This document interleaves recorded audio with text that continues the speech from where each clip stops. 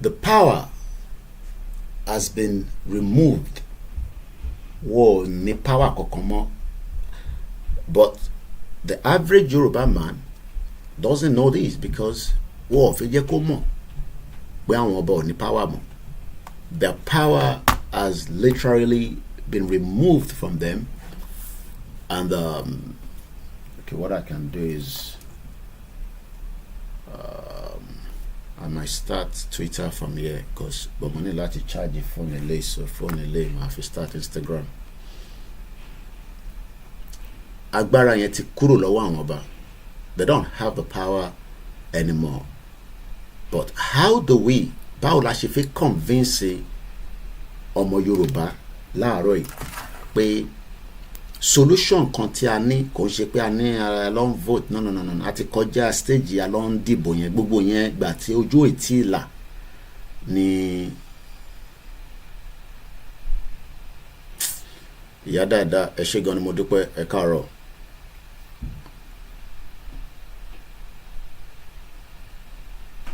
Ìgbà tójú ètí ìlà ni a lè máa sọ pé a lọ ń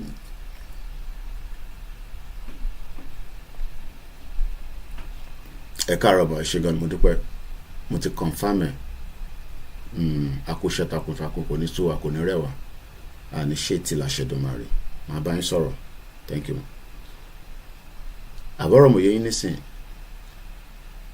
but ọmọ Yorùbá tí ó wà within the okay, I think we might see Facebook, maybe we can start Facebook from here, but mo báwo ni mo ṣe fẹ́ ṣàlàyé fún the layman, the most important people within the society, because àwọn tó jẹ́ important people kọ́ ni àwọn tẹ̀yìn rí lójoojúmọ́ lórí social media yẹn tí wọ́n ya picture tó ń ṣe pa the average layman. Mr. Johnson ẹ káàárọ̀ báwo ni weather láàárọ̀ lọ́dọ̀ yín weather wa dẹ̀ ti ń fine dáadáa ní London the same it's becoming much brighter àdúpẹ́ fọlọ́ òtútù yẹn ti ń lọ́lẹ̀ díẹ̀díẹ̀ ó sì ń wà ń bẹ̀ but kò dàbí ti tẹ́lẹ̀ mọ́. So how do we tell the average Yoruba man pé ìdí tó ṣe ń suffer ọba tí o rò pé ó máa sọ ó máa jẹ́ ká yẹ̀ bẹ́tà kò sí ìtọ́kọ̀ àwọn ọba yẹn tí ọba ti ra mọ́tò fún tọ́ba ti gbé mọ́tò sídìí wọn tọ́ba ti fún wọn ní ọ̀pá àṣẹ then àwọn náà máa rò pé àwọn ní agbára lọ́wọ́ but agbára tí ẹ̀yin rò pé àwọn bá ní ọwọ́ gọ́vnà ló wà. Amauche and Koiki, honestly, they are no longer relevant except Satan of Sokoto that they are all answerable to, which is true. Adam Salam alaikum. Okay, good morning. Evan Goli share button ejo, because for me to wake up is not easy. For you to sit down is easy, and there's no point. Tabawa lori program. Enjoying Taban Bomi lori MixLR. I've received the first part of my, I'm not used to clipping something on me, but it seems that láti bí ìjọ mẹ́ta people just kept complaining about the audio. So ẹ̀yin tẹ́ wà lórí Koiki Media Odùduwà mo fẹ́ mọ bí sound yẹn ṣe rí láàárọ̀ yìí. Ẹ̀yin tẹ́ ń gbọ́ wa náà lórí the MixLR mo tún retí another one. I bought the wireless one but this is the wired one. So connecting something like this yóò bá fi lọ dìde ní sàn lọ́mọ ẹ̀kọ́ kọ́ máa lọ́ máa gé. I'm not used to this, so I'm expecting the wireless one as well. Mo ti order yẹn náà yẹ kó dé títí àárọ̀ ìlágbọ́rọ̀ lọ́run lórí eBay. So going back to our kings. Phone ma kuma mi lọ́wọ́ mo dẹ̀ fẹ́ kó kú. So going back to our kings. Okay, then mo need. Do you think that they are still relevant?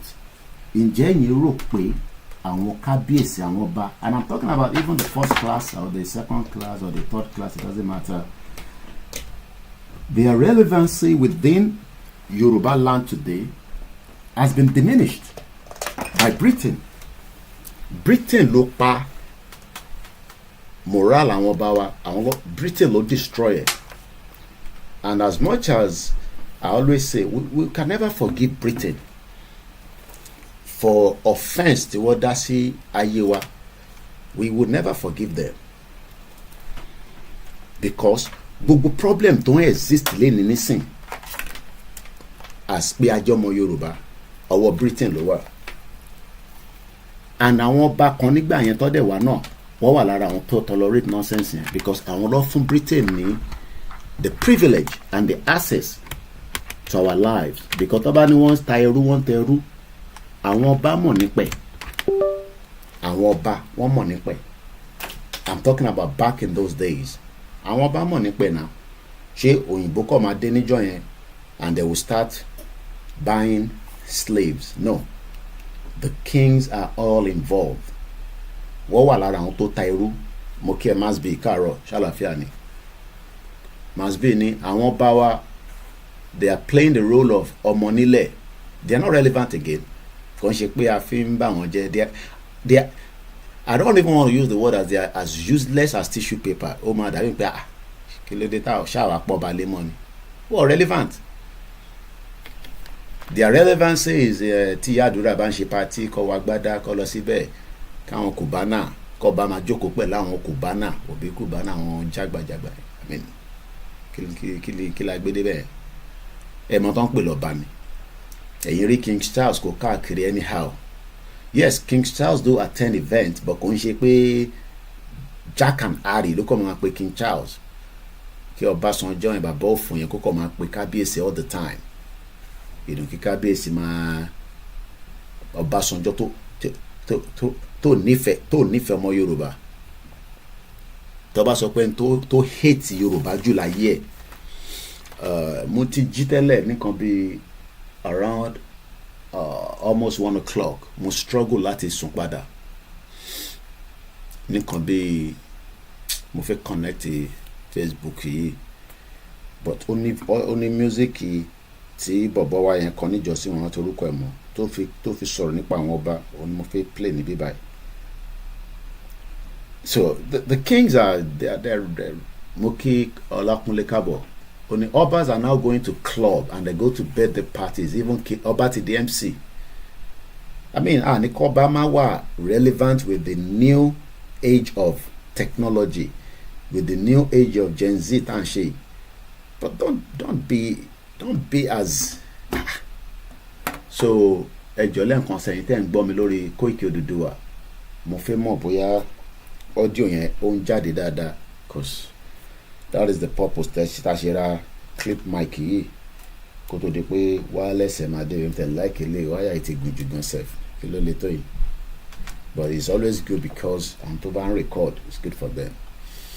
So lẹ́ẹ̀kan sí mo kí àwọn èèyàn, we are live on the backup channel, but unfortunately a ṣe láti máa bẹ àwọn èèyàn ẹ lọ join ni wa, ẹ lọ subscribe and all this. Mr. Ibrahim ní akó ètò rally àwọn àtẹ̀ máa ń pè ní ìsọjí tó ń bọ̀. Okay, mo like yẹn jẹ́ máa respond sí wa tá bá béèrè question, because to sit that kíyàn tó kọ́dún fi jáde iṣẹ́ ni wà kọ́kọ́ plot wà think about it wà jáde. So wọ́n ní audio yẹn wà okay, ẹ ṣe gan ni. Àwọn tó wà lórí Facebook ni mo ń sọ Koiki Media Oduduwa, kò ń ṣe ìtẹ́wà lórí Koiki Media. We have 2 different Facebook. Ìkan wà tó jẹ́ Koiki Media, ìyẹn ni mo ti kọ́kọ́ ṣí kó tó rí pa wá ṣí Koiki Media Oduduwa. Koiki Media Oduduwa lèmi àti Chief Sunday Igboho wà lẹ́yìn ní background, and that was the picture of 2021 àtìgbà tí olóyè wa kí mi ní London kó tó rí pọ́ tó wá kí gbogbo yàn, because all personally wa kí mi ní London nígbà tí mountain ò lè lọ bá kìnìún kan, èmi àti wọ́n dẹ̀ ti pàdé ní Kútọ̀nù, adúpẹ́ fọlọ́run. Ó tún tún wá sí London ní January, ó tún tún wá ní October. So he's a free man and he will remain free, but ó kọ́ wa unfortunate pé ọba ò lè sọ fún Ìgbòho pé máa bọ̀ nílé finally, kò lè pàṣẹ. Àwọn ọba yẹn ò lè pàṣẹ. No, kò ń ṣe ẹ̀yin tẹ́ wà lórí Instagram ni mo sọ, ẹ̀yin tẹ́ wà lórí Instagram wà okay. So we're forced. Let me pick it. Okay, man, record a lot of. Mo pe man bá mi pé àwọn audio mi ta man record yẹn is for the benefit of àwọn èèyàn wa tí wọ́n ní access internet wa expensive ní Nigeria nísìn. Kò jẹ́ pé cheap ní bíbá náà. But advantage kò ní pé tiwa fún wa ní wider audience láti connect multiple device. on one channel lórí router òun náà dẹ̀ lèmi náà lò láfíríkà but ó ń wọ́n èmi báyìí náà kò ní kó cheap but ó wà reliable. So mo kẹ́yìn mọ́mì mi tí tajọ́ ń bẹ́ ètò lọ ní àárọ̀ yìí live ni mo ń ṣe o kò ń ṣe recorded o jọ ẹlòmíì ò mọ ìyàtọ̀ live àti recorded. Ẹni tó ì tí subscribe sórí backup channel wa mo bẹ̀ yín ẹ tẹ̀ lọ síbẹ̀ kẹ́ click subscribe torí ìjọ kan lè dé ó lè jẹ́ gbogbo bí tẹ́ ti ń wò mí yẹn ni problem nísìn YouTube mi nísìn mo lè start ẹ̀ lórí Koiki Media. Okay, send ẹ̀ sórí studio number mi must be sáré send ẹ̀ wá okay o ti send ẹ̀ kò ní bàjẹ́ fún ẹ. Èmi àti must be ò ráyè ríra ní Ghana tá a máa jọ jókòó ṣe ó yẹ kí must be interview mi mo apologize gan but mo promise ẹ pé tí bá ti dé gbàrà kò so mí mú ò ní lọ bàbá yìí àjọ gbọ́dọ̀ jókòó ni kájọ ṣe bí abẹ́ fídíò bíi mẹ́ta má bínú sí mi but this time àtẹ̀má busy because a máa múra fúlẹ̀ fún ìsọjí tó ń bọ̀ ìsọjí yẹn dẹ̀ máa bá wa láyé yíyan kan má dẹ̀ dẹ́rù bá ẹnì kankan so ẹ jẹ́ ká gbọ́ bí Masbi ṣe bá mi send orin yẹn wá ká gbọ́ ẹ̀ẹ́dẹ́ mo dẹ̀ fẹ́ kó pariwo púpọ̀ torí ìyàwó mi ṣe ń sùn so mo fẹ́ jí sílẹ̀ so ìlú òyìnbó kódà wọ́n ní ní bẹ́ẹ̀ gan sef o kò lè aṣọ tẹ́ máa fi ń wọ̀sùn lélẹ̀ yorùbá ṣe máa ń gbọ́ sùn yẹn máa ń gbé yorùbá sùn ni mo ní èmi ní bàbá yorùbá àwọn tó tẹ̀ máa fún mi láṣọ wọ̀ fún mi láṣọ mọ́ lẹ́nu ọjọ́ mẹ́ta gbogbo ìtí mò ń wọ̀ ti gbó bọ̀ mo láìkè lè so máa fi ń sùn ni màá wọ pyjamas mi sí àwa ń gbé yorùbá sùn à ń gbé jí ni so bí ṣe ń sọ lọ kó tó di pé mo play audio yẹn ní Benin Republic ní African country wọ́n ní talon àwọn òfin kan tó ṣe ó lè kódà ó lè bú màmá ìyàwó ẹ̀ tíyàwó ẹ̀ bá lọ sí court tó bá lọ report ẹ̀ wọ́n máa ṣá ẹsẹ̀ wọn ni kódà mo fẹ́ lérò pé London ni mo wà nígbà tí mo wà nínú Benin mo fẹ́ lérò pé mo wà ní London àyà mi ò já ẹ̀rù ò bà mí mo gun ọ̀kadà dáadáa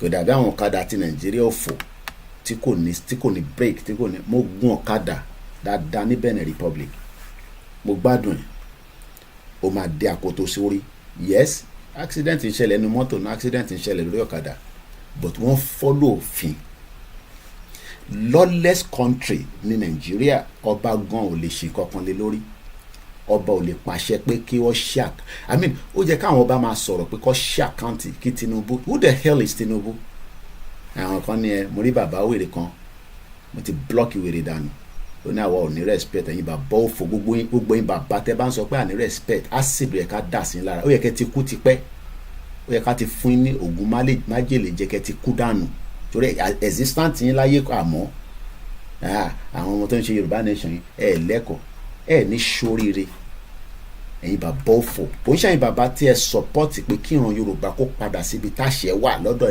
àwọn ọba ẹ̀yin ọmọ yìí ní respect ẹ jọ̀ọ́ bá mi lọ subscribe gbogbo ẹ̀yin tẹ́ ẹ ti subscribe ẹ lọ sórí ó wà straight forward Koiki Media ẹ wá fi backup sí màá share link yẹn síta nísìn àwọn bàbá òfò ẹ̀yin ìyá burúkú ọ̀dẹ̀ rẹ ni tọ́jú yín ní good welfare èmi fẹ́ dàgbà sílẹ̀ Yorùbá tí ìjọba lè tọ́jú mi mọ̀mísí mi nísìn jọ̀ọ́ mo ní láti mọ ìlú kankan tẹ́ bá rí bí mọ̀mísí mi bọ́ ṣe ń tọ́jú mọ̀mísí mi tí mọ̀mísí mi bá tún fẹ́ travel wọ́n tún máa ń béèrè fún request àwọn request kan wà pé yàn fẹ́ travel àgbàlagbà bá ti dé stage kan àwa gan táyà tẹ̀ tí dàgbà tó bá ti dé 70 ara ò lè dàbí 8 kò lè dàbí 40 30 mọ́ so mama especially airport jìn so lè request fún pé kọ́ yẹ pé ẹsẹ̀ ń dùn wọ́n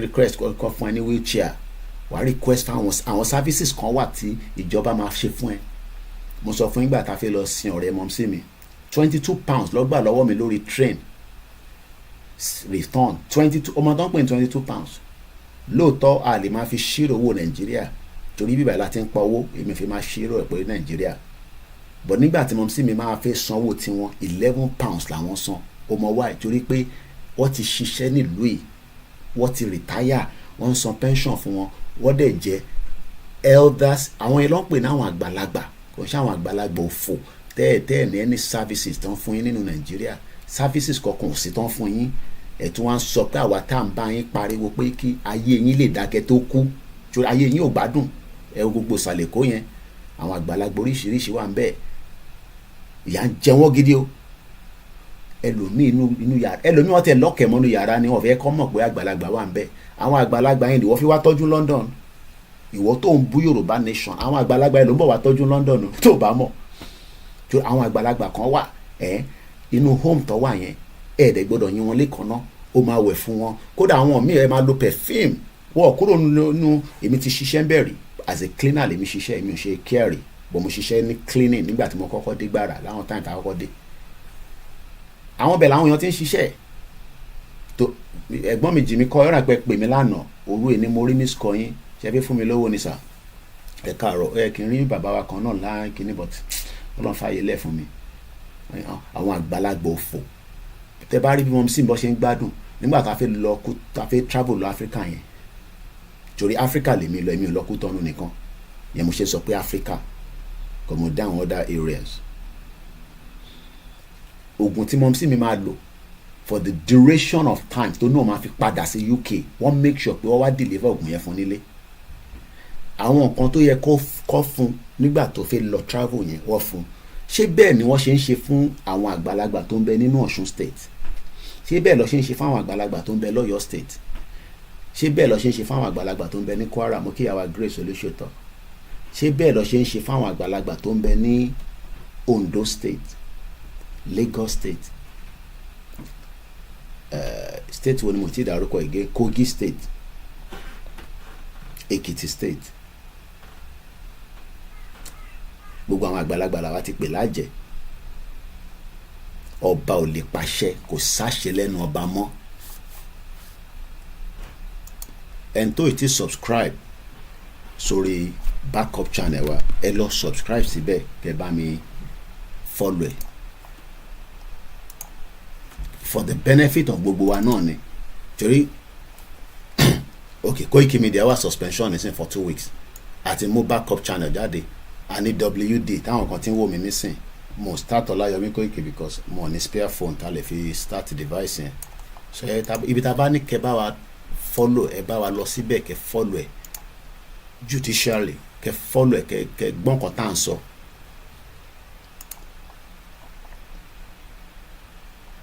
So ẹ tó wá fẹ́ káwa náà dàgbà sínú Nàìjíríà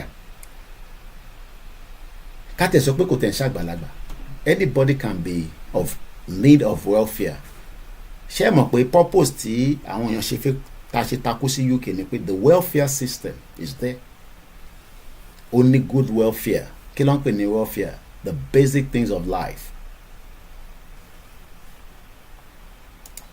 the basic things of life ó wà nínú.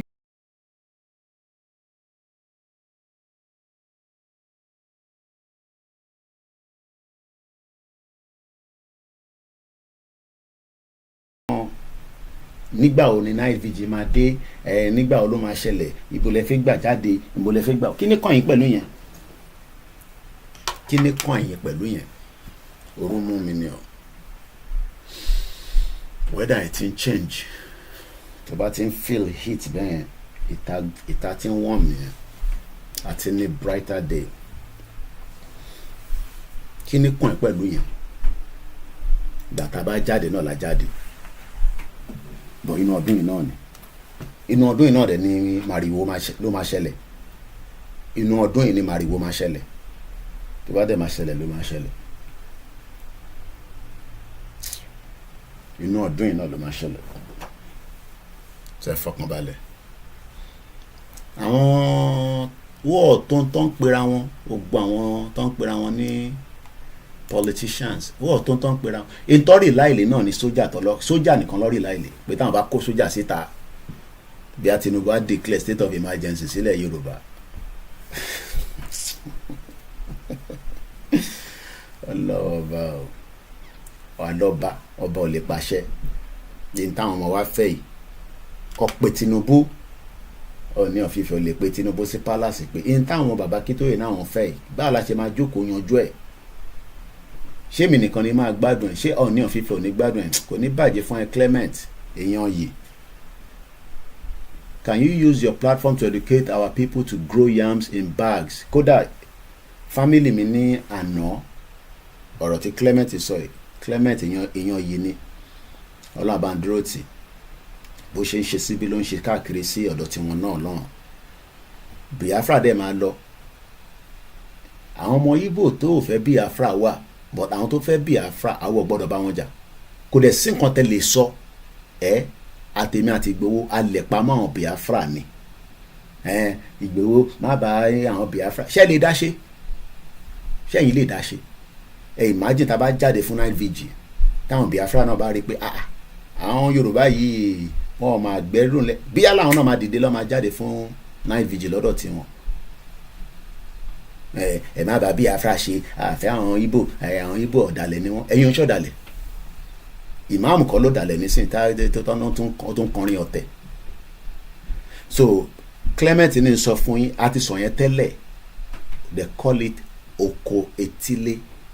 Ìkan náà staff wa ìyẹn tẹ̀ ń gbádùn ayé ẹ̀ ni lẹ́yìn pé kákọ̀ fún ní owó díẹ̀díẹ̀ kò sí nǹkan tí kò gbìn sẹ́yìn ilé ẹ̀ ṣáà rí tó máa ń post video yẹn bó ṣe ń kó ṣòṣù ló ń kó this ló ń kó that.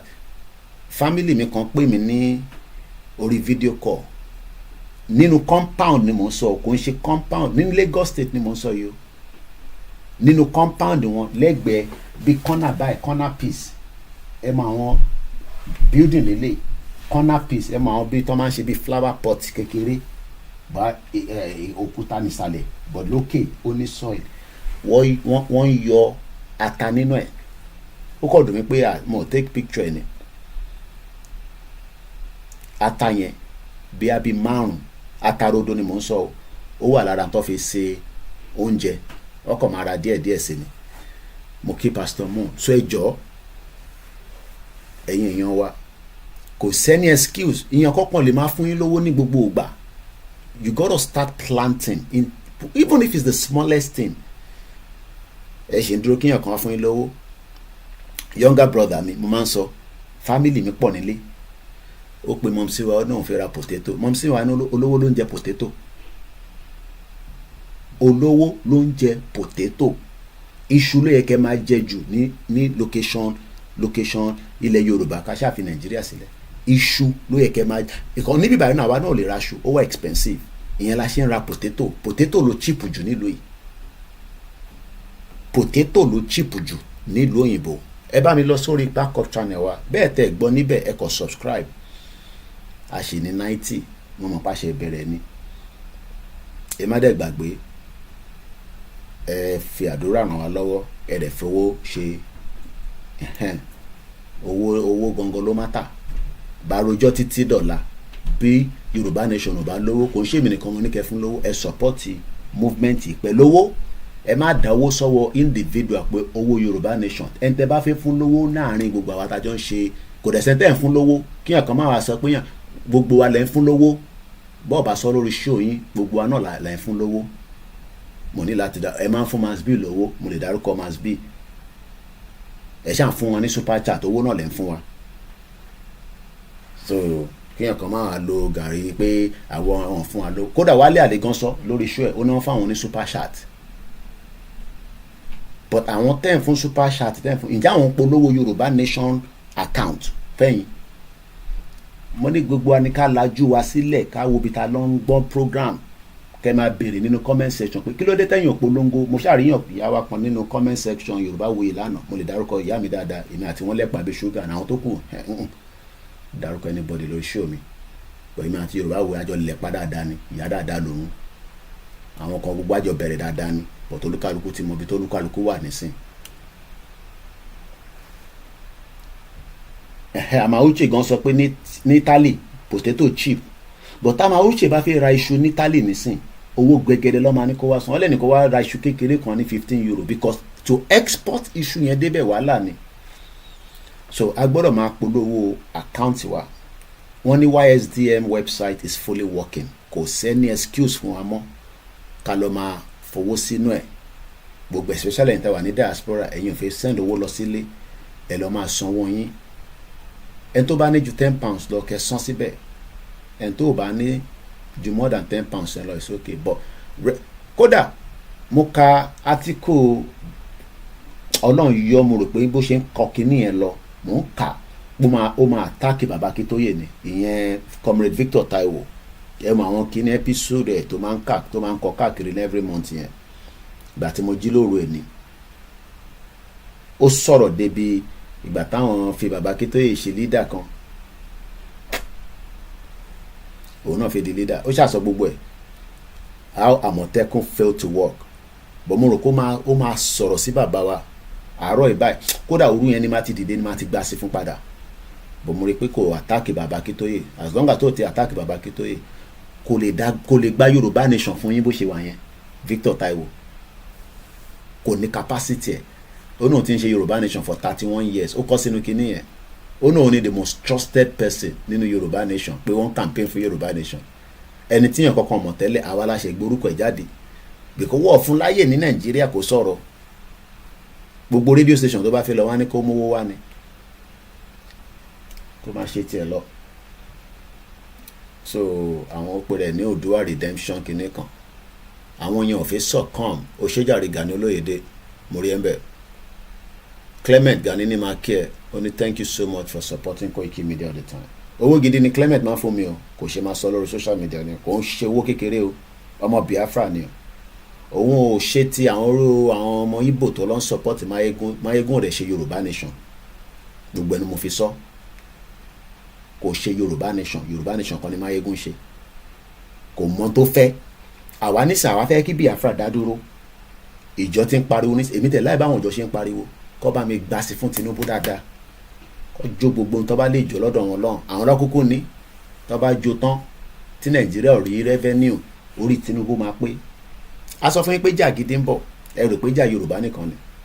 So mo kí ìyàwó Grace, mo kí àwọn GR1, àwọn ẹgbẹ́ kan tí wọ́n máa ń ṣe prayer ní every Tuesday. Ẹ má nẹ́ fẹ́ darapọ̀ mọ́ wa, ẹ̀yin náà ẹ lè set up ti yín, àfẹ́yàn kankan mọ́. Torí nígbà tá a bá mú àwọn èèyàn wá nísìnyí ẹ máa dàbẹ̀rù. Àtọ̀dún 3 sí 4 nísìnyí tàbí ọ̀rọ̀ ń ṣe nǹkan wa, Ọlọ́run fún wa ṣe níbẹ̀. Mo kí àwọn multi-faith, ìyàwó Janet Fashakin, ìyá yẹn ti lọ. Ìyá yẹn ló ní ká lọ máa ṣe oko etílé. You need to start planting. Ẹ gbọ́dọ̀ máa ní kankan tẹ́ máa gbìn. So bí ṣe ń sọ lọ, mọ̀mísí mi sọ fún younger brother mi pé potato, olówó ló ń jẹ potato, iṣu ní kẹ́ lọ rà sílé kẹ́ máa jẹ. Ẹ má ra potato 20,000 naira, ta ló máa send 20,000 naira owó potato sí yín. But ní UK, yes, ó cheap because òun ló ń gbé jù. Ṣé wàá mọ̀ pé ó yẹ kí a máa rí potato jẹ nínú Nàìjíríà tó bá jẹ́ pé Nàìjíríà ń ṣiṣẹ́, because ní Jos wọ́n ní nǹkan tí ẹ kàn máa gbìn nìyẹn, because the climate and the weather in Jos is just very, ẹ mọ̀, weather yẹn wà òkè gan ní Jos, but it is what it is. Ara ta ṣe ń sọ pé Nàìjíríà ṣiṣẹ́ náà nìyẹn, because if Nigeria was working, ó jẹ́ kẹ́yìn máa rí bẹ́ẹ̀ ni. Kọ́lọ̀ fọ́run kẹ́ ìyàwó Janet Fashakin, kọ́lọ̀ fọ́run kẹ́ Ìyélúfẹ́, Ìyélúfẹ́ wá pé wá ní àní bàbá Koiki, bàbá ọmọ yẹn ó strong tó, wọ́n bá fọ́run kẹ́ wọn. Ọmọ bọ̀tá náà kọ́lọ̀ fọ́run kẹ́ ṣekú ṣẹyẹ. Ìgbà tó yẹ pé tíyàn bá ti tẹ́niyàn bá ti ṣe chọpọchọpọchọpọchọpọchọpọ, ó kàn fi kó parẹ́ dànù. Very strong guy. Ó jẹ nílé jẹ nínú orò, ó fi jẹ lọ́dọ̀ Dúpẹ́ Onítìrì, ikú padà pàdánù náà ni. Ọmọ àkẹ́ òun náà máa wọlé báyìí ní sí pé ẹ̀gbọ́n mi dẹ̀ sọ fún mi o, ó tẹ̀ ní àǹtí wa kan, ó tún lọ rìpọ́ọ̀tì mi fún yín àǹtí wa yẹn Ọlájírè. Ẹ bá mi sọ fún bàbá mi, ṣe rántí pé ọmọ bọ̀tá lónìí máa ń ṣẹnu tọ̀tọ̀tọ̀tọ̀tọ̀, ẹ mọ̀ kó ṣe fídíò fún mi, ó bú mi dáadáa, ó bú Gbòwó náà, kò sẹ́ni tó bú ní gbogbo wa. Àwọn tó náwó tó fi dé ẹni tó ń pè rẹ̀ lọ́kùnrin, ẹ̀gbọ́n yẹn wà l'Amẹ́ríkà, kò ń sọ̀rọ̀ 1 million, bẹ́ẹ̀ ni ẹ̀ ń gbọ́ lẹ́nu mi lọ́ fi de Saheed ọmọ bọ̀tà pé wọ́n lọ ṣiṣẹ́ sí lára wọ́n ṣiṣẹ́ sí lára tán àròpéyàn gidi ni gbogbo wa ló attack òun dà lé ní nísìn òun dà lé ní ó fi di chief of army staff àwọn olùpọ̀ dé tìrì ẹ lọ́gbọ́n tí Wálé Àlè ń sọ ẹ̀rẹ́rìn ẹ fẹ́ yó ẹ lọ́gbọ́n tí Wálé Àlè sọ èmi máa ń lọ ń gbá Wálé Àlè yẹn màá kọ́ jókòó máa lọ́gbọ́n tó ń sọ èmi àti mo ní spy kan ní bíbá èmi àti spy yẹn àjọ máa ń lọ sọ́dọ̀ ẹ̀ á lọ jókòó síbẹ̀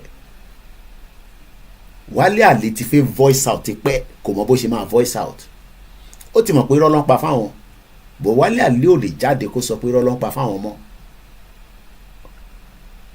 kò lè jáde ní ìdúpẹ́ gba country ọmọ bọ̀tá ní ṣùkùṣùkù kò sí tó pè mí tán àwọn dẹ̀ lọ da ìrìn àjò yẹn rú ó wà lára àwọn tó da ìrìn àjò yẹn rú ó ti káàmpù síbí kan tó pe Dúpọ̀ ní tìrì pé ṣó mọ̀ nípa ibi tá a wà yẹn èyí sílẹ̀ bá tún ní káwá máa sọ gbogbo nǹkan sórí social media à ń bọ̀ ẹ lọ máa múra sí kódà kò bá jẹ́ 2 hours ní rally yẹn máa jáde tó bá ti ní ká jáde yẹn náà la máa jáde kò sẹ́ni kankan tó ń gbé ẹjọ́ báyìí la máa jáde no torí Tinubu olórí burúkú ó ń wá bó ṣe fi ṣe 2027 mo dẹ̀ sọ fún Tinubu ready láti pa anybody mo ti sọ kò sí nǹkan èèyàn kan ní shut up orí yín ò pé Tinubu desperate gan bó ṣe wà yẹn ó desperate ọlọ́mọ yẹn káwọn Fúlàní dẹ́ pa bó ṣe wà yẹn so mo kí Mr. Ọlátọ́ni Ages ẹ tẹ̀ bá wa lọ sórí backup yẹn wa a máa kí n láwọn láti bẹ̀ laptop wọn wájú mi kódà ẹ máa rí picture àwọn ọba lẹ́yìn because laptop mo fi stream ẹ rí kábíyèsí Ọọ̀ni of Ifẹ̀ Ọ̀jájá the second Ògúnwùsì bàbá dáadáa bàbá wa nìyẹn bàbá wa Ọ̀jájá Ògúnwùsì a nífẹ̀ẹ́ pọ̀ ṣáwọn náà nífẹ̀ẹ́ ọmọ Yorùbá àbọ̀kàn gbé wa ní kókó ṣì gbogbo wọn ẹ já gbọ́ lẹ́ẹ̀kan sí mo bọ̀. Masbin, if you remember, it was my page that brought him to limelight. I gave him the page. Ọmọ bọ̀tá ló máa ṣe ó náà ń ṣe warrior á tún wá ṣe media. Ọdún ẹ̀ mo ti kọ́kọ́ rí pé kò sí fídíò ẹ̀ tó ṣe máa fi nọ́mbà ẹ̀ sí ṣáà ni. Ẹ̀yin diaspora ìbẹ́yìn náà ti kówó fún. Àbí. A sọ fún gbogbo yín gbà yẹn. Diaspora bẹ́ẹ̀ àṣà ta ló máa ń sọ̀rọ̀ yẹn. Yorùbá nation yẹn ó mú wa nígbàyà gan báyìí but instead of us to follow the direction ebi wọn ní ṣí fún máa tá à ń gbọ́ oríṣiríṣi owó tó gbà lọ́tún lọ́sẹ̀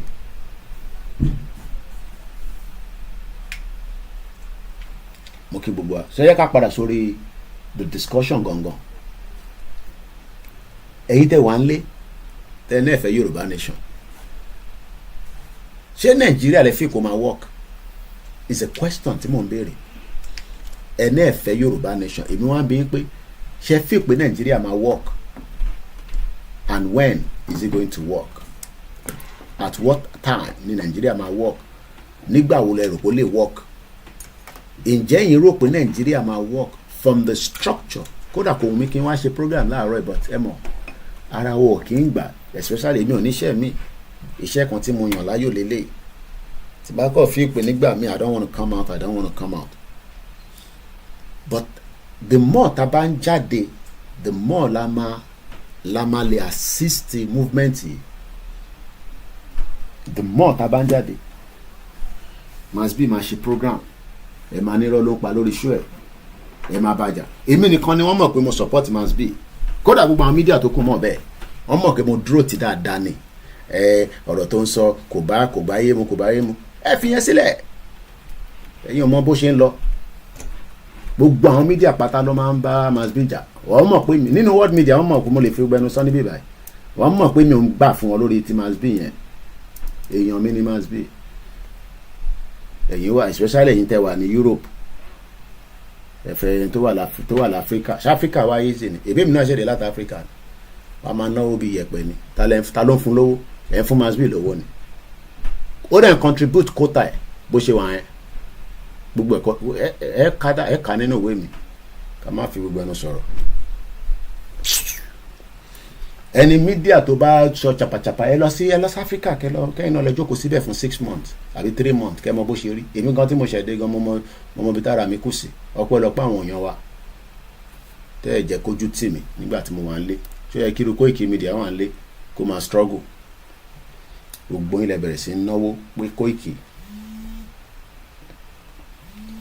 ya gbọ́ ti Bishop ẹni tó bá fẹ́ pé anytime ẹ lè já mi kẹ́ pé kẹ́ni Koiki shut up àjọ ní platform yìí ni platform tí yín lè lè platform èmi àti Yorùbá Wuyì ẹjọ́ ní ni àwọn tó kù mọ̀ ọ̀mọ́ pẹ̀ ẹgbọ́n sókè Bishop. ẹ káàárọ̀. àkódájú. ẹ kú ètò ní àṣà. now lórí ọ̀rọ̀ tí ẹ fi bẹ̀rẹ̀ ní àárọ̀ yìí lórí àṣẹ àwọn ọba. bẹ́ẹ̀ ni sà.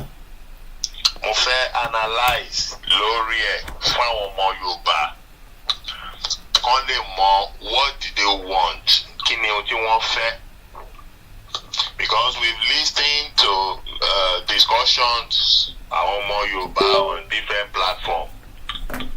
àwọn kan tiẹ̀ ní pé tán bá gba Yorùbá nation wọn ò fẹ́ ọba mọ́ kán cancel ẹ̀. àwọn kan ní pé àmà wa dáṣẹ padà fún àwọn ọba wa. So all these different policies, they come with different system of government. So a lè mọ system of government tá a fẹ́ lò. UK bẹ́ẹ̀ ṣe rí yẹn òfin wà tó ń guide operation Queen àti òfin yẹn náà ni ọmọ yìí lò King Charles.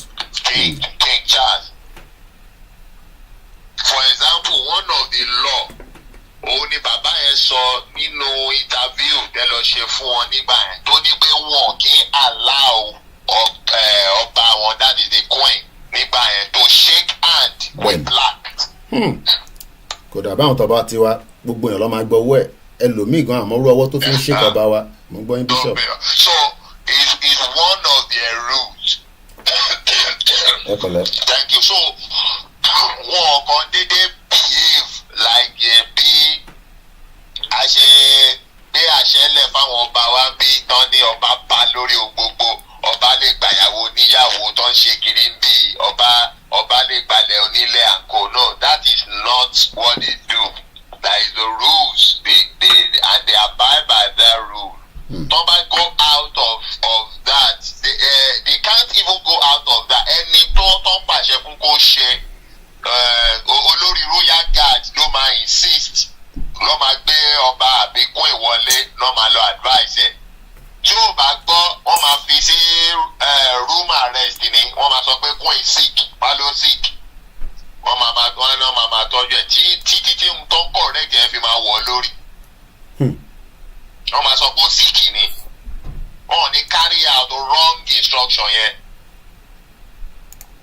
So they did not reduce their intellectual dignity to zero, making them to be an ordinary animal. They function to defend the institution, the royal institution, and their land. Ilẹ̀ Yorùbá ò níyẹn. We put our sovereignty in the hand of one man, and that is wrong. Either the king, the same thing ló affect wa lórí presidency system tá à ń ṣe. There is no rule of law. Whoever is the president is a law. That is lawlessness. It is not possible because human being is not 100% perfect. He may be depressed. He may have mental imbalance at a time, and that is a person you put your sovereignty into his hand. If he's making decision at the time of that depression, you all suffer it. So let me quickly now go into we have types of government, and also we have forms of government. Types of government is different, forms of government is different. Now, normally type of government, we can say federalism, where component units control, hold their resources and contribute certain percentage to the center. So we have countries in the world that do that. They control their resources, they control their everything, but they contribute certain percent to the center. But they are one. That's federalism. We have countries like US that does that. Canada does that. Even UK is federalism, because Wales have his own control, Northern Ireland have his own control, Scotland have his own control, England have his own control, so they all contribute to the center. That's federalism. So these are federal component unit control and hold their resources, manage their everything themselves, and they now contribute certain to the center to manage the whole. So that's federalism. Now, apart from that, we have unitary system. It's a type of government. A unitary system is where the center is the one that controls everything. The component units, they are paralyzed without the center. Now, all these things have purpose. In a country where they are using unitary system, where it is the center that controls everything, the component units are paralyzed without the center. They are subordinate to the center. Number one, such a country must be one language. I'm going here, Bishop. Okay, network from his end. But we're enjoying him. He's giving us the breakdown of what we need to know, because this is the platform where you learn new things and old things. So while we are waiting for Bishop to return back, his network is probably Belgium run the lane, I don't know. We appreciate him. Mama Uche says, Koiki, all over the land of the Southerners is seriously bleeding. And the interesting thing is that all the governors are under the oath and contract with Satan of Shokoto, and that is why Moshefe Bill or Bishop, I hope he's going to call back regarding what we discussed yesterday, the Globalist. If you watched our program last night, you would understand, and we will pick it up from there later on as well this morning, because we have ample of time. Once again, Mokibu Mokegbomi Bilo for real 21-3. A lot of people General Abacha tried to wipe out Rivers State from Nigerian map. That's Dr. Kemen, lawyer. So as we are getting prepared for Yawa Code, Moki different part. Spell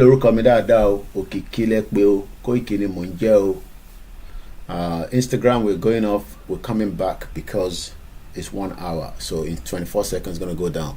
But it might take whatever. Once again, a very good morning and welcome to my Monday, the 24th of March 2025, as our campaign to self-determination moves forward. Moki, Mr. Bamidele Moki, Intewani, Ekiti, Lenkonse, appeal to the two communities that are killing each other in Osun State to please Kowoti, Awon, Iyawa on the both side. From the both side. I know that Kosibi actually solo sobo, everybody will always have something to say. Yeah? I think I put it back. You sure? Yeah. Don't come back and take it again. Okay. So I think we'll have Bishop coming back, and let's quickly go back to Bishop. Yeah, Bishop, you're live back. Go ahead. Thank you. Yeah, network. So such a country, as I was saying, that is using unitary system must be one people, one language people. Even though the unitary system, that one people, one language people. Number two condition: such a country using unitary system should not be a very big country, should be a small geographical located country. So what do we know? What is the meaning of the unitary system? Because our law school, we don't know. Can you break it down? Oh, no, need more explain. More break it down again. All right, sir. Only more explain. So, number one, it should be a small country. Number two, it should be one homogeneous people. One homogeneous big yakan, edekan, àwọn. Now, unitary mean wípé ìjọba ibẹ̀ òun ló ń ṣàkóso lórí gbogbo ilẹ̀ ibẹ̀. Àwọn ìlú kéréje tó wà lábẹ́ ìlú yẹn wọn ò láṣẹ lórí ara wọn, wọ́n ń gba àṣẹ lórí center. Ìyẹn náà pè ní unitary system. Now, irú ìlú bẹ́ẹ̀ yẹn kò gbọ́dọ̀ jẹ́ ìlú tó tóbi. Òfin àkọ́kọ́ nìyẹn. Number two, irú ìlú bẹ́ẹ̀ yẹn ó tó láti jẹ́ ìlú tó jẹ́ pé ẹ̀yà kan náà ni wọ́n, èdè kan náà ni wọ́n. That is it. If not, system yẹn kò lè ṣiṣẹ́, wọ́n máa ní problem. If not, system yẹn ò lè ṣiṣẹ́, wọ́n máa ní problem. These are the dilemma of Africa imbibing different system of government to their without studying their own nature. So the unitary system is for a country who is number one small in geographical nature, number two they are homogeneous, ẹ̀yà kan ni wọ́n, so that center yẹn kò ní jìnnà sí aráàlú. But tó bá jẹ́ ìlú tó tóbi ní center yẹn ti máa jìnnà sí aráàlú, ó lè wà ní kéèyàn wà l'Abuja kó máa control nǹkan tó ṣẹlẹ̀ lẹ́kọ̀ọ́ kò possible. Ó wà l'Abuja ó fẹ́ máa control nǹkan tó ṣẹlẹ̀ ní Calabar kò possible. So there will be a problem. So such a system is not for a big country, it's for a small country. And number two, if that country is one language and one people, that unitary. Now, the federal tí mo sọ lákòókò, ìyẹn ni federal unity center tó jẹ́ wípé center ẹ̀ máa dàbí ẹgbẹ́ bíi committee ẹgbẹ́. Gbogbo àwọn component unit, àwọn ìlú kéréje tó jọba nínú ìlú yẹn, wọ́n ní àṣẹ lórí ilẹ̀ títí wọn lọ́tọ̀ọ̀tọ̀. They control their resources, they control their amenities, they control their fiscal policies, their everything. They now contribute the certain to the center. So wọ́n dá ìṣàkọọ́lẹ̀ sí center láti máa manage military for security, health for international, other for international relation for all of them and all other things. So but component unit yẹn àwọn ìlú kéréje nínú ẹ̀ wọ́n láṣẹ lórí ilẹ̀ wọn, wọ́n control ilẹ̀ wọn, wọ́n control to ànímọ́lẹ̀. That is the federal system. Now, irú ìlú tó lo federal system bẹ́ẹ̀ yẹn, number one, á jẹ́ ìlú tó tóbi. That's number one. Á jẹ́ ìlú tó tóbi. Number two, á jẹ́ ìlú tó jẹ́ pé wọ́n ń ṣe èdè kan náà, heterogeneous people. Wọ́n ṣe èdè kan náà, wọ́n ṣe ẹ̀yà kan náà. So ọlọ́pàá lè dánmú yẹ gbé, then once you are operating like that, you can peacefully contribute to the center. The center will now be like umbrella for all of you. You know, there will be peace. And there is advantage for such a country to be great. Advantage in America low. Advantage in àwọn ìlú like Britain ni wọ́n lò. Even though ní Britain is ó ti ń yíwọ́ díẹ̀díẹ̀. So those are the purpose of types of government, why they choose type of government. Nigeria here because Nigeria nǹkan tó yìnbó gbélé fún wa is federal system, types of government. But nígbà táwọn ológun dé yẹn, wọ́n turn to unitary lórí ikú Bagui Ironsi àǹkó. Now nígbà tí bàbá wèrè yìí tó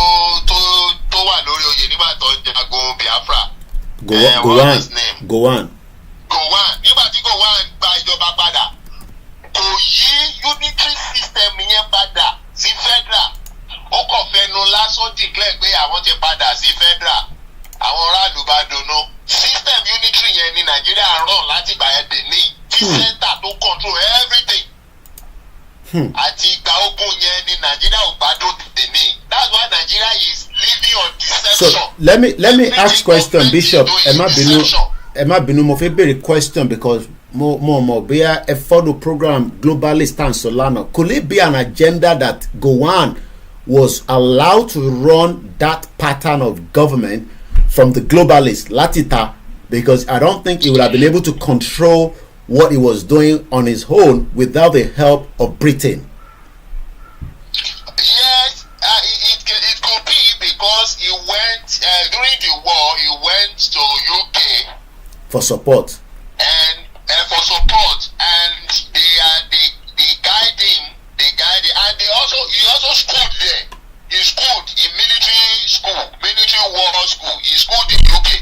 So he went there, and they are the one that could have, even if they did not advise him, when he took that step and did not return the fiscal policy back to the component unit to become a true federal system, and he continued like that, and they did not summon him or caution him to do the needful, is because they have his support. They support him. Let me help you, Bishop. I've just picked up something. How Britain Labour government facilitated the massacre of Biafrans in Nigeria to protect its oil interests. This is declassified. On the 50th anniversary of the end of the Biafra War, the world's worst humanitarian crisis in the 1960s, declassified British files shows that Harold Wilsmith government secretly harmed and backed the Nigeria Gowon government aggression against the secessionist region. This was by Mark Curtis on the 29th of April 2022, and we're going to be sharing the link out for those that wants to do a follow-up to that. Go ahead, Bishop. Thank you very much. So they won't care. The British, they don't care. They don't care. So far you are foolish enough and you don't have brain enough to build your own country, they will take advantage for their own purpose. So they have seen the lacuna. What is the opportunity here to one leg? So and the federal government is now in their hand. Because the federal government cannot control Nigeria anymore. So they have run to them. So they are the one helping them. So they have support them in that laguna so that they can exploit Nigeria without questioning or anything. Now, tó bá jẹ́ wípé àṣẹ wà lọ́wọ́ South or Port Harcourt for example or Bayelsa for example to control his resources, to manage it, and to own everything he's doing with his security and pay certain percent to federal government, UK will lè wọ Bayelsa or Port Harcourt láti exploit the resources wọn láéláé. But they have the backing of the nígbà tí àṣẹ ò sí lọ́wọ́ wọn tó jẹ́ federal ni, they have the backing of the federal to always let them go free. Nítorí pé ọwọ́ wọn ni wọ́n jẹun, ọmọ Yorùbá máa ní tó bá jẹun pé má jẹun pé. So ọwọ́ UK ní Nigeria government jẹun pé náà jẹun pé sí. So UK dẹ̀ máa rán ọ létí wípé àwọn ló gbà yín lẹ̀ nígbà ẹ̀rùn. So nígbà òjò náà ẹ̀yin náà láti gbà wọ́n lẹ̀. So that is the dilemma of Nigeria: corruption and deception. The government of Nigeria is functioning on deception. So Nigeria is not a federal system or type of government. Nigeria is a unitary system type of government. And the document is fraud. The 1999 Constitution and the Constitution, all the Constitution, military Constitution and everything after that war, after the Biafra war, is a fraud. They were never people's constitution. They were, even the military constitution run by Babangida were never truthful. Because what the constitution says, it will from the back take it back. It will from one end say something, from the back take it.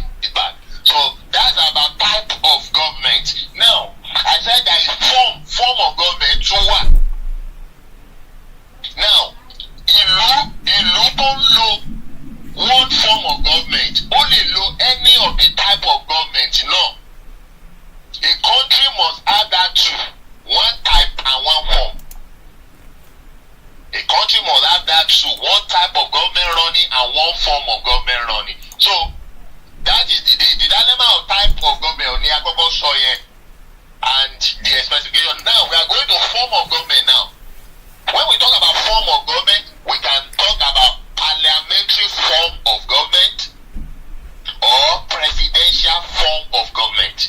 So ibi ni mo ti fẹ́ bọ́tọ̀ lórí àṣẹ àwọn ọba tí a sọ̀rọ̀ ní àkọ́kọ́. Now we have parliamentary form of government.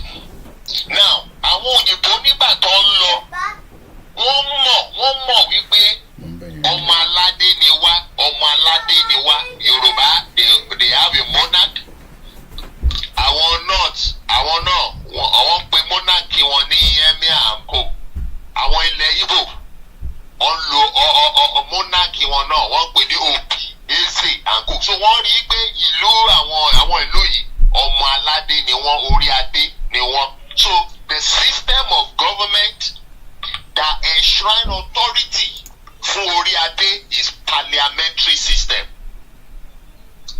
So they handed over parliamentary system of government for us.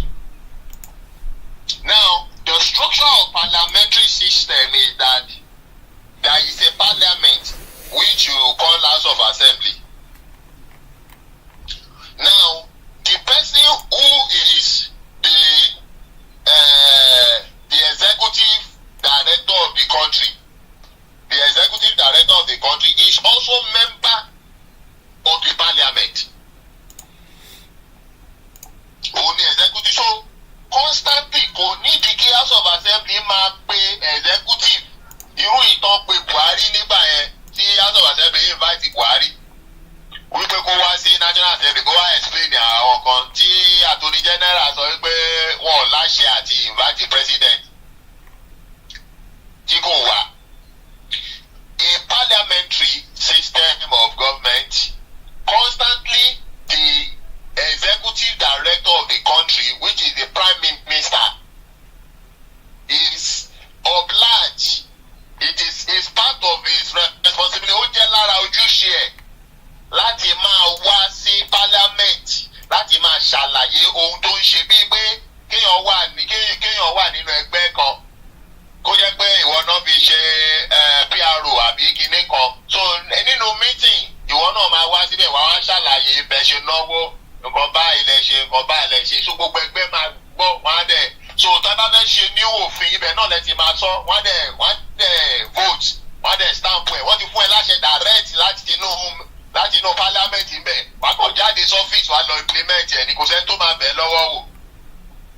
Because you have the backing of the parliament, you are member of the parliament. And the prime minister is not the head of the parliament. The parliament have chairman or president of the parliament or head of the parliament, whatever you want to call it. Unlike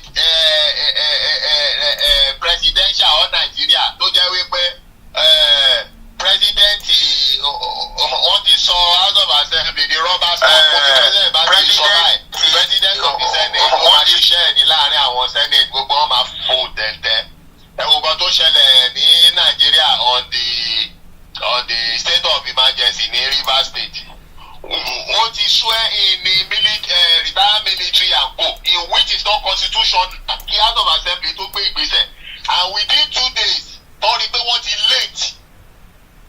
Pápápá àwọn House of Assembly ṣe nǹkan tó fẹ́ ṣe wọ́n náà wọ́n support yẹ and some people in the House of Assembly did not support it but wọ́n gbàdé àárọ̀ ọjọ́ kejì ní news ti gbé wípé gbogbo wọn gba ṣé $10,000 àbí $100,000 ni wọ́n sẹ́ndì sí gbogbo wọn àbí I think it's $10,000 $10,000 that is sign yes, so you look at that. So in parliamentary system that's the structure. Now in parliamentary system Ọba is now called nígbà Nigeria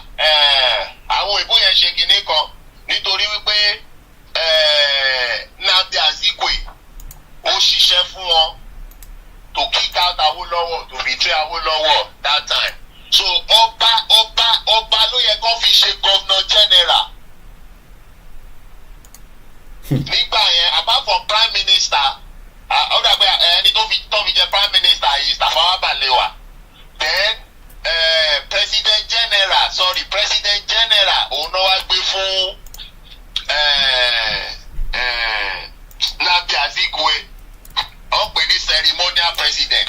ìyẹn ni ẹni sọ̀rọ̀ síbẹ̀ ìyẹn ni Harold Wilson ṣe sọ pé nígbà tí wọ́n ṣe I think ìgbà tọ́run ìbò dé ó ń béèrè níbo ni kíní tó máa gbé sára wà wọ́n máa sọ pé wọ́n kọ́ ni ọ̀gá Tafawa Balewa ni làwọn recognize wọ́n kọ́ làwọn recognize yeah because ó wà nínú statement Harold Wilson. Tafawa Balewa is the prime minister why position president general yẹn ìkan nínú àwọn ọba ilẹ̀ Yorùbá ló yẹ kó jẹ́ ibi tí parliamentary ti fún ọba ní àṣẹ nìyẹn ọba ni ó máa ń jẹ bó ṣe ní UK tẹ́ bá dé UK position yẹn ceremonial head yẹn queen now king Charles ló wà nípò yẹn now so ní Nàìjíríà nǹkan tí wọn ò bá máa wọ́n ti structure ẹ̀ nígbà yẹn ẹni tó fẹ́ gbé fún nígbà yẹn òun náà ni emir Sokoto nígbà yẹn bọ̀ wọ́n wá wò wípé tó bá gbé fẹ́mi Sokoto wọ́n á gbé fún ọba kan nílẹ̀ Yorùbá àwọn Yorùbá wọ́n ń bára wọn jà between Aláàfin àti Ọọ̀ni of Ifẹ̀ wọn ò rẹ́. ẹ jẹ́ help yín Bishop. I just want to go back to ọ̀rọ̀ Gowon here because it's important that we continue to educate our ignorant. In the run-up to Gowon's declaration of war, the British officials made it clear to the Nigerian government that they supported the country's unity. Labour Minister George Thomas told the Nigerian High Commissioner in London in April 1967, for example, that the federal government had our sympathy and our full support, but hoped the use of force against the East could be avoided. Britain initially refused Gowon's request for military support to target the Biafra port. By June 1967, however, the new British High Commissioner in Lagos, Sir David Hunt, wrote in a memo to London that only way of preserving the unity of Nigeria is to remove Ojukwu by force. He said the Biafran leader was committed to remain the ruler of an independent state and reiterated that the UK interest lay in a firmly supporting the federal government. On the 1st of July 1967, Gowon asked Britain for jet fighter and bomber aircraft, 6 fast boat and 24 anti-aircraft guns.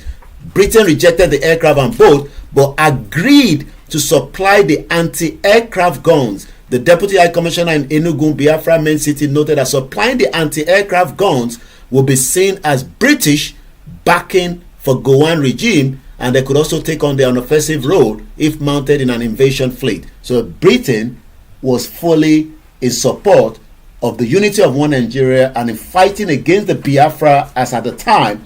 Let's hope they can do the same thing this time around. Egbonsoke Bishop. Now, lórí ìtẹ̀tìkàtọ̀ yẹn máa padà sí ìkan tí mo sọ̀rọ̀ lórí ìtẹ̀tìkàtọ̀ yẹn. The interest of Britain is exploitation of the resources. And the Biafran has already defeated Nigerian military on the ground, artillery. Wọ́n ti defeat gbogbo Nigerian armed forces lórí ilẹ̀. Nigeria ò ní agbára mọ́. Then Nigeria Air Force wọn ò strong.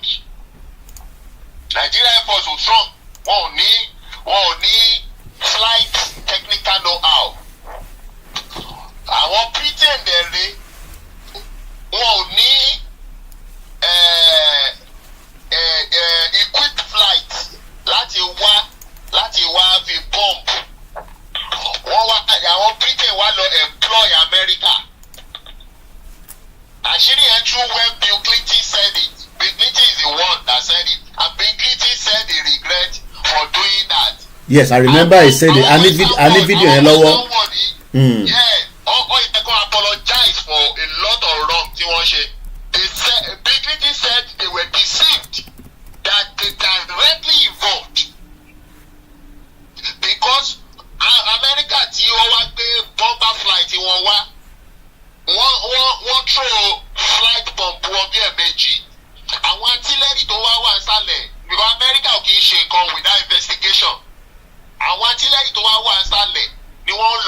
investigate. Bishop, I might be new because when you talk, I always like to help you from here because I don't share any. Egbonti Bill Clinton, Sonigba. Our historic memory includes the notion that your greatest days were under Ivan, Peter the Great, and Catherine the Great. In other words, when you could control your neighbors. And people don't want to be controlled anymore. They want to be free to chart their own course. I'll never forget the first time a man with impeccable military credentials, the warden of Rhodes House, who was Viscount Montgomery's aide de camp in World War II, said, you know, you're going to have to leave Vietnam. For the same reason we had to leave Nigeria. We left Nigeria, there was a horrible war, 3 million people died, but we had to go, and you're going to have to go. And I said, why? He said, because they don't want you. You know, people want to chart their own course. They have to feel secure in their own identities. Then they have to have the courage to work with others. And Bishop, that was Bill Clinton, the former president of America, that has finally exposed the hidden story of how America, UK, Russia, Egypt involvement in the Biafra Nigerian genocide war. I hope that this time around, Trump will not be backing the globalist UK and the rest of the world against the Biafra, the Oduduwa, and the Ijaw people that wants to leave the shit old jungle. Trump, America will not be deceived again because America is on the ground investigating, and America is on the ground involving in all the shenanigans that's happening in Nigeria. There is America now, including how America AIDS was using to sponsor terrorism in Nigeria. Trump exposed it. So America will not be deceived this time. America already know what's happening. And possibly America will instruct UK not to get involved. If not, UK too will be ravaged in that war. So if there is problem in Nigeria, UK should not think the problem will be happening in Africa. 75% of Africans in UK are from Nigeria. 75% of Africans in UK are from Nigeria. So if Nigeria caught fire, the entire UK will caught fire. Àwọn UK náà ní gbádùn ara wọn. Wow. So they can't dare to involve. They can't dare to involve. They can't dare. So let me get back to the forms of government that I'm now saying. I'm saying on parliamentary forms of government. So that's the structure of parliamentary forms of government. The president general is a king. Mostly àwọn ìlú tí wọ́n lò yẹn bóyá ìlú yẹn ọba ẹyọkan ló máa ń jẹ́ olórí ọba ní gbogbo ìlú yẹn. But ní Nàìjíríà nítorí a kì í ṣe ẹ̀yà kan náà. So oríṣiríṣi ẹ̀yà wà rẹpẹtẹ, olórí ọba wa pọ̀ rẹpẹtẹ. So that is not the problem. Ó yẹ kó máa rotate ẹ̀ ni, but as at then, ìkùnsínú wà láàárín àwọn ọba náà. Àwọn náà tó ní problem. Ẹ̀mí àsokòtò ló yẹ kó fi ṣe, but nítorí pé prime minister náà ló ti wá. So they look at Yoruba, but they are afraid of Awolowo ó máa to influence àwọn ọba àlọ́ ẹ̀ as kìíní dẹ́ àárín Ọọ̀ni àti Aláàfin nígbà yẹn àárín wọn Ògún, so they don't know who to choose. And ilẹ̀ Igbo they did not have a strong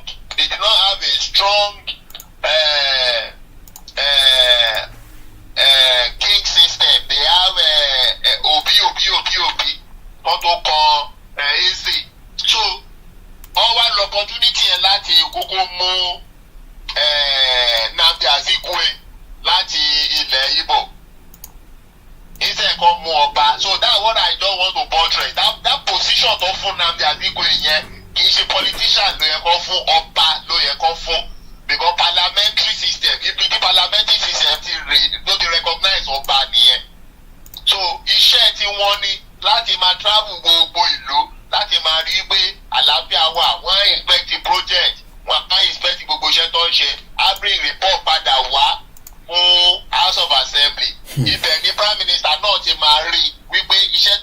pariwo sí bóyá prime minister wa ń parọ́ House of Assembly ni o president general tó jẹ́ ọba ló máa mọ̀ ló máa wá sọ fún House of Assembly wípé iṣẹ́ tí prime minister sọ pé òun ṣe ní bíbá èmi ti lọ́bẹ̀ o àárí kankan o àbí kó wá sọ wípé iṣẹ́ gidi ni wọ́n ṣe àárí ó dẹ̀ wà òkè wọ́n dẹ̀ dìde approve iṣẹ́ mi fún.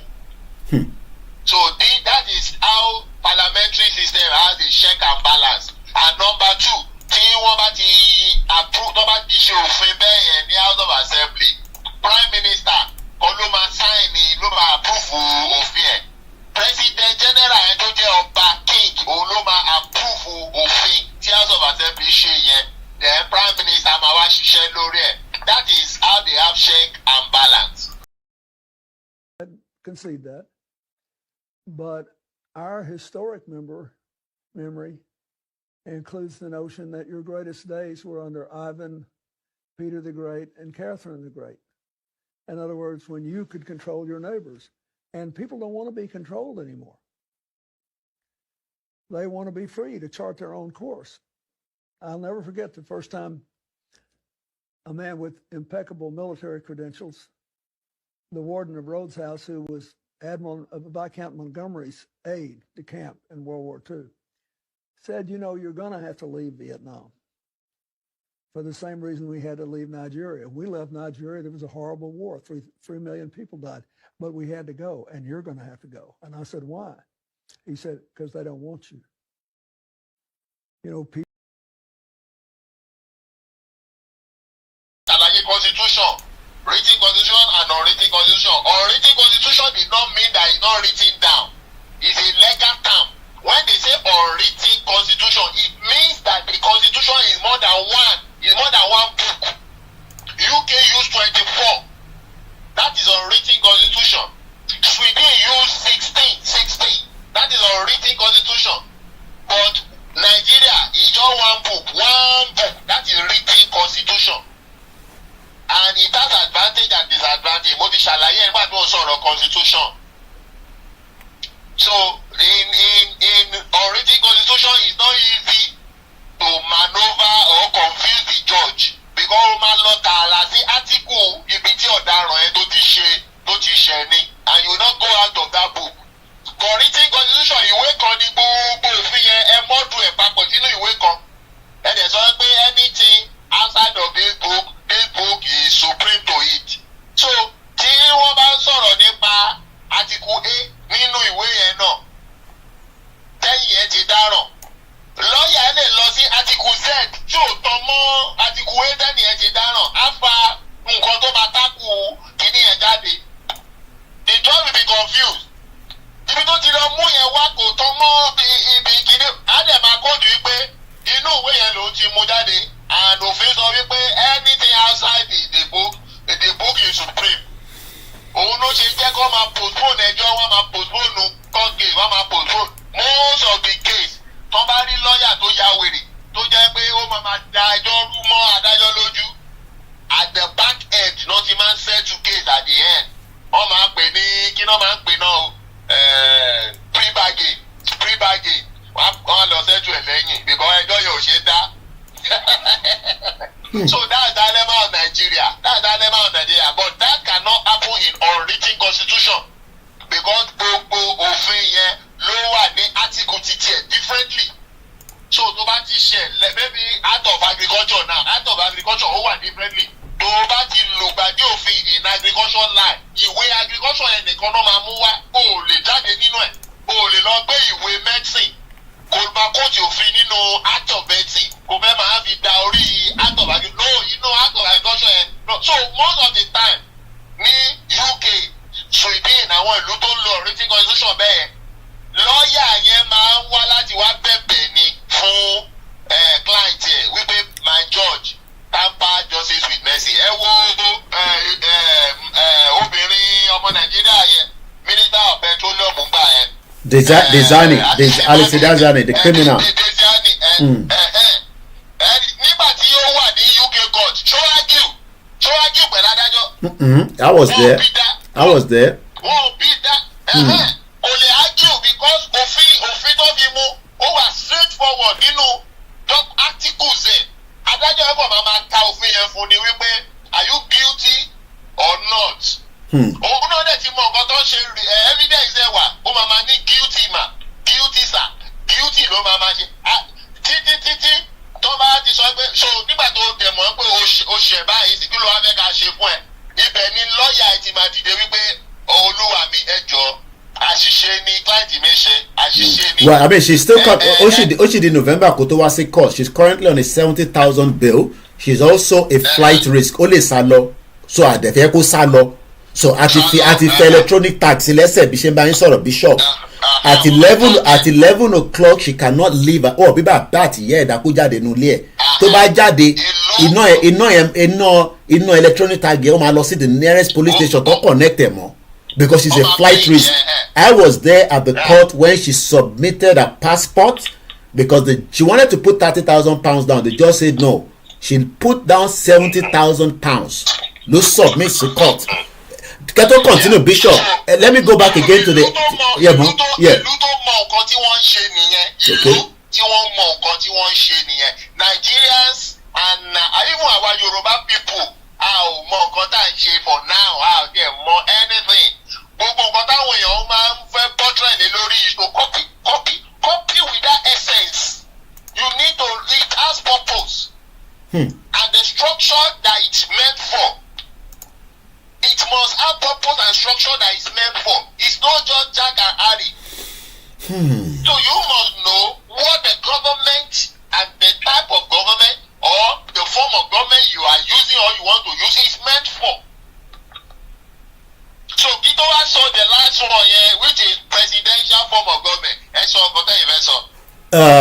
Let's go back again to the Biafra War. As a result, Britain supplied 36 armored personnel carriers along with 2,000 machine guns for the Gowon government in 1960 to fight 1967 to fight the Biafra because of their interest. Anti-tank guns and 9 million rounds of ammunition. I hope you are listening.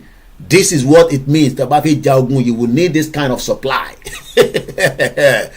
According to Dennis Healy, the defense secretary wrote that he hoped these supplies would encourage the Nigerian Gowon government to look to the United Kingdom for their future purchases of defense equipment.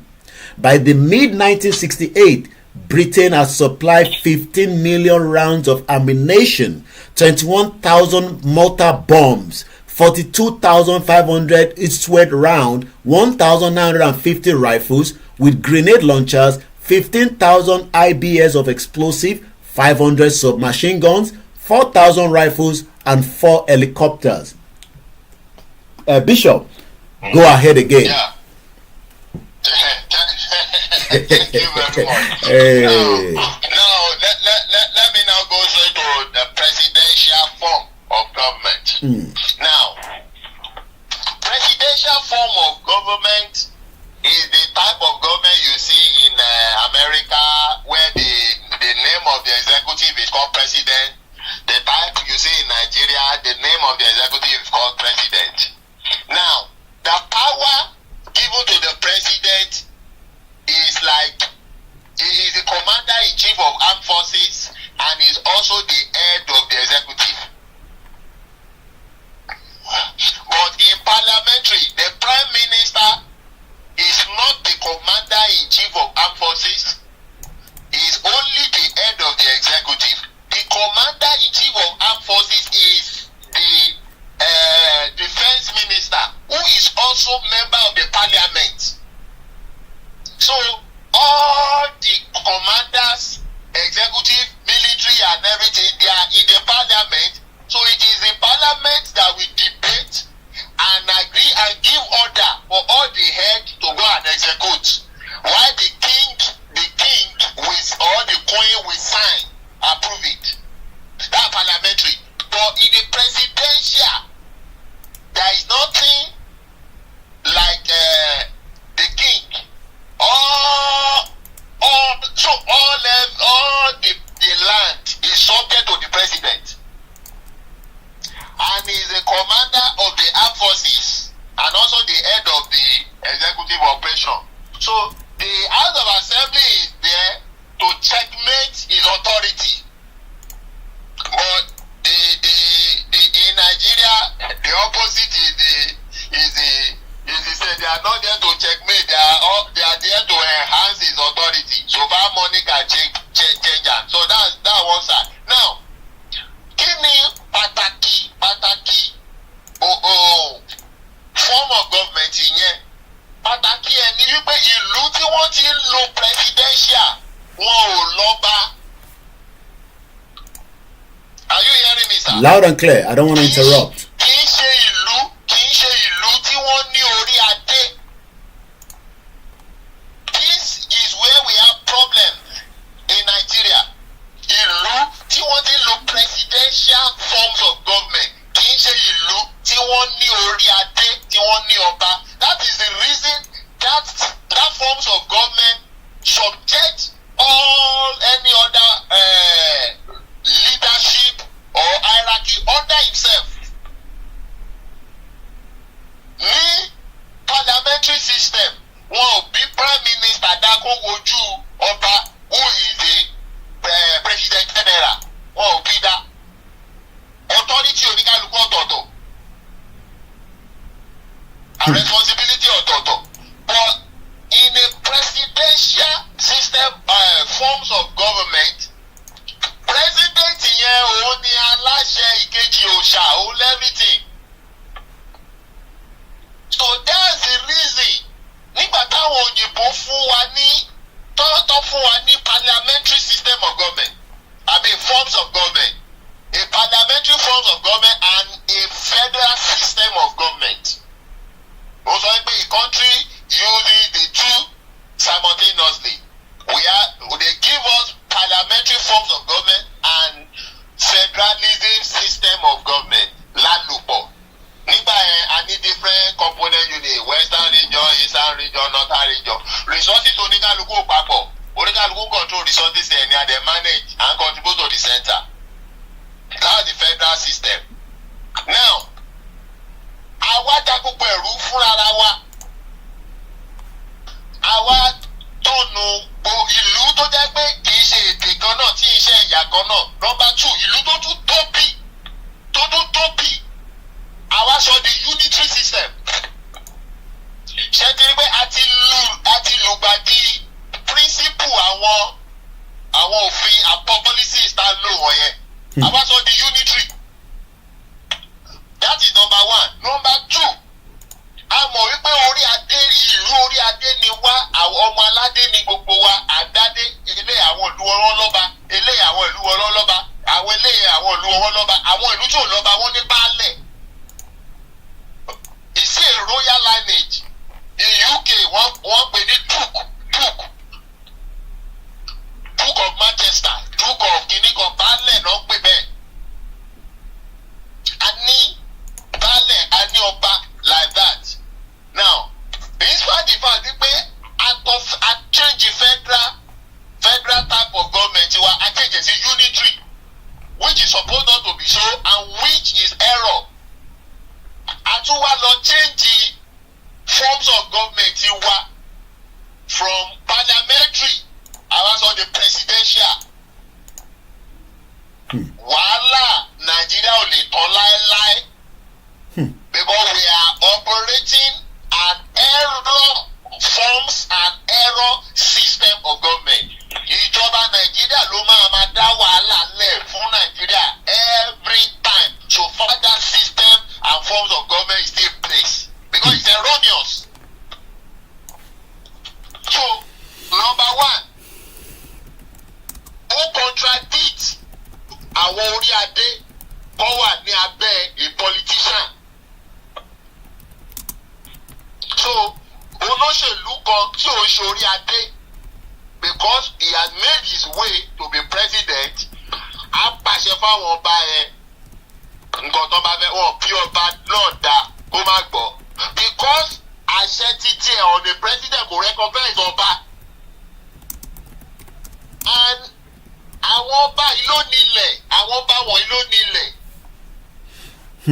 So nǹkan ti ṣe wọ́n, nǹkan ti ṣe àwọn Nàìjíríà, nǹkan ti ṣe wá.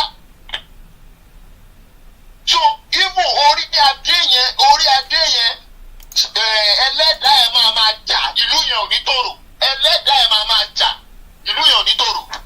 And that is what we are seeing all over Nigeria. That's what we are seeing all over Nigeria. That's what you are seeing all over Nigeria. Wow. That's it. Wow. So it's erroneous. It's erroneous. It's like a taboo.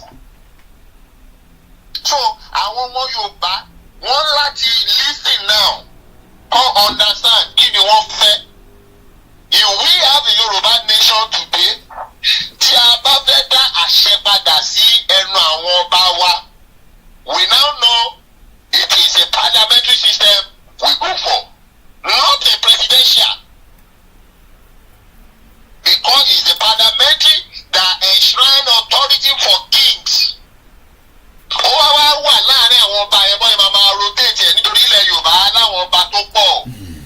Bóyá àwọn first class king ni wọ́n máa rotate ẹ̀ láàrin ara wọn every 4 or 5 years tó máa wá sí ipò president general to work with the politicians. But àṣẹ máa wà lẹ́nu àwọn ọba and we will now have house of kings tó jẹ́ pé àwọn ọba máa meet wọ́n máa ṣe wọ́n máa vote láàrin ara wọn wọ́n máa ṣe àpéjọrò so ìlú àtúbà àtúnṣe. But if you say we want the presidential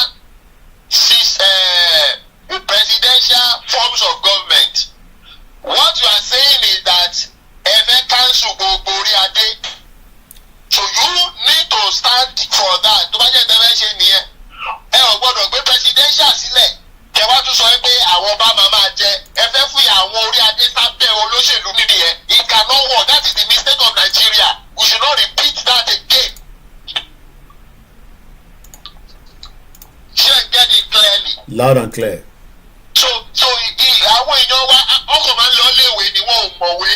That different of you going to school and know what to study.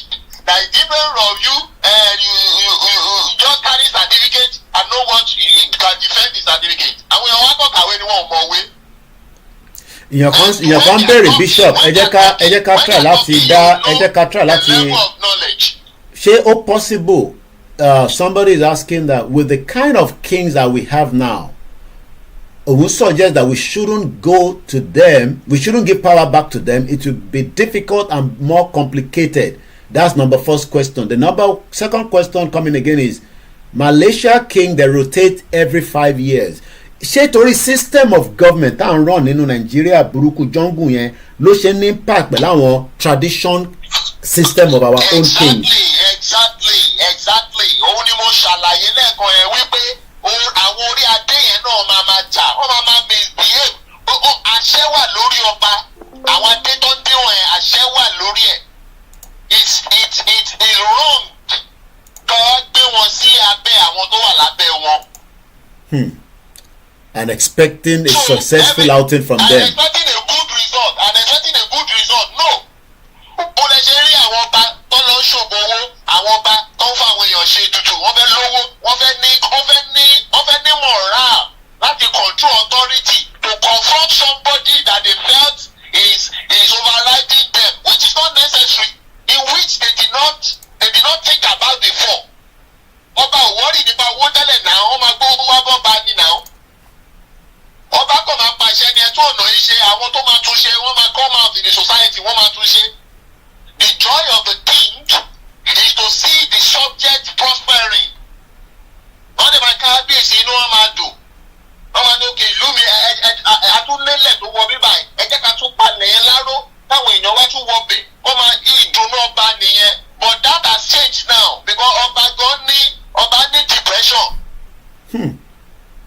Ọba náà fẹ́ lówó sí i nìkan ọba ti rí ẹnìkan tó tí ò ń ṣe ọ̀rọ̀ ọba kò tó lówó tó ń pàṣẹ tó jẹ́ pé wọ́n kó àmì wọ́n kó gbogbo ẹ̀ wá bá ọba mọ́lẹ̀ ọba ń gbọ̀ jìnnìjìnnì ọba náà fẹ́ lówó náà.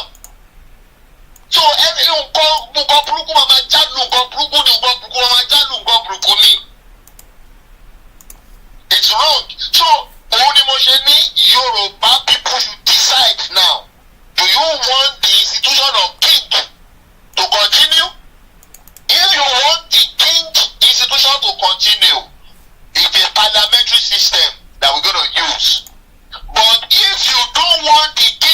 institution will continue. You can go for presidential, there is no problem.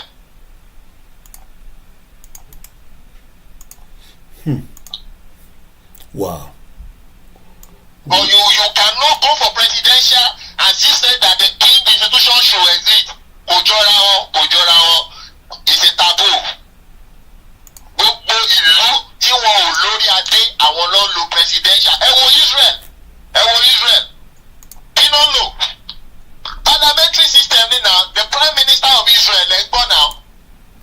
Even though wípé wọn ò tí ì yan ọba sí Jerusalem. Even though pé wọn ò tí ì yan ọba, wọ́n gbà wípé Ọlọ́run ni ọba àwọn. Wọ́n gbà wípé Ọlọ́run lọ́ba àwọn. Wọ́n dẹ̀ mọ̀ wípé orí adé làwọn ọmọ orí adé làwọn. Wọ́n ti dádé rí náà. Aka ìtàn wọn a mọ àwọn ọba tó jẹ ọba Herodu, ọba Adis, King David, gbogbo ẹ̀. Wọ́n ládé wọ́n mọ̀. So wọn ò change ẹ̀ kọ́ lọ gbé president of Israel láíláí. Even though wọn ò tí ì lọ́ba now. They do parliamentary, so you have prime minister of Israel. So gbogbo ètò ìjọba ló ní purpose. Ẹ̀dẹ̀ láti mọ̀rú èèyàn tẹ́ ẹ jẹ́ kẹ́ tó choose. Nigeria is a confused state, and that is the nitty-gritty. So you don't replicate Nigerian mistake in your future setup. Yeah. Wow, Shagani Bishop, thank you very much thank you, for this opportunity again this morning, and that has been Bishop for giving us a background to the kind of Ijoba ton run. I don't say support what this gentleman is saying today. We can run government without the obas. I think what Bishop is saying is that Facebook, you allow to you. There's just too much. Anything you post, there's too much restriction now, and it's not good for this kind of movement. But I think what Bishop is saying is that the present day Nigeria is having a toll, and Britain look creating gbogbo mess here, and that's exactly what we have said many times.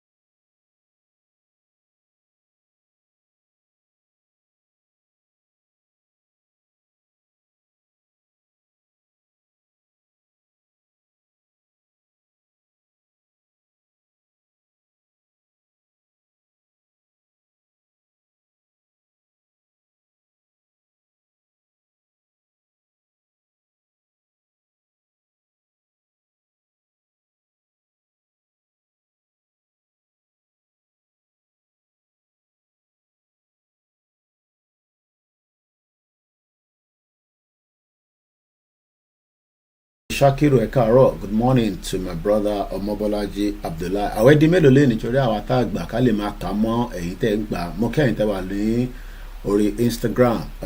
Ọ̀pọ̀lọpọ̀ ọmọ Yorùbá tí à ń kéde fún àsìkò yóò ń ṣàsìkò tá a tún máa sọ pé ká lọ dìbò fún àwọn olóṣèlú. They are criminals, and I hope this time around Britain will prepare for the war against the Yoruba and the Biafra and the Ijo. Ìlú mẹ́ta ló gbọ́dọ̀ bájà is no longer Biafra anymore. I'll be telling you how Britain Labour government facilitated the massacre of Biafrans in Nigeria to protect its oil interest.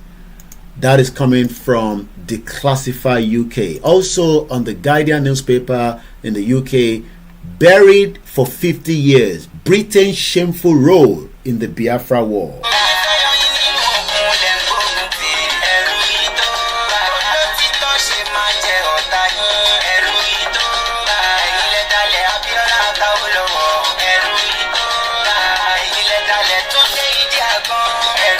I went to the 24th, so that means we are at the final count. Moke Abdurrahman, Moke Bugbaniteti lọ sí Ibiṣẹ́ lèmi náà wà báyìí. It's just that I am working from home. Iṣẹ́ náà là ń ṣe níbí báyìí. You know, it's 2 hours into the program. Mr. Folabi Kayode, good morning.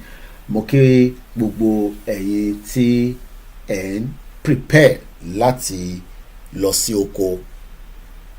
Tí bá sọ pé oko, many people are scared of going to the farm. And the reason why they are scared is because Tinubu refused to give us security. But it's not surprising because Tinubu says, I will take it from where can I get and download this song? Well, Teba send message to me, I can send it to you. Must be the share send a similar way. Ojo aje, Ọlọ́run jẹ́ kárí ajé jẹun. Many of you are not lazy. You have so much skills. I put you there to feel my more against the window. But they feel my first similar too much. Any ọ̀pọ̀lọpọ̀ skills. Ẹni tó jẹ́ mechanic kò ní iná tó máa fi ṣiṣẹ́. I remember when I was in Cotonou, their welder were walking around the club because they have 24 hours electricity. Many welders today cannot do that. Kò sí ajé mọ́ ní ìlú Nigeria now. That is very shameful, and that's a fact. Púpọ̀ ní ẹ̀kan ṣe wàhálà ni, but gbogbo wàhálà yẹn kò mú result kankan jáde. Ọmọbọ́lájí ni, I'm a mechanic, no job here. But nígbà tí Ọmọbọ́lájí tó wà ní UAE, ó lé tó máa pa as a mechanic. Mechanic, owó burúkú ní UK. I haven't driven for the last 3.5 years now. And I know how much, I mean, with the people that are driving new car, it's okay. You just have to take it back to the showroom or your dealers. But you're out there, we're buying second-hand cars. Tó bá ti ní problem, you must fix it. Mr. Ladeshakuru, I am a welder, Mr. Koiki. I face Shishebo, The question I'm asking now is, should we trust Tinubu again with our lives? Let's put aside the sentiment of where we are one Yoruba people that love Yoruba nation. Should we agree to support Tinubu for his vision of taking us back? Monkey Mr. Busari, we are streaming on 3 YouTube channels. I guess so, yeah. No. 2, not 3. 1, 2. We didn't set up the Olayomi Koiki. The Koiki Media YouTube is still down as I speak to you right now. Listen here, Nibi by Mr. Lade Shakiru. It's too sensitive things that you're writing there. We gotta be very careful. Platform take come and put anything down. Many people are watching. So Eric me got coded like my sorrow. But there's nothing wrong if you have that kind of knowledge. Okay, Adams to send message to me. Let me send it to you. Moke in your concert. I say good morning. Well, like I said, those are still things that you keep to yourself. That's all I will say. But I'm not going to read whatever you've put out there. So let's move forward. Ganiolo Edemoke, Mr. Koiki, even in the United Arab Emirates, a mechanic takes a lot of money. I know that. Being a mechanic is a very fruitful job because car many problem. Even the brand new cars, I've seen many brand new cars that shut down on the highway and all sorts, and they will always need another mechanic or another tow truck to take it, and the mechanic would have to still fix it. Eshegun Mr. Lade for understanding. Gbogbo tẹ mọ̀ ṣe yẹn ẹ̀yẹn máa pè ẹ ní láti sọ ẹ má sọ kankan fáwọn níbí báyìí. Ẹgbẹ́ àwọn gbọ́dọ̀ à ń sọ pé kólúkálukú lọ múra sílẹ̀, because in tó ń bọ̀ yìí kò ń ṣe in tó máa jẹ́ a small deal. But let's come back, mo kí Mr. Boboye. Ǹjẹ́ yín rò pé Tinubu, the current president of the jungle, campaign ẹ̀ máa jáde before the end of this year? Ọlọ́run ló ṣe Mr. Adams, ẹ bá ń kí àwọn family. Campaign trail will be out again, and they are already preparing. I've seen Tinubu's 2027 campaign vehicles. I've seen Sheyi Tinubu's t-shirt. Why should we give them another opportunity? Kí ni a ṣe láti fún wọn ní another access to the resources tó yẹ kí èmi àti ẹ̀yin máa gbádùn? Èmi àti ẹ̀yin ló yẹ ká jọ máa gbádùn gbogbo resources yẹn. But láti 1999 ẹ lọ playback kẹ́ bèrè lọ́wọ́ ara yín, what has been the influence, what has been the impact of democracy ní ayé yín? Because I ran out of Nigeria before you start democracy in 1999. And the reason why tèmi ṣe sájáde is because màmá tó bí èmi ti rí future pé kò sí nǹkankan tó lè work nínú Nigeria. And like I said it, I mean, these are women that were traveling with large amount of money for business. Àwọn tó tẹ̀ travel tó wà nílé tó ń ṣòwò, gbogbo òwò yẹn ti lọ drain because many factors have affected it. Ìyàwó Grace sọ pé Olúṣòótọ́, I saw Tinubu van 3 days ago. Let's be wiser now before it is too late. Tinubu is gearing up for 2027. Àwa náà gbọ́dọ̀ máa prepare for our night vigil, the upcoming night vigil, that the announcement will be like that. And when that announcement comes, we must be determined, we must be prepared, no matter what. But one thing that cannot happen again is that Britain cannot do exactly what they've done in the past. What do I mean by that? They can't. It will be difficult for them to use the same tactics, the same gimmicks. Tolo nígbà ogun Biafra, Britain will not be able to do such. And that is the reason why a gbọ́dọ̀ múra dáadáa. Britain, like I said, understand where we are right now as Yoruba people. Ó yé wọn dáadáa pé àwọn Yorùbá ti mọ̀ nísìn pé ìjà táwọn Biafra jà níjọ́ náà lọ́hùn tó fi exit, òun náà làwa náà jà nísìn. It doesn't matter in tó fa tọ̀dọ̀ tí wọ́n dé stage yẹn, but the same view pé wọ́n fẹ́ lọ nísìn làwa náà gbé dání pa fi lọ. So ó ti di èèyàn méjì, ìlú méjì tó ti make mind wọn up, and that is the reason why working together to exit is in the interest of the two. But kò yé àwọn ọ̀pọ̀lọpọ̀, kò tí ì yé ọ̀pọ̀lọpọ̀ on that particular grey area. People still don't understand it. Tabanika work together. Ẹlòmíì máa ń rò pé bóyá kájọ máa sọ àṣírí fúnra wa. No, they will run their own, we will run our own.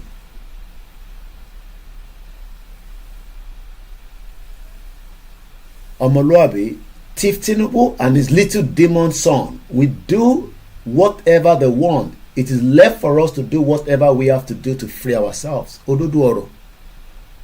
Tinubu àti Ṣèyí àtàwọn ẹ̀mẹ̀wá wọn, àwọn náà máa gbèrò pé káwọn náà lè débẹ̀, àwa náà máa láti gbèrò pé ká stop wọn. Whatever it means to you, bàbá ṣe fẹ́ stop wọn. But one of the ways that we are going to stop them is to first bring Mr. Dikpo no ti di dandan. Mr. Sunday Kayode, working together will really help us. We got to work with the Biafra. I'm not joking. I got to maintain pressure, our méjèèjì. But what they've done now is they've taken out the two main picture of the people that are running the Biafra, because the Biafra right now is in a crumble. What do I crumble right now? I'm being serious. Since the Simon Ekpa were out of the picture, Nnamdi Kanu, Oshin Funwani hope, because as Nnamdi Kanu, the last time we saw him, he was coming to the court. Otu di April ko to gbewa. Rakati àti Tinubu dẹ̀ fi ṣe ni pé ó ń fi Nnamdi Kanu ṣe the last joker pẹ̀lú àwọn north pé okay, because a mọ̀ pé Tinubu náà òun náà ní ọgbọ́n lórí, kò ṣe pé kò lọ́gbọ́n. Mr. Said ni àwa Yorùbá, we gotta prepare ourselves mentally for whatsoever call Nigeria ghetto throw at us. And what it means that is, kò ṣe pé jáde tá bá jáde wọn ò ní ṣe anything. They will try any jack shit with us. The first thing is they want to get you out of the street as quickly as possible. That is always what the government around the world wants to do. Because wọ́n lè maintain pé kí èrò pọ̀ níta, ó máa ní global impact, ó máa ní impact on the businesses, because everything will start gradually shutting down. But Evani Kamaba Biafra ṣe, yes, it is all right, but two countries fit pull out of one union, whether amalgamation or no amalgamation, a ní ẹ̀tọ́ láti pull out. Baba Akintoye ní right láti declare Yoruba nation when it is appropriate for him to do so. It is now for us to determine whether we will hold it after that declaration, whatever that means to you. Àwa la máa ran bàbá yẹn lọ́wọ́ tàbá fẹ́ kó ṣàṣeyọrí, kó ṣe kẹ́kọ̀ọ́ máa wò bí gùdùsù, ká máa wò bí dọ̀mdọ̀m. I always say we are not cowards, but sometimes we are looking as if we are cowards. Tó bá dé stage kan kò ní sí opportunity jókòó bọ̀rọ̀ báyìí, àwọn mídíà àgbáyé ló máa sọ̀rọ̀. Irú àwa ní sọ́kàn máa wá wa, can you get Koiki for us? Can you get Igboho to speak to us? We want to speak. They will find us. Journalists tó máa wá wa, ó máa fly wá síbi kíbi tá a bá wà láti wá gbọ́rọ̀ lẹ́nu wa pé kí ló ń ṣẹlẹ̀. Tó bá dẹ̀ di crisis ẹ̀ lè gba country, diplomacy ẹ̀ lè fi gbà, kò possible. Ẹ̀ lè fi diplomacy gbà. And we are dealing with criminals among the politicians. But àwọn tó máa fi bá wa jà, àwọn èèyàn wa náà ni a gbọ́dọ̀ múra fúlẹ̀ fún yẹn. They will use Yoruba people to fight us, because àwọn Yorùbá tó fẹ́ bá wa jà yín nísìnyí là ń fún ní warning ahead. A máa pa yín ni, ibi tí sàn yẹ, a máa pa yín ni. Because Fúlàní ni yín, as far as tẹ́ bá ti kọjú ìbọn bá ọmọ Yorùbá, a gbọ́dọ̀ pa yín ni, because Fúlàní ni yín, ẹ̀ kì í ṣe ọmọ Yorùbá. Ọmọ Yorùbá ò gbọ́dọ̀ attack ọmọ Yorùbá. Pé torí à ń béèrè fẹ́tọ̀ wa, ẹ ní láti wà láyé ká pa yín dànù. Fact lèmi sọ níbí báyìí, a máa pa yín ni. Tẹ́ bá ti gbogbo ìtàwọn tí ẹ ń sáàsì ṣe yẹn, àwa máa pa yín ni, because Fúlàní ni yín. That means pé ẹ̀yin gangan ni obstacle fún wa. Mo kí Mr. Kehinde, let us integrate the 30 days round. Kí ni kàn wá pẹ̀lú 30 days round? Ọmọ ìkéré lẹ́yìn ni, ẹ̀yin ṣẹ̀ darapọ̀ mọ́ wa lórí program yìí ni. Kí lẹ́mí pé ká lọ máa rant, àwọn la fẹ́ máa rant pẹ̀lú. À ń sọ̀rọ̀ pípa yìí ń sọ̀rọ̀ rant, sáwọn èèyàn ń sọ̀rọ̀ pípa ni, ẹ̀gbọ́n etí ń dùn nígbà tí mo ní a máa pa àwọn èèyàn ni. Bá bí mi nú láàárọ̀ ìkẹ́ à ń sọ̀rọ̀ gidi níbà ẹ̀ sọ̀rọ̀ kalẹ̀, àwọn lè fẹ́ máa bá rant, àwọn tó gbé ìbọn dání lè fẹ́ máa bá rant. Kí ni irinṣẹ́ rant máa ṣe? Ẹ yẹ ká máa rant, ẹ yẹ máa ṣe fídíò, ẹ ló máa múra sílẹ̀. Struggle is bigger than rant. Kí ni kàn yín pẹ̀lú rant? Ó dà pé ẹ̀gbọ́n tí mo sọ tán nísìn, fact lèmi sọ ẹni tó bá ti wá pa wá, tó bá ti attack ọmọ Yorùbá máa pa lẹ́sẹ̀kẹsẹ̀, àdè máa ju bọ́ọ̀dì ẹ̀sẹ̀ ẹgbẹ́ kan bá ti wá lọ nìyẹn. Tí wọ́n máa lè lòun òun iṣẹ́ ọmọ Yorùbá. Ẹ̀ ń sọ̀rọ̀ rant, àwọn ẹ̀fẹ́ máa rant pẹ̀lú. Mo kí Mr. Kinlade Akíndiméjì. But àwa rò gbọ́dọ̀ lọ múra sílẹ̀ fún nǹkan tó ń bọ̀. Yes, tẹ́ bá lè japa fine, tọ́lọ̀ bá fún yín ní visa, ṣé gbogbo 60 million ló máa japa? Ẹ mọ àwọn family mi tó ti apply for visa in the last 3 years tó fún pé mi wà ní UK ni mò ń sọ yẹn o. Kẹ́lẹ̀ imagine ẹ mọ̀ iye family mi tó ti apply pé wọ́n fi travel out tó fi jápa tó fún ní visa. If I have opportunity, ìgbà tó opportunity yẹn wà ẹ rí lò nígbà tí nǹkan ṣì wà very very tó tẹ̀ tí tó báyìí, and I'm talking about in 1998 àwọn kan ti rí lò before kémi tó travel. ẹni tọ́lọ̀ bá kọ̀ yọ tó lọ́n bá kó yọ nísìn lọ́ máa fún ní visa. àwọn òyìnbó náà ti mọ̀ pé ẹ̀ ń sá lọ ni o rò pé òyìnbó stupid ni àwọn òyìnbó stupid. So tẹ́ bá ń sọ pé ẹ fi sá lọ and I think the person talking about rant is new on this platform. ẹbí àwọ̀ tí àwọn tí mọ̀bí ta dé ni à ń sọ̀rọ̀ pípa àti ìyàn payín ẹ̀wọ̀n rant. Kí ni rant yẹn fi ṣe? Psychologically a máa múra sílẹ̀, a gbọ́dọ̀ wà psychologically fit fún nǹkan tó ń bọ̀. Àní diaspora máa ní iṣẹ́ tẹ́ máa ṣe torí púpọ̀ níyàn nílé wálé, bọ̀ báwo lẹ ṣe máa ń ran ìrìn àjò yìí lọ́wọ́? Àníkẹ́ fáwọn lówó ẹ lọ support bàbá Akíntóyè. àfi jàjàngbara ẹni tó bá lè gba lóhùn láti fi jàjàngbara yìí tó bá serious kó lọ gba ìjàngbara là ń pè. ẹ gbọ́ nísìn mò ń bọ̀ ọkọ ya má bínú brother mi èèyàn mi ni wọ́. ẹ gbọ́ tí mo sọ̀rọ̀ pé British kó oríṣiríṣi weapons sílẹ̀ fún Nàìjíríà ní civil war. ẹ rò pé wọ́n lè kó rẹ̀ fún Tinubu náà wá pa ṣégè sí gbogbo alára wá pa gbogbo àdánù. so ìwọ tó ń sọ pé ẹ òde kówó sílẹ̀ ẹ tó bá pa wá dáadáa then òkú á máa sùn káàkiri. Biafra war lógun tó máa kọ́kọ́ televise lágbàáyé.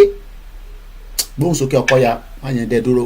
yà bọ́dà ẹ káàárọ̀ ẹ kúṣẹ́ ràpàtàkùn Ọlọ́run Olódùmarè àwọn ọkùnrin ẹjọ́ ọdún kan ọ̀bẹ tó ń sìn pé ọ̀rọ̀ pẹpẹ ẹ̀kọ́ ẹjọ́ tó lọ́wọ́ nítorí mo fẹ́ kọ́ọ̀tì ẹ̀ ọ̀ tẹ bá lè kọ́ọ̀tì ẹ̀ fúnra yín tó ń sìn pé olórí burúkú àwọn ọmọ àgbègbè lọ́gbẹ́ tó ṣúọ́lì wọ́n máa lò wọ́n àwọn kílọ́pọ̀lọpọ̀ àwọn agbèrò yẹn wọ́n máa fẹ́ dà wọ́n síta bẹ́ẹ̀ gbọ́ pé púpà yẹn abẹ́ kọ́ọ̀tì bẹ̀ yẹn that is the best thing.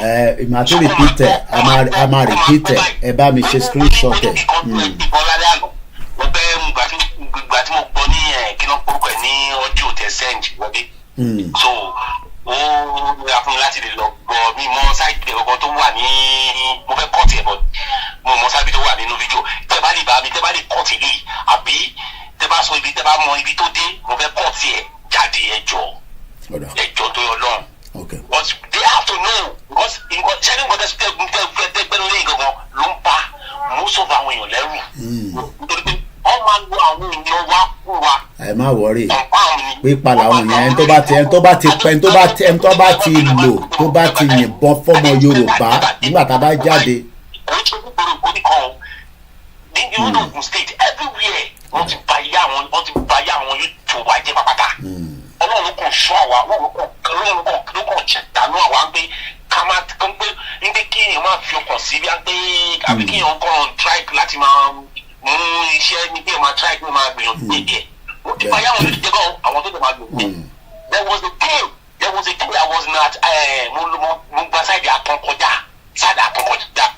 but láì mo fẹ́ ṣe fídíò lọ́jọ́ but I cannot kò easy for me láti ṣe because of what happened with that time.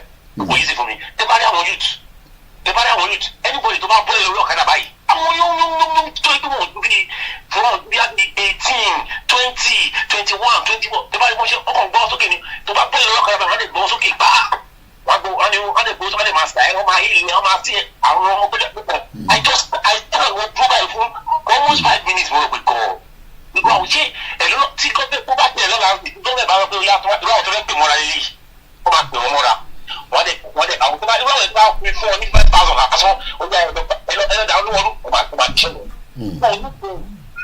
ní ọ̀rọ̀ jẹ́ sọ ìlọ́kọ̀ bó ṣe máa jáde ká máa pín káàkiri nǹkan tí mo ní kí sọ fún yìí nìyẹn ṣe. padà mo kí ẹ̀yin yẹn wá you okay? Are you finished? No, not yet. Má fi tẹ̀ dá mi má yọ mí lẹ́nu. You are not, don't disturb me. I'm not finished. You're hungry? Yeah. What do you want to eat? Can I just have toasted tea? You want it now? Yeah. Okay. Ẹ jẹ́ n response sí mo kí Àrólé Odùduwà. Brother mi kan sọ pé Biafra àbí kinní kan betray. Mo fi sáré response sí comment yẹn kí tó lọ ṣe chief. Mo kí ẹni mo ní comment yẹn wà. Crypto essential. I know I support the fact that we can combo with the Biafra, but these Biafra people allow this because I saw a video saying Yorubas are betrayer. Orí yẹn lẹ́yìn sì dúró lé lórí. crypto essential orí pé Biafra sọ pé we are betrayer ṣé Saheed ọmọ bọ̀tọ̀ kì í ṣe betrayer chief imam tẹ́ ń gbọ́ nísìn lẹ́nujọ́ mẹ́ta ṣe rò pé rọ́là ń pamọ́ chief imam ni mo ń béèrè ní ṣé chief imam ẹmọ tó ń pè chief imam yẹn bàbá Wálé Adéníran kò ń ṣe betrayer ọmọ ẹ mẹ́nu kúrò ní gbogbo ọ̀rọ̀ àwọn ọ̀rọ̀ bẹ́ẹ̀ yẹn náà à ń sọ̀rọ̀ bigger picture ẹ̀ ń sọ̀rọ̀ bíi ẹ mọye bá ṣe ń búra wa lórí social media ìyẹn kọ́ làwọn sọ àwọn ọ̀rọ̀ stage yẹn kọ́ làwọn sọ mọ́ nísìn ẹ̀yin ní kind of weapon táwọn Biafra ní lọ́wọ́ ni ẹ̀yin ní ẹrù ẹni ìbọn ẹni gbogbo nǹkan táwọn Biafra ní lọ́wọ́ ni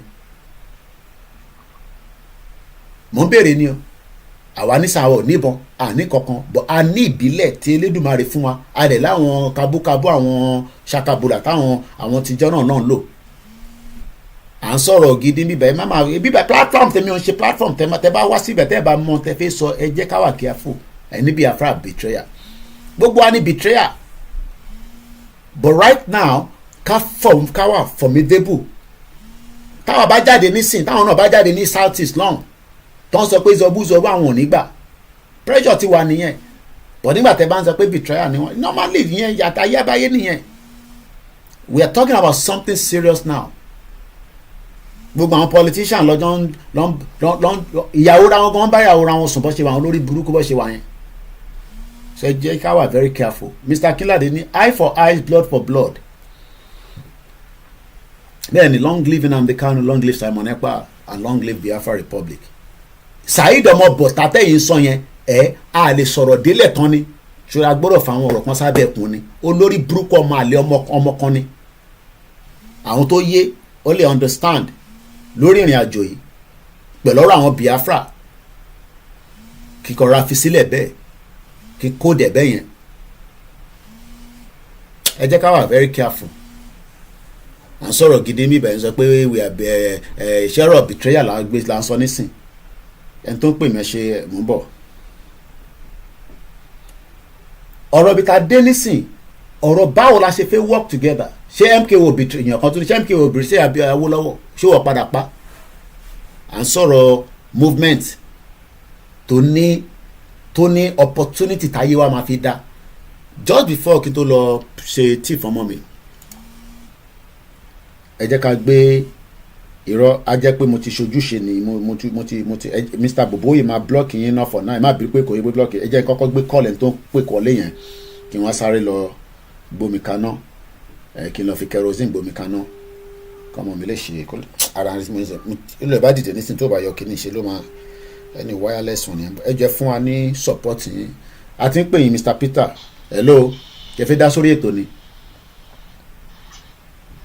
kẹ́ fẹ́ dá sórí ètò ni sir hello Good morning. good morning Yeah, good morning. I'm watching your program. okay you're watching our program okay good morning you want to contribute to the program At some point, Biafra. Well, the problem will not be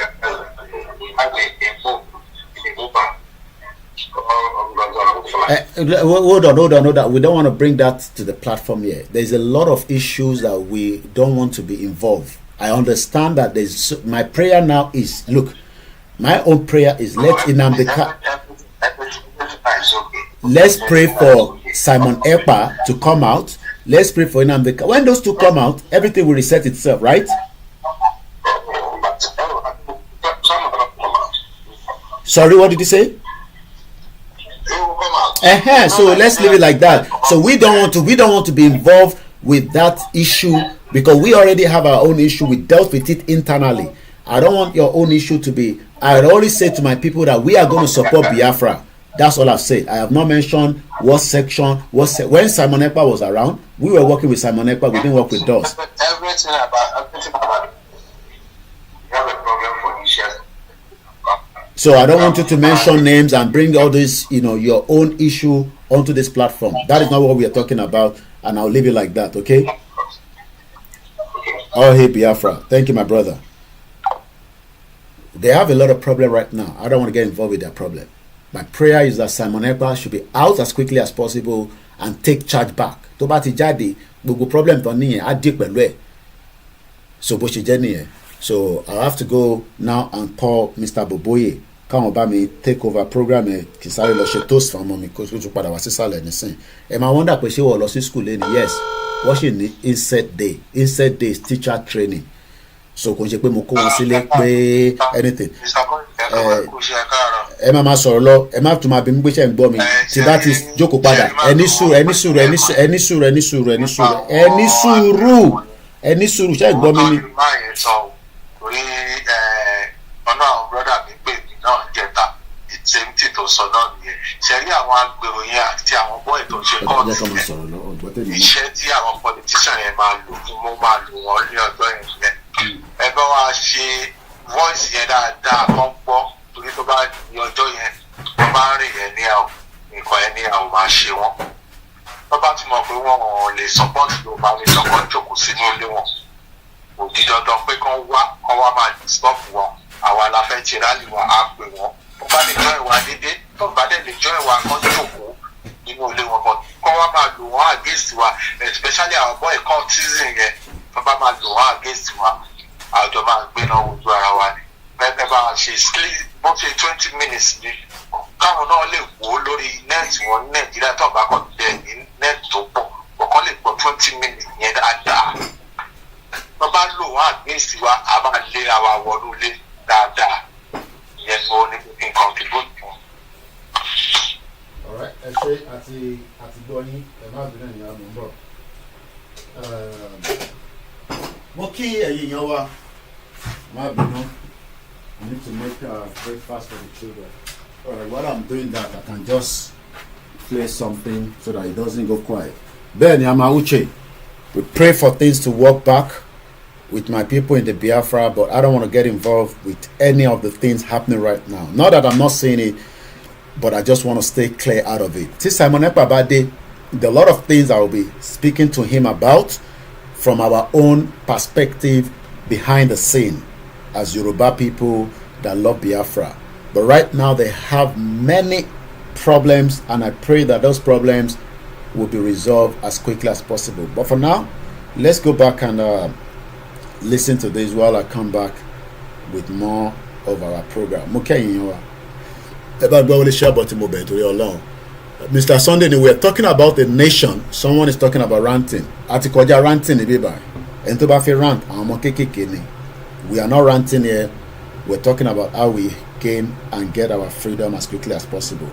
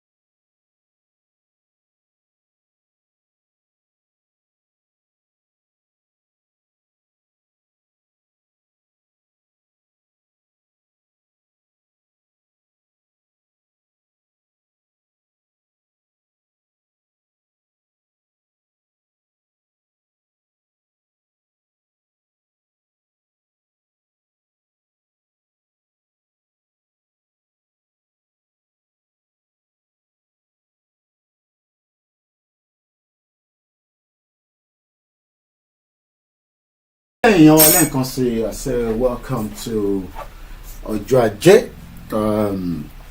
n tó ń bá àwọn ọ̀pọ̀lọpọ̀ lẹ́rù òun ni pé wọ́n ní sójà ọlọ́pàá ó máa mú wa nígbà tá a bá ti jáde, and like I always say èyí tó bá ti wá wàhálà àwọn náà máa rí wàhálà. ẹ já gbọ́ bí bàbá wa ṣe bá wa sọ̀rọ̀ ní bíbá ìyẹn bàbá wa Alami.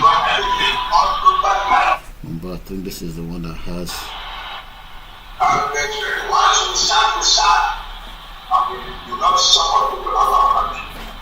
This time around, I would say all of that. I'm about to do more by the war.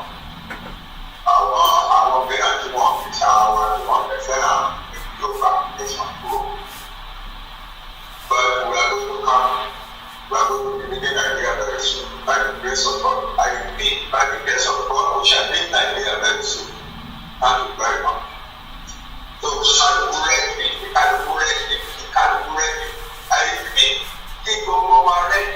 ṣe gbọ́ tí bàbá sọ kí gbogbo wa rẹ́dì. bí àwọn orí ẹ̀kọ́ pè mí síta náà bá pè ní ẹ̀dá mi. ṣe gbọ́ Koiki Media. nínú òfin sọ̀rọ̀ pé àwọn ọmọ nílé kan ló wá Yorùbá nation. ṣe gbọ́. òun lọ Yorùbá gbogbo wa la gbọ́dọ̀ jáde. ẹ̀gbọ́n tí bàbá tó lè sọ ìní ọjọ́ karùn-ún nínú oṣù kẹta ọdún 2025 5 March 2025 ni bàbá ń sọ̀rọ̀ lórí world media yìí. Koiki Media bringing the world closer to your doorstep. àṣẹ Èdùmàrè, àṣẹ o, àṣẹ o. ẹ lọ get ready, ẹ lọ get ready. I'm going to play that back again one more time. This was Baba on the 5th of March. You know, March not last year.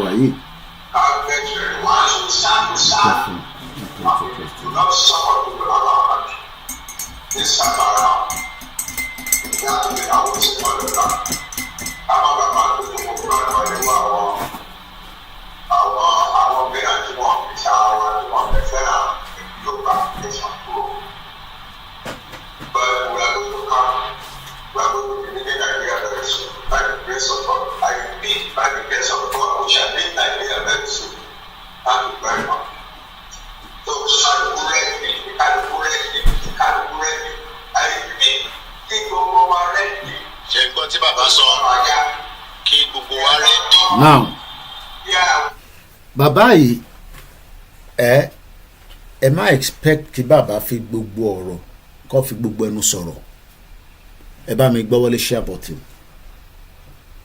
ẹ bá mi gbọ́ wọlé share button. mo kí Mr. Ọlá Ànábì, mo kí gbogbo ẹni tẹ́ wà ní Òkè Ògùn, mo kí àwa Grace Olúṣètò.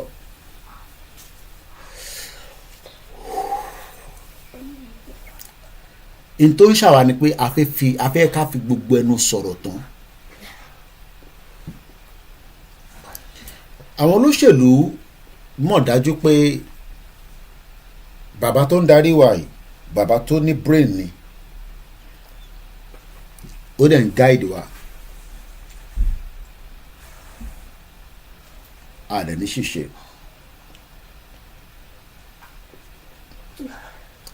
The task ahead níbi tí ọ̀rọ̀ campaign Yorùbá Nation dé ó tútù yàtọ̀ sí ti 2020 àti kúrò ní stage 2020 2021 2022 2023 24 ẹ jẹ́ ká tẹ̀ ká 21 22 23 24 4 years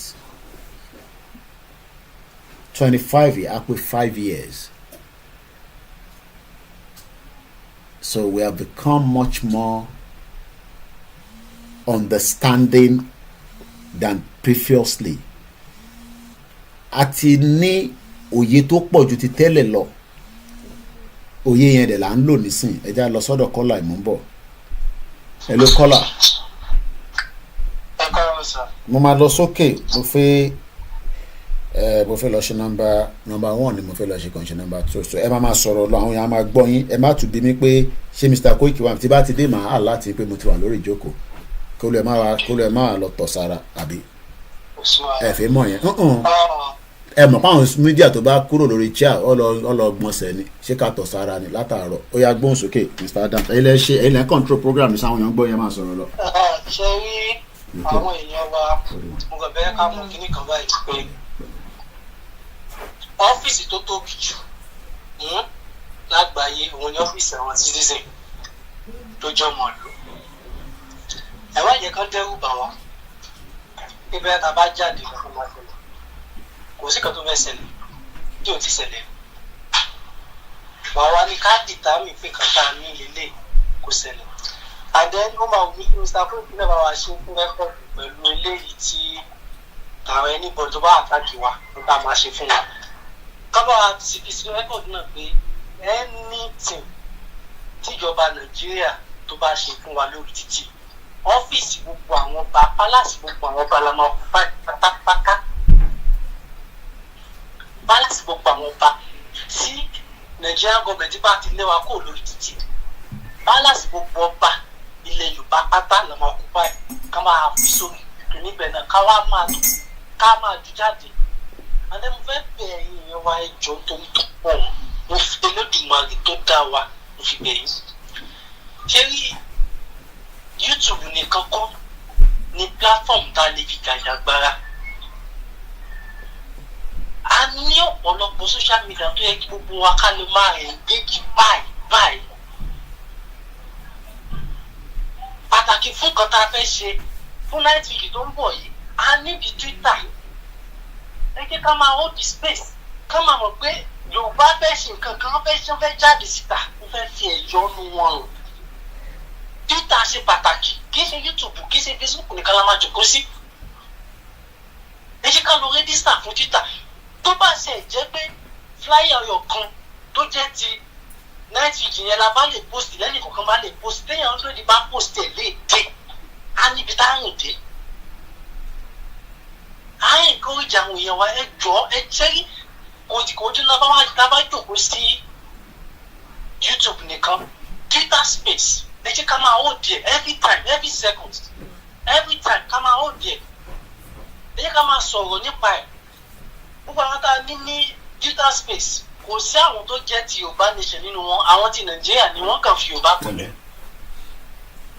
mo gbádùn yín o. ẹ jọ àárẹ̀ ìkórìjà àwọn èèyàn wa ẹ jọ Twitter space yẹn ṣe kókó. àwọn èèyàn lọ sí Twitter àmọ́ reason why tó kí n wá sí Twitter space. ẹ jọ tó ṣe ṣe kí ni flyer night vigil yẹn la bá lè máa post ohun tí kò tó gba ẹ láàyè just 1 minute kan fún kọkàn post ẹ kókó mẹ ìyẹn náà rìn Twitter wọ́n lè Twitter space wọ́n tún máa ṣe nǹkan mí lọ kó ṣe náà kó máa wojú yàn ara encourage mi ara campaign ta nídìí nìyẹn ẹjọ́ Mr. Fruit ẹjọ́ torí tọ́lọ́run bẹ́ẹ̀ náà bá wa fi kíní náà sí rẹ́kọ́ọ̀dù tí Nigerian government bá ti ní ká kó lórí títì pálásì gbogbo ọba wa pátá là ń lọ. tọ́mà ti lé wa kó lórí títì pálásì gbogbo ọba wa pátá ẹjọ́ ẹ bá wa fìyẹn náà sí rẹ́kọ́ọ̀dù yẹn ká wá máa fúláyẹ̀ kiri. tí tọ́ba ti lé wa kúrò lójú títì a relocate sí pálásì àwọn ọba nìyẹn àyà gbà wá dáadáa níbẹ̀ wọ́n kúkú wá pa wá mọ́nu pálásì àwọn ọba. ká wá pa wá mọ́ bẹ̀ káwá mọ bá ní tó wá dúró pẹ̀lú wa nílé tí ò dúró pẹ̀lú wa nílé tó máa kúrò lórí oyè àbí ilé tó máa sá lọ fún ara ẹ̀ káàmọ̀ mọ́ wọn. ẹ ṣe gan ni bàbá mi mo dúpẹ́ bàbá mi ó sì mo dúpẹ́ gan ni ẹ ṣe gan mo dúpẹ́ at least ẹ bá mi hold program yẹn mo kẹ́yìn yan wáyé tó bá fẹ́ pè wọlé studio number mo kí gbogbo ẹ̀yin tẹ́ wà ní Badagry mo kẹ́yìn tẹ́ wà lálẹ́mọ̀ṣọ́ mo kẹ́yìn tẹ́ wà ní Ṣómólú Bàrígà mo kẹ́yìn tí mo ṣe olóòṣà mo kí gbogbo èèyàn wa ọmọ babaláwo lèmi o so ẹ má fara wé mi o nígbà yẹn èèyàn kan máa ní ò gbàwẹ̀ ni ṣé babaláwo máa ń gbàwẹ̀ ni babaláwo kì í gbàwẹ̀ babaláwo tó máa bògùn tó máa ṣe gbogbo ẹ̀ tí babaláwo kì í gbàwẹ̀ o so má fara wé mi èèyàn láwẹ̀ ẹ̀ mójú kúrò tí àwọn láwẹ̀ o ọmọ babaláwo ni mí táwẹ̀ bá tán àwa máa ṣe bẹ̀rẹ̀ àwẹ̀ wa mo kí gbogbo èèyàn wa on a serious note ẹni tó bá fẹ́ pè wọlé ẹja fi studio number wa náà sọ̀rọ̀ screen àwọn èèyàn wò mí mo fẹ́ sọ̀rọ̀ nípa Biafra war ogun Biafra ó débẹ̀ náà kò ṣàánú mo kí gbogbo ẹ̀yin ọmọ Yorùbá nílé lóko bá a ṣe ń bá ìrìn àjò wa lọ kí ló ń pa Mr. Ọlátúnjí kí ló ń pa ẹlẹ́rìn ṣé babaláwo máa ń gbàwẹ̀ ni ìgbà ìran ni pé ìbí Muslim ni níjọ́ mo sọ pé Muslim ni mi gbogbo ẹ̀ lèmi ṣe but right now ti babaláwo là ń ṣe lọ́wọ́lọ́wọ́ báyìí àwọn ọmọ babaláwo máa bọ̀gùn láìpẹ́ nísìnyí ló máa bọ̀gùn ṣé bí àti bá bọ̀gùn máa tún máa gbàwẹ̀ mo kẹ́yìn wa mo kẹ́yìn ti Libya in tó ń bá àwọn èèyàn lẹ́rù kò ju pé tá bá jáde ṣé wọ́n ní àtàkì wa it has always been a big concern èmi gbàwẹ̀ àwẹ̀ náà ni o but kọfí lélẹ̀ kọfí ò dẹ̀ bàwẹ̀ jẹ́ bí àṣà lóye Ìgbòho a ní tí ò bàwẹ̀ jẹ́ àbí ọlá ànábì kò ní bàjẹ́ fún ẹ èèyàn ti gbowó ṣá. A lot of our people are scared nǹkan méjì ló máa ń bẹ̀rù bà àwọn èèyàn màá sọ nǹkan méjì yẹn one of it is àwọn tó jẹ́ ará àdúgbò àtàwọn tó jẹ́ ó depend on ibi tó kálukú bá wà ẹ jẹ́ ká lo example ká má lo Lagos ká mú láti bí Ogun State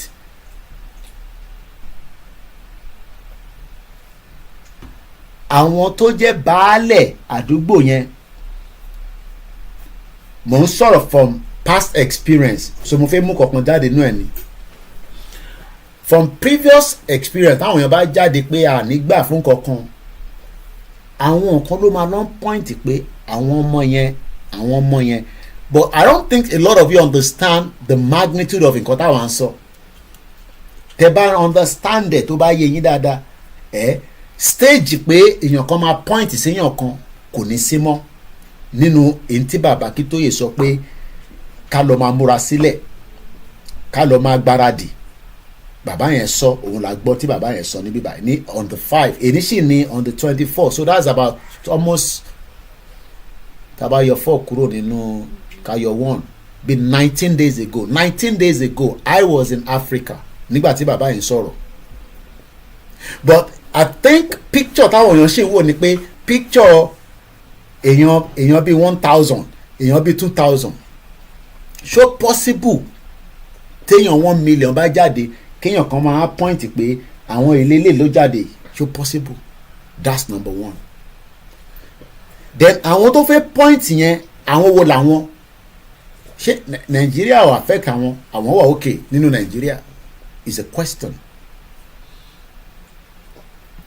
Àwọn tó fẹ́ complain àwọn tó fẹ́ sọ̀rọ̀ ṣé Nàìjíríà yẹn kò affect àwọn wà okay nínú Nàìjíríà so Nigeria has now become a great place tó máa defend Nigeria because pé a fẹ́ dá dúró yìí a fẹ́ gba country it's not about me it's not about you it's about every sons and daughters of Yorubas regardless of whether they are Muslim they are Christian or they are traditionalist because internal affair is for the benefit of everybody.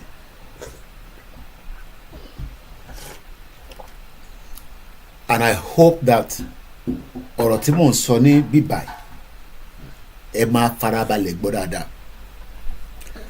Àná a fẹ́ jáde fún ìsọjí a fẹ́ jáde fún night vigil ṣé èèyàn péréke là ń pè ní àwọn tá à ń pè àtẹni tó ti gbọ́ àtẹni tó gbọ́ tẹ́lẹ̀ nígbà tá a bá ti kọ́kọ́ jáde gbàrà iṣẹ́ máa wà fún gbogbo àwọn mídíà tó wà nílé a ní jẹ́ kí wọ́n ráyè sọ̀rọ̀ mímọ́ ju ọ̀rọ̀ pé àwa Yorùbá wà níta lọ because it becomes a news.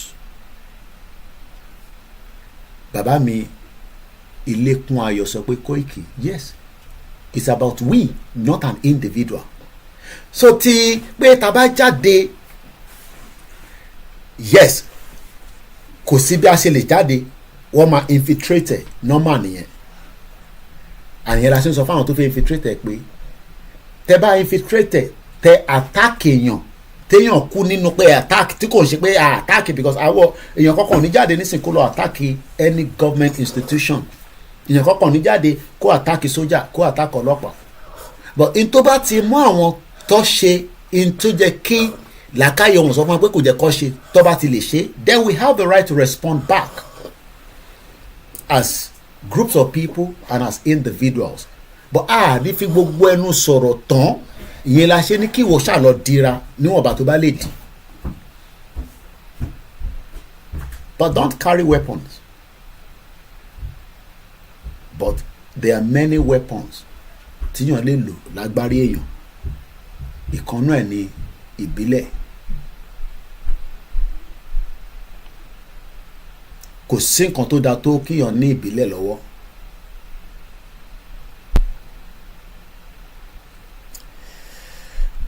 this is a big struggle oníkọ̀ọ̀kan tí mo ti fẹ́ fi jẹ́ kínní ọmọ mi bake lálẹ́ àná inú ilé ló ti bake ẹ̀ mọ́ ń bọ̀ máa lọ mọ́ nísìn this is a big struggle that has gone past test of everything that you can think of àwọn ọ̀lọ́ hijack government office hijack assassin no we are holding down our territory pé a fẹ́ gba country wa a wà nínú territory wa yẹn ní kíyàn lọ camp ìwọ tó bá jẹ́ ọmọ Yorùbá nísìn tó bá jáde ní Sokoto tíṣbà bá ti gbé ẹ o lọ nìyẹn àwo lọ nìyẹn because we don't expect you to go and protest in Sokoto kò fẹ́ gba Yorùbá nation we don't expect you to go to Kaduna tó bá fẹ́ bá wa join fún night vigil tá a fẹ́ ṣe the vigil ó máa sọ̀kalẹ̀ wá sísàlẹ̀ ni don't attempt to replicate it yes taba encourage àwọn Biafra táwọn náà bá jáde at that time that is also an opportunity yẹn la ṣe sọ pé working together here is a big opportunity àwọn lè máa fẹ́ jáde fún rally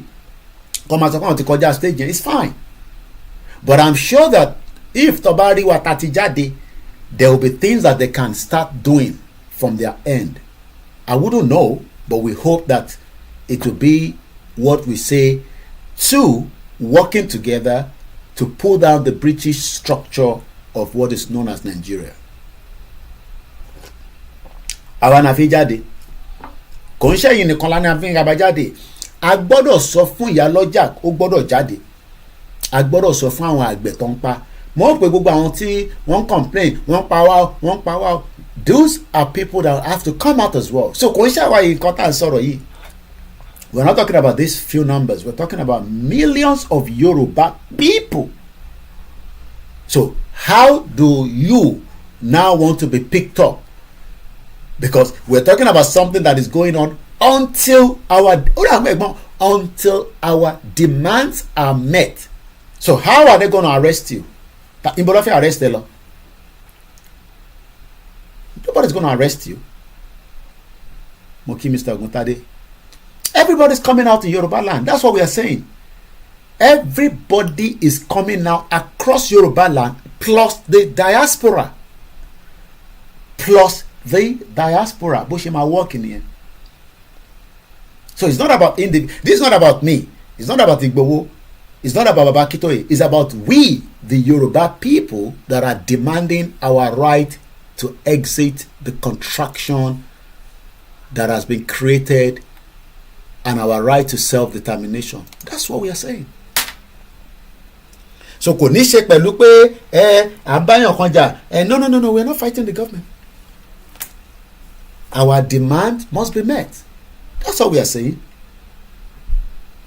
our demand Yoruba is bigger than one person my job from the media is to prepare our mind which we have been doing for the last 5 years of this movement which is different from any other movement that has been said or done before Moni Mokanti Comrade Taiwo Victor sir I have been doing Yoruba Nation for 31 years níbo ló ṣe sí àwọn olómọ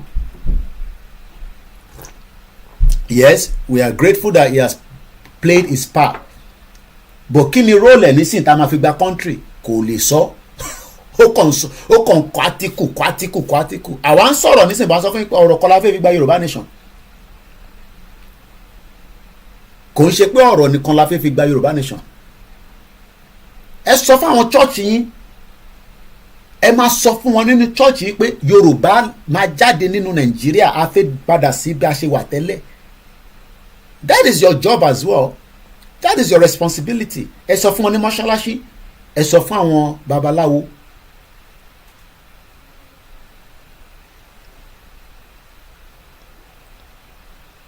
because what we are facing right now is what they call the extinction of the Yoruba people.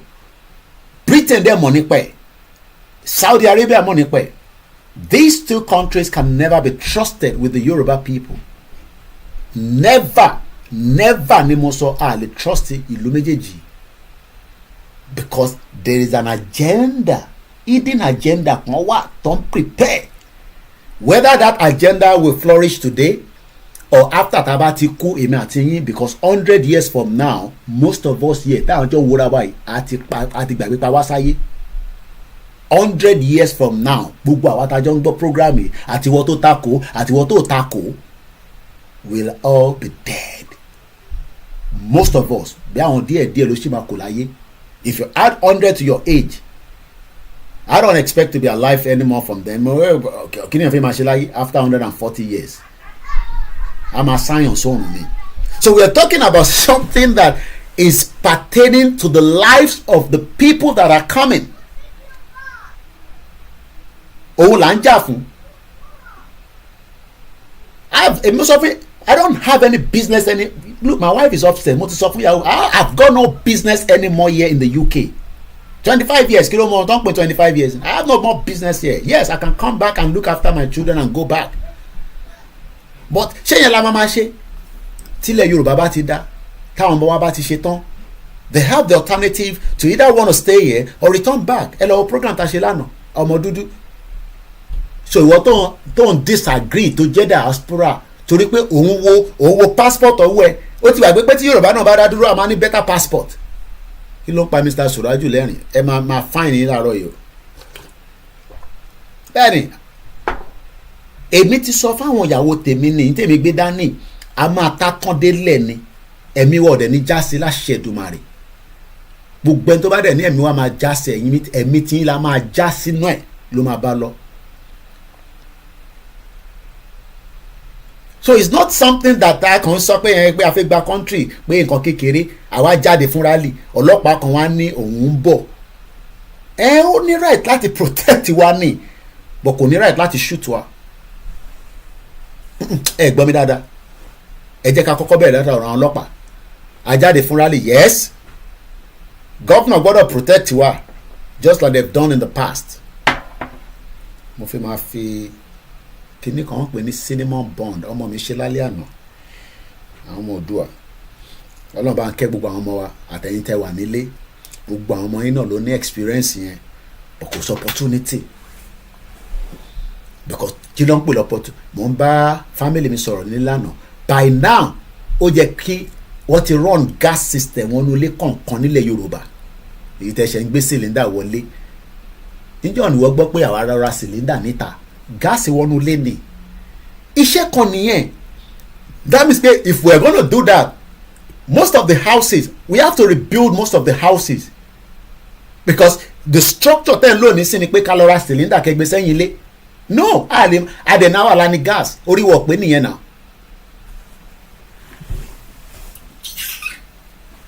àwọn máa jókòó àwọn máa sọ̀rọ̀ yẹn kan àwọn máa ní ká lọ rant àwọn olè fẹ́ máa lọ máa bá rant àwọn tó ń rant àwọn ọmọ kéékèèké lórí social media ni kí ni káwọn pẹ̀lú ranting àti kọjá ranting yes ìgbà míì yẹn lè lọ rà níta bọ̀ inú ilé láti ṣe lè lánàá nísìn mo lọ ra cinnamon a ní flour ọgbẹ́ Dangote nìkan ọgbẹ́ flour nìkan fún wọn fìyà jẹ yín à ń sọ̀rọ̀ bí nǹkan ṣe máa move forward. Mo kí bàbá mi JP kò sí nǹkan tó dàbí kéèyàn ṣe nǹkan nínú ilé fúnra yàn fresh ni àná lọmọ yẹn bẹ́kẹ̀ ó ń wo YouTube ó ṣáà ń ṣe gbogbo ẹ̀ díẹ̀ ó ń perfect lójoojúmọ́ wọ́n ń ṣe cake fúnra wọn bó ṣe jẹ́ kó rí fún láìfù tẹ̀wá ẹ̀yin ọmọ wa náà nílé nìyẹn bọ́ àwọn bàbá yín kọ̀ọ̀kan olórí burúkú àwọn bàbá tó yẹ ká ti dá sídìí sí lára mo ní ẹ̀ka àwọn bàbá yẹn ti kú dànù so ọlọ́pàá tí kò rí oúnjẹ jẹ àwa wá ń sọ pé ọlọ́pàá èmi ò sọ pé ọlọ́pàá Fúlàní o àwọn ọlọ́pàá Yorùbá ebi ń pa yín ní àtàkì náà kí la fi àtàkì ẹ̀fà àtàkì ọlọ́pàá rí olóyè dìde sọ fún mi ni nígbà tá a máa lọ fún rálẹ̀ pé sọ fún àwọn ọmọ yẹn ọmọ tó bá àtàkì ọlọ́pàá fúnra wọn lòun máa lọ gbé fún ọlọ́pàá padà pé kọ́ ọmọ lọ sí prison because ìyà ń jẹ ọlọ́pàá náà máa fojú wo ojú burúkú wò wá máa sọ pé kọ́lọ́n jẹ́ kó lọ kọ́lọ́n jẹ́ kó gba abire àgbàlagbà ẹ̀yọkàn náà ni máa jẹ bọ̀ tí mo gbọ́dọ̀ mú ńlá tó tóbi nú ẹ̀ pé mi ní dáàdì inú ilé so ńlá ẹ̀ ni máa mú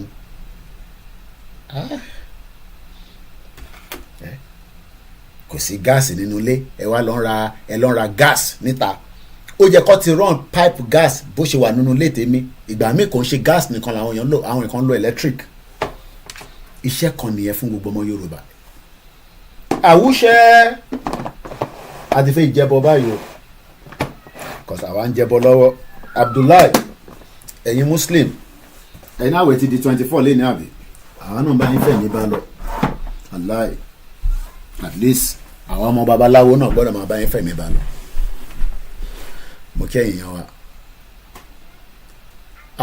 wọ́n ní Koiki stop it now àwọn Muslim wọ̀ ẹ́ now Mr. Ogun Tade ẹ̀yin lẹ́ àwọn Muslim complain ara ta máa ń sọ náà ṣé Muslim kankan complain fún yín àwọn èèyàn mi làwọn Muslim wọ́n complain mo ń ṣètùtù lọ́wọ́ ni ṣètùtù lọ́wọ́ ni ẹ̀yin Muslim ẹ̀ lójú yín àwùṣẹ àfọ̀gbóhùn ọmọ Òdùwà what do you want you okay where's your own the one you bake your cinnamon bun very nice so wọ́n ti ní ká gbóúnjẹ kúrò kó má wọ̀n wọ́n lójú wọ́n ní kó má wọ̀n yín lójú ẹ̀ ṣáà rí mọ́nísìn àbẹ́ẹ̀ rí ta ló ṣe èrè kò sẹ́ tó rí náà ta ló ṣe èrè ẹ̀ ṣáà rí ebi ń pa ọlọ́pàá bíi wèrè ebi òpó ọlọ́pàá ni ẹ̀ ń fún ní 50 naira lójú títì kí ẹ kọ́ ọlọ́pàá máa gba 50 naira lọ́wọ́ yàn tí ọlọ́pàá yẹn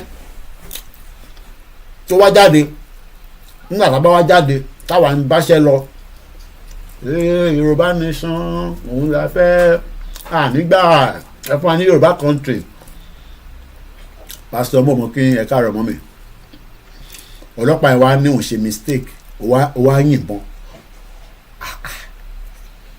èyí náà kílẹ̀ èrò pé máa ṣẹlẹ̀ níjọ́ yẹn ẹ fẹ́ kébì fi gbẹnu sọ̀rọ̀ ẹ ká fi làákàyè gbé àwọn òyìnbọn ọlọ́pàá wá yìnbọn fún wa kí ló máa náà ṣe à ń béèrè fẹ́ tọ́ wa ẹ kúrò lójú títì wọ́n lè yin tear gas wọ́n ní right ẹ gbọ́ mi dáadáa wọ́n ní right láti yin máa sọ pé ọlọ́pàá ò ní yin tear gas o ìwọ ló máa sókè ṣé kerosene sínú bread wàá jẹ́ kó soak bí àánú aṣọ ni tó bá ti yin tear gas wàá máa fi nu ojú ẹ torí Tinubu sọ fún wa pé kó push wa out kó push wa padà sínú ilé pé n tá à ń béèrè fún yẹn kọ́ ló má tà òun sì máa bá wa ṣe tóun bá dé ìjọba ẹlẹ́ẹ̀kejì ṣáwa wá fẹ́ dúró kí ó dúró dé no ókè kí lẹ fẹ́ jáde fún gbà yẹn nígbà tó bá níwọ̀n níye tear gas mo sọ fún ní nígbà EndSARS olórí burúkú Dangote ó supply water cannon fún Lagos State governor Dangote wà lára àwọn tó fún wọn ní èyí tẹ̀lé jẹ́ ọmọ ìbílẹ̀ tí nǹkan yé dáadáa ká má fi gbogbo ẹnu sọ̀rọ̀ èyí lẹ máa lọ máa ṣe irú research tẹ kẹ́ máa gbá nísìnyí yẹn ẹ máa lọ try àwọn kankan nílé yín àwọn kan tí bàbá yín ní ẹ lọ gbé àwọn ìwé oògùn tí bàbá yín ní èyí tó bá yẹ kẹ́ jó ẹjọ́ dáadáa ẹ máa try ẹ̀ kò tá a bá lu ilé báyìí ló ṣe ń ṣiṣẹ́ kí bàbá mi tó kú bàbá mi ní pé tá a bá jó ilé papọ̀ má lọ mú èèyàn kó jó èèyàn àwọn olóògùn ò kì í fi èèyàn ṣoògùn àwọn àfáà àwọn àfàtàkà súfè ló ń ṣá èèyàn nínú ilé ká máa rò pọ̀ wọ́n ní bọ̀bọ̀ yẹn tó bá ti rẹ ẹran àwọn èèyàn á rò pé ẹran ló ń ṣá àṣeyàn ló ń ṣá babaláwo kì í lo èèyàn fi ṣògùn ẹ wá lọ wo ìwé tí bàbá yín fún yín kó tó kú ẹ bẹ̀rẹ̀ sí ń wò ó báwo lè ṣe máa ṣiṣẹ́ ṣèrò àwọn tó wà ní city àwọn ọ̀dà kọ̀ọ̀kan mọ̀ ẹ̀yin kan lè máa protect àwọn yẹn èèyàn kan lè protect èèyàn 1 million èèyàn kan lè protect èèyàn 1000 tẹ́ bá ti ṣe àwọn nǹkan tó yẹ kẹ́ ṣe àwọn àdúrà kan wà kúnkúṣì torí èmi náà ní dáhùn tá a bá ti fẹ́ wọnú rálì èmi náà máa bẹ̀rẹ̀ sí wọnú ẹ̀mí lọ àwọn àdúrà kan wà ní Quran tá a máa bẹ̀rẹ̀ sí ń lò. Mr. Gani Koiki èmi náà máa jẹ́ bọ́ o ẹ̀yẹ́ kèmí báyìí jẹ́ ẹ̀yẹ́ kèmí báyìí jẹ́ bọ́ yẹn àwọn babaláwo náà máa ń gbádùn Ọlọ́run babaláwo tó bá tún wá mọṣẹ́ dáadáa ojoojúmọ́ làwọn máa pẹran nínú ilé ẹ̀ a máa pẹran ẹran Ògún àwọn pásítọ̀ tó bá mọṣẹ́ dáadáa àdúrà àwọn á dẹ̀ máa gbà sí owó á dẹ̀ máa wà káùntì wọn mo kí gbogbo ẹ̀yin pastors wa. wọ́n ní 50 naira is no longer enough for the police anymore wọ́n ní 200 naira ló ń gbà nísìn.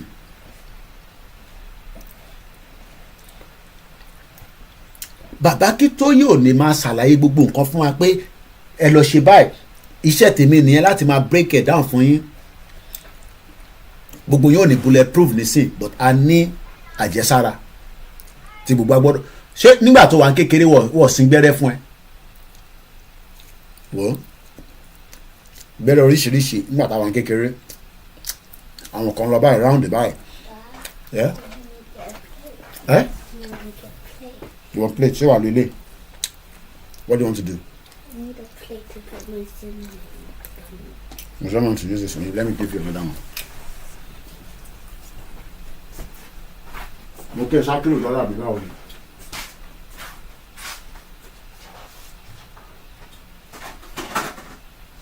nígbà tí gbogbo wa wà ní kékeré ta ló wọ̀ sí gbẹ́rẹ́ fún àwa ti di Christian àti di Muslim àwa ń sá fún gbẹ́rẹ́ mò ń bẹ̀rẹ̀ ni o ní ara ẹ ní bọ́dì ẹ nísìn ẹ wo bọ́dì yín bó tẹ̀ jẹ́ pé ẹ ti di pastor ẹ ti di imam ẹ wo bọ́dì yín ẹ wo ara yín ẹ̀rí gbẹ́rẹ́ níbẹ̀ kí lẹ rò pé gbẹ́rẹ́ yẹn wà fún olórí burúkú làwọn Britain àwọn lọ bà gbogbo nǹkan jẹ́ mọ́ wa lọ́wọ́ gbogbo gbẹ́rẹ́ yẹn ṣẹ̀rọ ọmọdé ọ̀hún gbọ́n ó fi ra wọ́ọ̀mù tiẹ̀ èmi ò wọ́ọ̀mù tọ̀dọ̀ tèmi ní sẹ́mu kan jẹ́ lọ bẹ́ẹ̀ ni bẹ́ẹ̀ kí n ra gbé sí microwave kò jẹ́ 30 seconds àròlé òdúdú wa ní gbẹ́rẹ́ kan wà lọ́dọ̀ tó ń níbi ọrùn báyìí gbogbo gbẹ́rẹ́ dẹ̀rẹ̀ ní different purpose o gbẹ́rẹ́ ó ní different purpose ẹlòmíì bóyá nígbà tó bí àwọn kọ́kọ́ ń ṣẹlẹ̀ ó wá lọ consult àwọn babaláwo kò ní sáwọn babaláwo tìsín tó yẹ pé jẹun ni wọ́n àwọn babaláwo yẹn ló dà níta máa ṣe because ti lọ sọ́dọ̀ doctor resolution pastor resolution òun ṣe èsì tí gbogbo ń gbé tó ń gbé rọ́lẹ̀ fún wa nísìn pé kẹ má ṣe kinní kan tọ́ba wá dọ́dọ̀ àwọn babaláwo yẹn wá àbí àwọn tó jẹ́ eléwé ọmọ àwọn yẹn wà ní gbogbo jàǹkara nígbà kan mo mọ̀ bí ó sì wà ń bẹ̀ nísìn wá nóda nǹkan báyìí ìjà wa tẹ̀ béèrè pé báwo làwọn Yorùbá ṣe research débẹ̀ tó fi mọ̀ pé tó bá ṣe nǹkan báyìí tó bá lò báyìí ẹ̀rọ dẹ̀ máa wà kò ní da fáwọn òyìnbó ò ní kúure aláì àwọn òyìnbó wọn ní kúure báwo làwọn bàbá tiwa ṣe mọ̀ pé tó bá lo bẹ́ẹ̀ tó bá fi lè ṣe nǹkan yẹn máa wá di pé ẹ̀rọ máa wà gbogbo àwọn nǹkan báyìí ló yẹ ká lọ máa prepare fún kò wá ń ṣe gbogbo èèyàn ló máa lọ fún something of such we agreed ẹ̀yin tẹ́ wá mọ̀ bible oríṣiríṣi nǹkan ń bẹ nínú bible tí a lè lò oríṣiríṣi nǹkan ń bẹ nínú Quran but the most important part ni pé ìyí tí Elédùmarè fún wa tó jẹ́ tiwantiwa yẹn a gbọ́dọ̀ lè rí lò fún ìrìn àjò tí a wà nínú ẹ̀. Hello láti ní ibi tẹ́ ti ń pè wá o. Hello káàárọ̀ Kóìkì. Ẹ fi dá sọ́rọ̀ tí à ń sọ lọ ni. Mi ò tiẹ̀ tí rí yín wo kò ṣó lọ́dọ̀ mi. Kí ló dé tẹ́ rí mi wò? Ǹjẹ́ orí Koiki Media nìkan lẹ dúró sí? Ta ti wà lórí live láti bí 2 hours. Ẹ send WhatsApp sí mi kí n send link ẹ̀sìn sà. Kò ṣó lọ́dọ̀ mi. Níbo lẹ ti wò mí tẹ́lẹ̀? Láti Nàìjíríà ni Nàìjíríà mo ti máa ń gbọ́ prógrámù yín. Sórí YouTube lẹ ti máa ń wò mí àbórí Facebook? Orí YouTube. Koiki Media yẹn wọ́n ti suspend wa látọ̀sẹ̀ kan. Ìyẹn lẹ ṣe rí mi wo kábíyèsí ẹ̀yin ti miss rẹpẹtẹ Ọlọ́run jẹ́ miss. Ẹ send WhatsApp sí ni mo gbọ́dọ̀ fi sínú group Koiki Media ibẹ̀ lẹ ti máa rí gbogbo program wa ẹ̀ ní miss ẹyẹ kankan mọ́. Ẹ send message mi lórí WhatsApp nísìnyí sá. Mo dẹ̀ nídìí nọ́mbà PDM. Nọ́mbà kí ni ẹ? PDM mo nídìí nọ́mbà PDM látọ̀ yẹn jọ. VDM èmi mọ nọ́mbà o èmi ò bá sọ̀rọ̀ rí o. Nọ́mbà. Ẹ send WhatsApp sí mi màá send link yẹn sí. Kì í ó dàn. No, ẹ máa send WhatsApp sí mi mo lè send ẹ̀ sí báyìí. Èbí fóònù ní WhatsApp. WhatsApp mi náà mo fi pè yín yìí. Direct lẹ pè kò ń ṣe WhatsApp lẹ fi pè mí. But direct lẹ pè mí ṣé direct lẹ pè mí now ẹ̀yin ẹ send message ẹ send WhatsApp message sí mi sà bàbá mi dáadáa. Ìlú wo lẹ ti ń pè mí nílẹ̀ Yorùbá?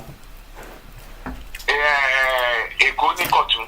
Wow ẹ̀yin àgbàlagbà ẹ lẹ́ni gbogbo Èkó ó yẹ send WhatsApp sí mi mo wà lórí program ẹ send WhatsApp sí mi ẹ má tún máa lọ sọ̀rọ̀ ságbọ̀n ẹ káwọn èèyàn gbọ́ nǹkan tẹ́ bá tún fẹ́ sọ. Mo kẹ́yìn tèmi lágége mo sì kí bishop ẹ ṣe gan ni ẹ jẹ́ àgbọ́n tí bàbá kí tó lè sọ lẹ́ẹ̀kan sí.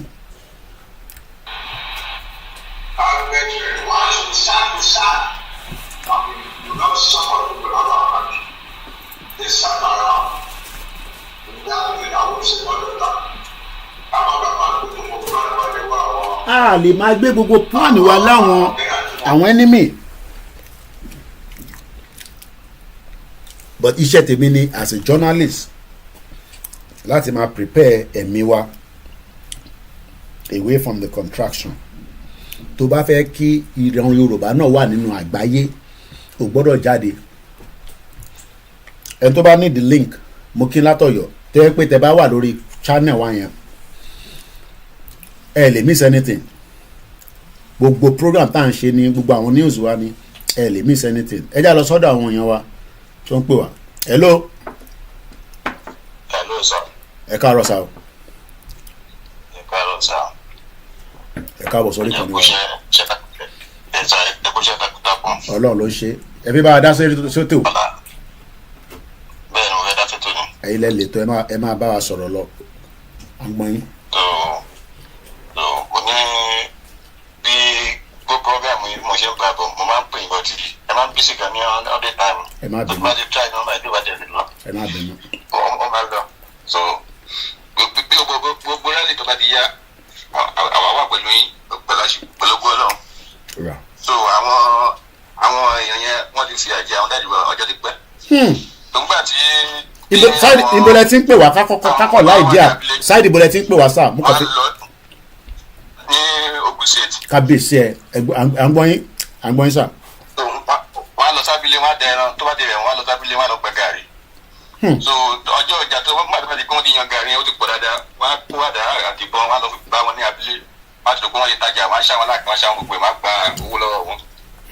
So kì í ṣe pé àwọn èèyàn tó ti miss ó ti pọ̀ gan bọ̀ nígbà tí àwọn bàbá yẹn tó ní agbára tó lè fi kọ yẹn.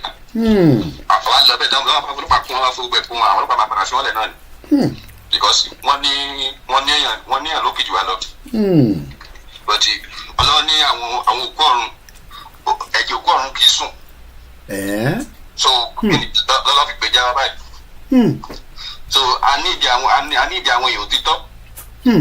A ní ìdí òtítọ́ a dẹ̀ ní ìdí owó.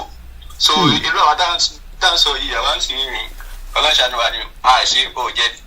Kábíyèsí ẹ bẹ́ẹ̀ ni dáadáa bá rí èèyàn tó dúró pẹ̀lú wa pé ó yẹ níṣó kò sí nǹkan kan a máa jáde a máa bá wọn jà gidi gan ni. Ìyẹn làwọn èèyàn ṣe mo kí bàbá mi kú ọ̀rọ̀ gbọ́n ìdí kan ṣe pé àwọn èèyàn ní jáde ẹ jẹ́ káwọn èèyàn gbọ́ pé Ìgbòho kàn move 1 inch débì kan ẹ̀rí pé àwọn èèyàn máa tú jáde but èmi mọ̀ pé àwọn èèyàn pọ̀ tó ju agbára Ìgbòho lọ but àwọn náà fẹ́ wo bí géèmì ẹ ṣe fẹ́ lọ pé ẹ̀yin boys yìí ẹ má lọ kó wa sí problem ẹ má yẹ ká lọ jáde àbí mo parọ́ bàbá mi àwọn tó ní ṣọ̀pọ̀nà tó ní bádẹ́sì wà lọ́wọ́ wọn ju olóyè Ìgbòho lọ but wọ́n bẹ̀rù pé tá a bá lọ jáde tí àwọn ọba lọ rí fìrìfìrì kó ìkìtọ́ sí ń pariwo yìí tó yẹ pé ìrọ̀lẹ́ ló ń pa fún wa ọlọ́mọ yìí kí gọ́ọ̀mẹ̀ntì máa lọ lé wa a fẹ́ dé stage pé gọ́ọ̀mẹ̀ntì ò lè lé anybody ibi táwọn lọ nísìnyí nìyẹn ẹ̀tọ́ ọ̀rọ̀ yẹn bá yé níbẹ̀ yẹn mo fẹ́ fi gbogbo ẹnu mò ń tà láti oyè yìí mò ń sọ̀rọ̀ sọ a fẹ́ stage táwọn lọ nísìnyí stage débi pé wọ́n bí gọ́vnọ̀ kankan da tó máa náà òun lọ múyàn kankan jáde àbí òun lọ detain ní àbọ̀ ní nǹkan tá a fẹ́ tá a ń bá lọ nísìnyí the final ni ìyẹn la ṣe ń sọ pé gbọ́dọ̀ lọ prepare ẹ̀ẹ́kan ṣe tábà ti jáde tí bàbá Akíntóyè bá ti announce nísìn èmi ò tún ní máa sọ fún yín pé àtúntò jáde mọ́ àti jáde nìyẹn bàbá Akíntóyè ní ó dà pé ẹ̀gbọ́n tí bàbá yẹn sọ mo fẹ́ play yẹn mo ṣe lọ gbé speaker wa when we come out we are not going back in yẹn kò mí pé o lè sáré lọ́lẹ̀ ẹ̀ o lè lọ ṣe jigijigi bó ogun máa bàjẹ́ lára ẹ̀ fáàtì ni bó o lè lọ́lé kó tún lọ dira sí kó tún padà sí títì ìbá ti máa ṣe àìtí mọ̀ èmi ò tí mọ̀ but kò ń ṣe pé èèyàn kan máa wá ní ẹ sanwó mọ́tò fún wa ó lè já àdúgbò ẹ̀ ni wọ́n máa wà àdúgbò yín tẹ wà wọ́n bí baálé àdúgbò yín da kó dún pẹ́ bá ń pariwo Yorùbá nation wọ́n tí ẹ máa kí n fi gbẹnu sọ̀rọ̀ ẹ jẹ́ ń dé àwọn tó kù mọ́lẹ̀. so àwọn nǹkan dání ìdè lọ nìyẹn àwọn tó dẹ̀ jẹ́ àwọn bàbá wa bẹ̀rẹ̀ àtàwọn ọ̀dọ́ wa tí tọ́wà ń gbòòrò òṣèlú ti bà wọ́n jẹ́ òṣèlú ti bà wọ́n jẹ́ brọ́dà òṣèlú náà fi ń jẹ ọkùnrin òṣèlú náà fi ń jẹ ẹni tó ń para wọn ní Ọ̀ṣun state. kò dáa rárá mo tẹ̀ ti bẹ̀ wọ́n mo tún bẹ̀ yín láàárọ̀ ẹ jọ̀ọ́ torí Elédùmarè ẹ̀yin tẹ̀ ń jà ní ìlú méjèèjì abẹ̀yìn ni mo mọ̀ pé problem yẹn kò ń ṣe tẹ́ fẹ́ solve but tíjọba Yorùbá bá dé àlàáfíà máa súnmọ́ bẹ́ẹ̀ ju bẹ́ẹ̀ ṣe ń fẹ́ lọ èmi gan máa dá iléeṣẹ́ síbẹ̀ fún yín iléeṣẹ́ tèmi Koiki Media á máa dá sílùú méjèèjì yẹn ọ̀rọ̀ yẹn kọ́ láàrin ìdìjà láàrin ara wa nísìn àwọn tá a fẹ́ fèsì á mọ̀ wọn ẹ̀yẹ ká lọ máa múra sílẹ̀ ẹgbọ́n sókè brọ́dà mi láti Ògùn State mo ń gbádùn yín gbogbo ẹ̀ tẹ́ bá fẹ́ nọ́mbà ẹ̀ bá ń bẹ̀rẹ̀ sí fi nọ́mbà síta ìjọ ẹ̀yin tẹ́ ẹ jẹ́ staff mi ẹ̀ bá ń fi nọ́mbà síta torí àwọn èèyàn fẹ́ pè wọlé níbi kankan tá à ń lọ a lè wà mẹ́ẹ̀ títí di 7 hours mo ń gbọ́ yín. àwọn tó bá ti wà ní àdúgbò ibi tí mo wà màá ní kẹ́ send number wọn so màá lè commit mọ́ wọn pẹ̀lú wọn. ó dà ó yé mi. so màá lè máa bá wọn ṣe àwọn. màá send number kan sí nísìn àwọn Ògùn State kí má dẹnu wọ́n dúró dáadáa Ondo State dúró dáadáa gbogbo state ló dúró dáadáa eléyìí ń sọ̀rọ̀ pé òṣèlú kọ́ là ń ṣe kò dẹ̀ sẹ́ni kankan tó ń fihàn kankan lówó but mo promise gbogbo ọmọ Yorùbá pé tá a bá gbàjọba Yorùbá tán ṣé rí gbogbo resources tó ń kó lọ síta tó fi ń ṣe yàmàyàmà yẹn àkọ́kọ́ tẹ̀ fi gbádùn ayé wa mo nẹ́tò mi ò sùn sínú air condition rí lájọ́ tó ti bì kò mọ bẹ́ẹ̀ condition ṣe rí lára. ok mo ti wà ok nísìn kí ni mo jẹ nísìn mo ti mu coffee mo ti jẹ cinnamon bun ó lè wà níkùn mi títí dìrọ̀lẹ́. àwọn ọmọ tó lọ sí school lẹ́yìn why is it that you didn't go to school today. wọ́n ṣe instead day àwọn ọmọ wà nílé wọ̀ lọ school. mo kí bàbá mi o mo kí mo ń gbádùn ọ̀rọ̀ yẹn àwọn èèyàn ń gbádùn yín náà inú mi dùn pẹ̀pẹ̀ láti Ògùn State. so a máa fún yín nọ́mbà bẹ́ẹ̀ bá ti drop nísìn máa send nọ́mbà kan sí màá send nọ́mbà òmeyọ̀ òun ni youth kìíní ọmọ Ògùn State ń bẹ̀ ló wà ibẹ̀ ni ìyá jagun wà àwọn ọmọ wa pọ̀ ní Ògùn State yẹn ibẹ̀ ni bàbá lóko lódò wà àwọn èèyàn ti dúró ní gbogbo state wọ́n kàn ń dúró kí fèrè yẹn dún ni gbogbo àwọn tó ń wò mí báyìí gbogbo àwọn alágbára ilẹ̀ Yorùbá wọ́n ń dúró ó ti sọ everybody àwọn olóṣèlú mo ní àwọn kan wà tẹ́ pé politician ti bọ̀bọ̀ kan tẹ́ máa ń gbọ́ voice ẹ̀yẹn náà pàṣẹ UK bíbáyìí ló wà mọ̀ tó mọ̀ ló àwọn ṣiṣẹ́ fún Tinubu ni a lè máa sọ gbogbo ẹni UK bíbáyìí ló wà n tó dánwò ní UK gan mọ̀ pé yes àwọn eléyìí dán kan wò ká má fi gbogbo ẹnu sọ̀rọ̀ nínú UK bíbáyìí nǹkan ń bẹ lọ́wọ́ ọmọ Yorùbá wàláì tàláì kò ń ṣe pé mo fi dẹ́nu UK gan nígbà tó máa padà rí wọ́n sọ pé ha èèyàn lẹ́yìn ká má fi gbogbo ẹnu sọ̀rọ̀ yẹn àgbọ̀dọ̀ máa wá òṣì bẹ́ẹ̀ private ẹ̀ ṣe táwọn tó àṣírí kankan àwọn tó àṣírí bíbà nǹkan bẹ́ẹ̀ lọ́wọ́ ọmọ Yorùbá nǹkan dánwò ní bíbà tó ń dánwò ní UK ni mò ń sọ pẹ̀lú kan tí bàbá ńlá wa ní lọ́wọ́ ìyá mọ̀ pé yes àwọn eléyìí nǹkan bẹ́ẹ̀ ibẹ̀ mo mọ̀ pé owó la máa fi ṣàwọn nǹkan míì torí gbogbo nǹkan kọ́ ló máa free àwọn nǹkan míì ẹ̀kọ́ máa lọ sínú ilé ẹ̀ máa já àwọn nǹkan míì ẹ̀ máa ra àwọn ètùtù ibi problem tá à ní nìyẹn nílẹ̀ Yorùbá àwọn èèyàn lówó báwo lẹni tó ń ṣe farm àwọn bàbá tó ń ṣe farmer gbọ́dọ̀ ní owó lọ́wọ́ farmer wá dẹni tó rùn tó lówó lọ́wọ́. ẹ jẹ́ kí n pè é débi kan ṣe àpé àwọn gọ́ọ̀mẹ̀ntì yẹn wọ́n mọ nǹkan tá ń ṣe so wọ́n ti mọ̀ pé wọ́n gbà pé kí wàá yìí sówó lọ́wọ́ wa a lè ní fọkànbalẹ̀ láti ṣe anything a lè ní fọkànbalẹ̀ láti ṣe nǹkan. báwo ló ṣe fẹ́ ṣe. so nǹkan tó ń ṣe wọ́n nìyẹn.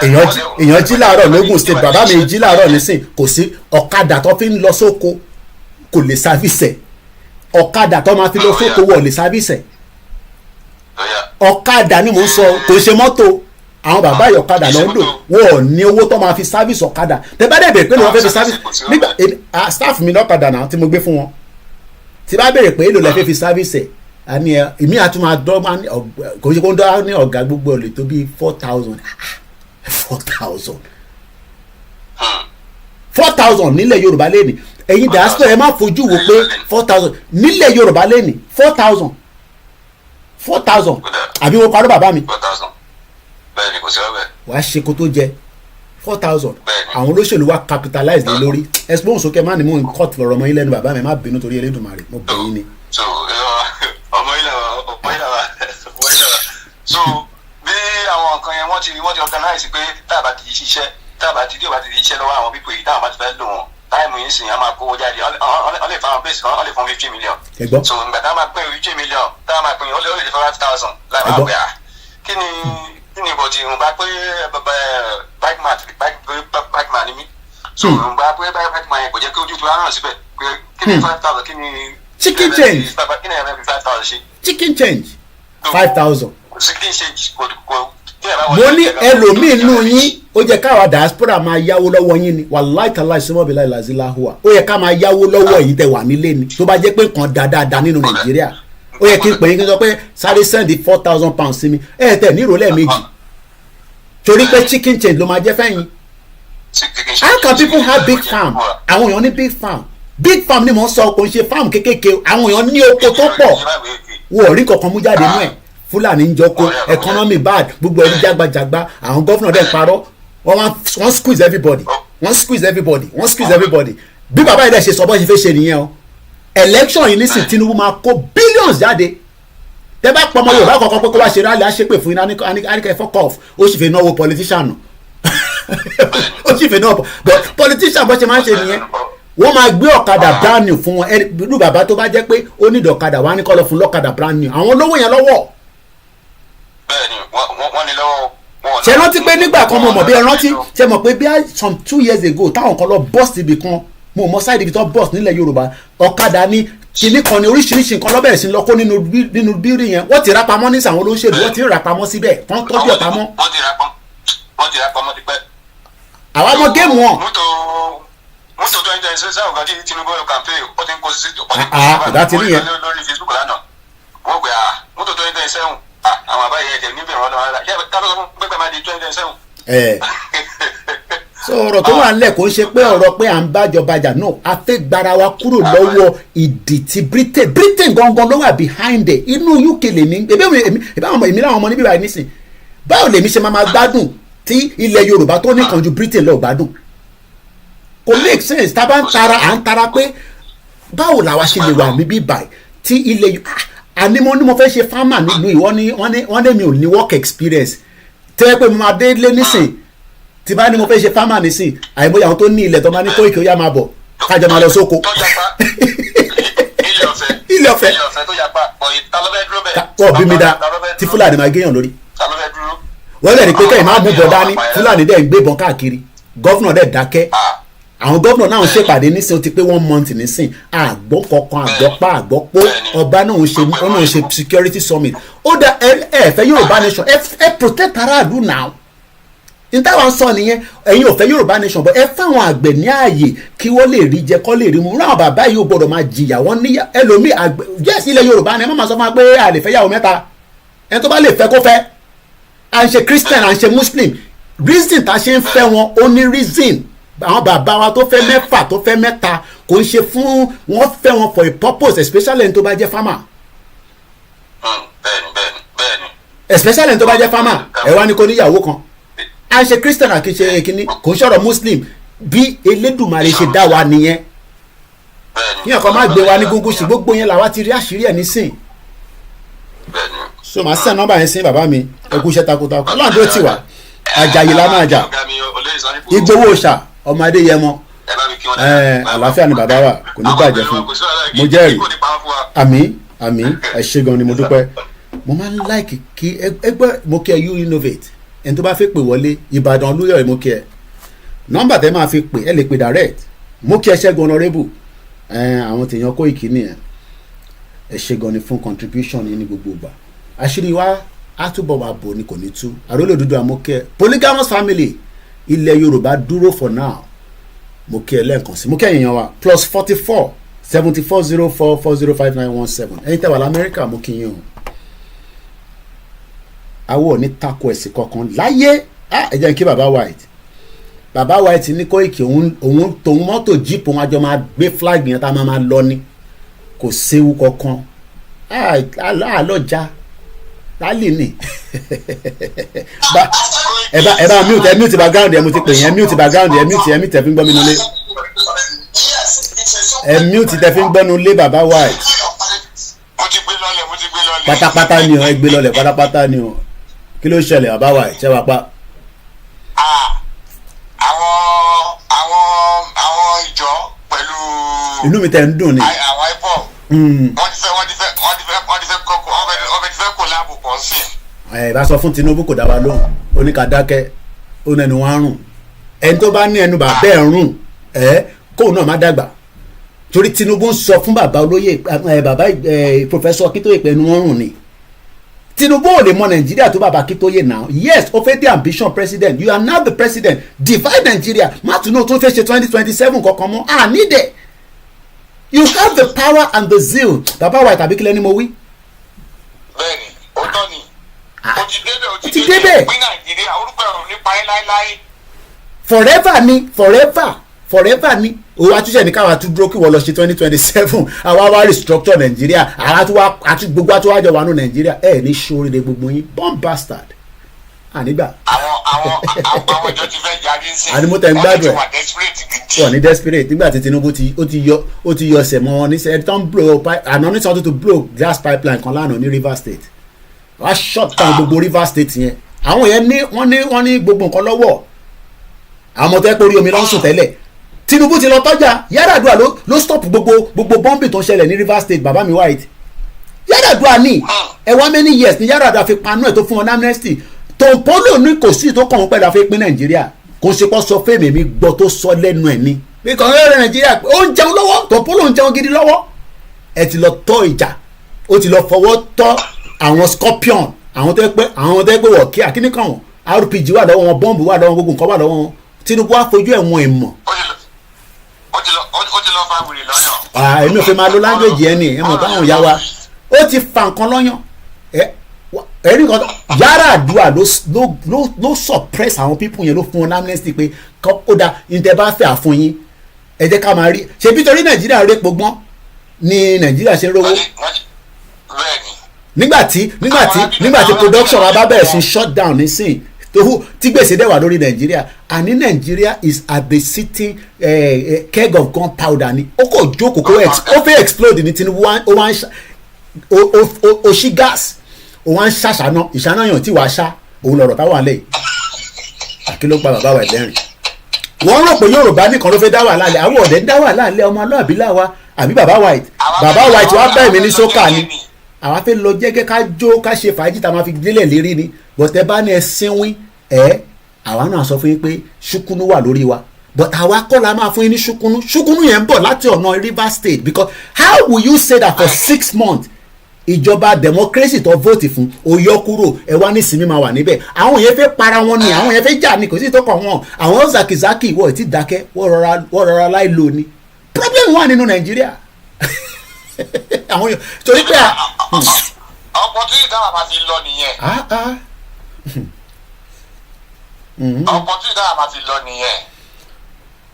lábàá wà pẹ̀lú bàbá white a kò múra sílẹ̀ ẹ ṣe gan ni ẹ máa gbádùn program lọ kẹ máa fi tíì kẹ máa fi jógẹ̀ èyí tẹ́ ẹ̀ láwẹ̀ àwọn abádẹ̀ láwẹ̀ abá parí àwẹ̀ ká máa fi tíì jógẹ̀ Tinubu ti lọ ó ti lọ tọwọ́ bọ̀ tí kò yẹ kó tọwọ́ bọ̀ àwọn tó bá wọ́n ti kú ti ní àṣàṣì Fúlàní ló ràn torí tó bá ń ṣàṣàṣì Fúlàní ni kí ní kún ẹ̀ pẹ̀lú Rivers State ó fẹ́ fi Rivers State ó fẹ́ fi run APC why destroy everything mo ń gbọ́ yín.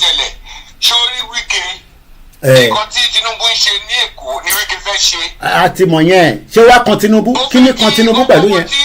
òun ló gbé Fubara débẹ̀. kí ni wàá kan àní kí ló bàbá mi kí ni kan Tinubu pẹ̀lú yẹn kí ni kan Tinubu pẹ̀lú yẹn fi wọ́n sílẹ̀ wèrè làwọn méjèèjì yẹn fi wọ́n sílẹ̀ ó wá ṣe lọ tọ́ wèrè lọ́yàn fi wọ́n sílẹ̀ because àwọn ti sọ pé bàbá yẹn ti sọ̀nà bàbá yẹn mo rántí orúkọ bàbá yẹn máa ń ṣe program báyìí wọ́n máa ń jókòó báyìí Yorùbá wọn dùn lẹ́nu báyìí wọ́n ti sọ wọ́n ní wọ́n sàṣì Tinubu burúkú so ó máa ṣiṣẹ́ ni bàbá yẹn wá sọ débi pé ó gbọ́dọ̀ máa ṣiṣẹ́ nísìn because ó ti ṣàṣìṣe fáwọn ọmọ Yorùbá náà it's as simple as that kí ni Ìgbòho ṣe kí Tinubu ò ní right láti sọ pé Ìgbòho gbogbo account ẹ̀ àṣì declare wanted ní ayọ́kúrò president tó pè ní president nìyẹn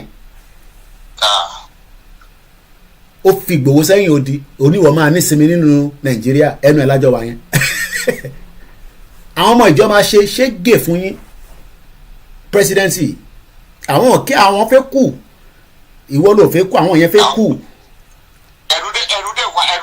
bàbá yẹn máa wòran ẹrù burúkú wọ́n tọ́jú ẹ̀ pamọ́ ni ṣe ni nísìnyí ẹmọ tó ń ṣe nísìnyí pé wọ́n lọ ń kó àwọn ẹrù yẹn bọ́ta wọ́n sáfìsẹ̀ gbogbo àwọn ẹrù yẹn. Do you know when Yaradua died?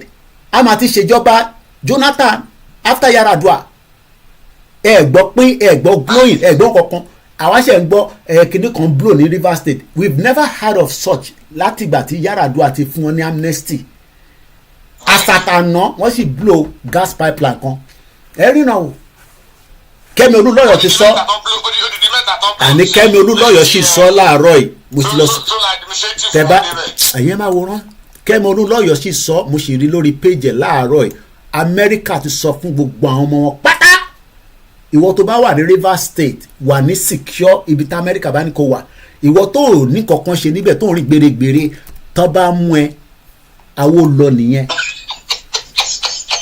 bàbá ilé rẹ̀ rìn púpọ̀ jù ṣèbó ló Kẹ́mi Olúlọ́yọ̀ sọ bíbáyìí òun ló sọ ní bíbáyìí nísìnyí. tó bá ti bẹ̀rẹ̀ wàhálà àwa kò máa wọlé wẹ́rẹ́ ni.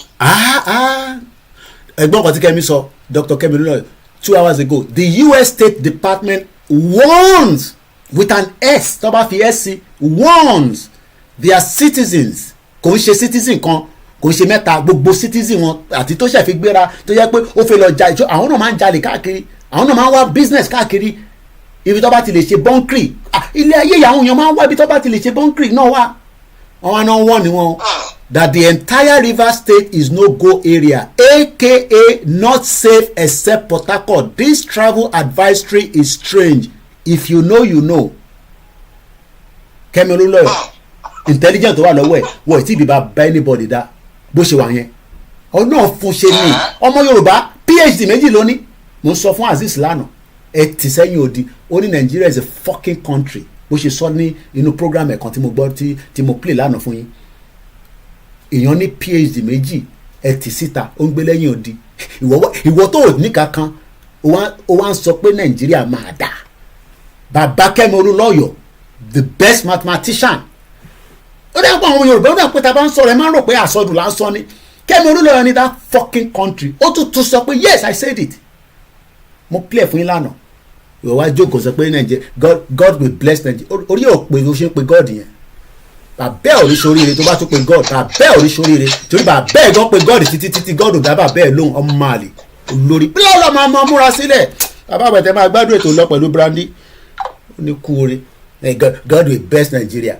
God will best Nigeria. ṣé tí baba Adébóyè sọ fún yín mo love baba Adébóyè love baba yẹn tó mi kò sẹ́ni tó love baba Adébóyè mo ò rí wọn rí àbá ní privilege láti rí wọn after tí oyè yín ká má tún mẹ́nu lọ síbẹ̀ gbà yẹn lọ́mọ wọn tún wá lọ ṣaláìsì ó yẹ ká lọ yọjú sí wọn nígbà yẹn but we didn't have the privilege. Pastor Mo bẹ́ẹ̀ ni you think Dr. Kemi Olúlọ́yọ̀ ó ní if you know you know àárọ̀ ìlú ṣe post eléyìí because àwọn military wọ́n máa ń fún ní information DSS máa ń fún ní information àwọn kan náà like ṣẹ́rí government tó bá da àti tó da kò má ta àwọn kan wà wọ́n máa ń fi sabotage government so irú àwa nísìnyí wọ́n ní gbé fún wa tí wọ́n mọ̀ pé àwa ń jàjàngbara wọ́n mọ̀ pé àwa máa ṣì lò tó bá gbé fún mi ní sọ́mọ̀ pé Kóìkì máa jáde àwa sàn tí kò jẹ́ kó sọ ẹnu wàrà òfò ní ẹnu ọ̀dákẹ́ báyìí wọ́n ti wọ́n mi títí mò ń gbọ́ náà ni bòrú àwọn Kẹ́mi Olúlóyè nísìn wọ́n máa fún ọ láwọn information lẹ́yìn ẹlòmíì bá fẹ́ fún ní information á travel lọ́ba amúlé lọ́wọ́ ni torí gbogbo àwọn military yẹn especially àwọn top hierarchy wọ́n bọ́ọ̀gì fóònù wọn so ìyẹn la ṣe ń sọ pé opportunity tí ó wà ń lẹ́ni ṣe mọ̀ pé àtẹ̀ mọ̀ pé ti Rivers State ń bọ̀ so for the fact that the Rivers State is now also happening is an opportunity for us is an advantage for us and we must make use of it very well. ẹ já lọ gbé kóòtù tó ń bọ̀ yìí ká lọ bá àwọn bàbá wa sọ̀rọ̀ mo kí gbogbo àwọn èèyàn wa nílé o gbogbo yín pátá ni àṣeyọrí máa wà bọ̀ kò ṣe nínú Nàìjíríà tó bá ṣì ń rí ṣe Ọlọ́run bless ẹ ni ẹ ló kọ́là miss call yín aníkápọ̀ yín padà àmọ̀ bí ẹ fẹ́ dá sétò ni. ok ẹ káàárọ̀ sà. ẹ káàbọ̀ sórí kan ni wa. yẹ sà bá lọ́dọ̀ yín sọ. òtútù yẹn ti lọ́lẹ̀ díẹ̀ níta lè sọ náà ni àdúpẹ́ fọlọ́run. lágbára lọ́wọ́ lágbá lẹ Yorùbá fún alágbára náà. láṣẹ̀dùmarè. àmọ́ ẹgbẹ́ o. láṣẹ̀dùmarè. ẹjọ́ akọni pé ká tó bèrè pé báwo ló ṣe ń gbà lọ́rọ̀ Yorùbá. ó bá bàtà wà lóhùn. ó ṣì wà on the right track kò tí mẹ́hẹ̀ àìdẹ̀tí dẹ̀yìn so níta lè sọ pé kí gbogbo wa ká lọ múra sílẹ̀ nígbàkigbà tí Ọlọ́run bá ní àsìkò aago máa dún tí kò ní pẹ́ mọ́ I can tell everybody that ká lọ máa múra sílẹ̀ ìrìn àjò tí à ń ṣe yìí tí kò yí ọ̀pọ̀lọpọ̀ ni pé 65 years ní Nàìjíríà ti fi operate àwa dẹ̀ fi 5 years àfi fi gbà kúrò lọ́nà ẹ rántí pé ìlú tó ní budget worth of trillions wọ́n ní military tó ti wà trained whether they are now trained to fight Boko Haram I don't know because nígbà kan máa ń gbọ́ pé Nigerian government àwọn military àwọn wà powerful wọ́n ní many different branches tó ti set up káàkiri sí gbogbo Nàìjíríà tó fi ń kéjì gbogbo wa inú ẹ̀ lọ́lọ́pàá nínú ẹ̀ ní sójà nínú ẹ̀ ní DSS now how do we defeat it by mind ni kò ń ṣe by pé káwa gbé ìbọn pẹ̀lú wọn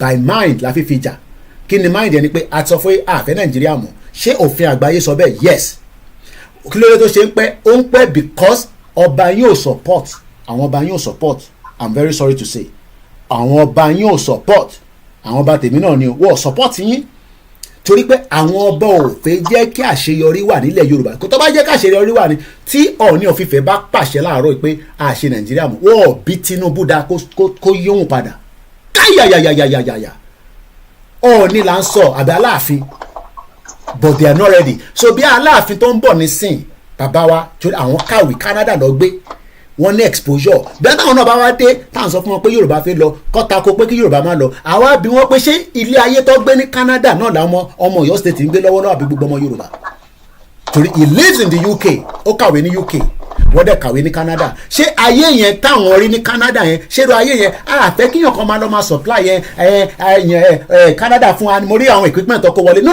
àfẹ́ ru life yẹn wọ́n fún wa ní equipment wá kó síbì kan no àfẹ́ develop ara wa from the scratch and I really develop ara wa inside the messed up country so táwọn yẹn bá ń béèrè pé kí lóde tó ṣe ń pẹ́ kí ní ìrìnàjò ṣe rí báyìí Nigeria has been operating as a business center for 60 years plus so to defeat it we need a lot of brain we need a lot of assistance from outside and within àwọn ló máa support yín, Britain ò ní support yín, àwa la máa wá support ara wa. So ibi tó kù sí nísìnyí pé kólúkálukú lọ múra sílẹ̀, tábà ti ní ká jáde ṣé yẹn la máa fi gba Yorùbá nation ni? From there wọ́n lè declare, from there a lè hold our country and we move forward.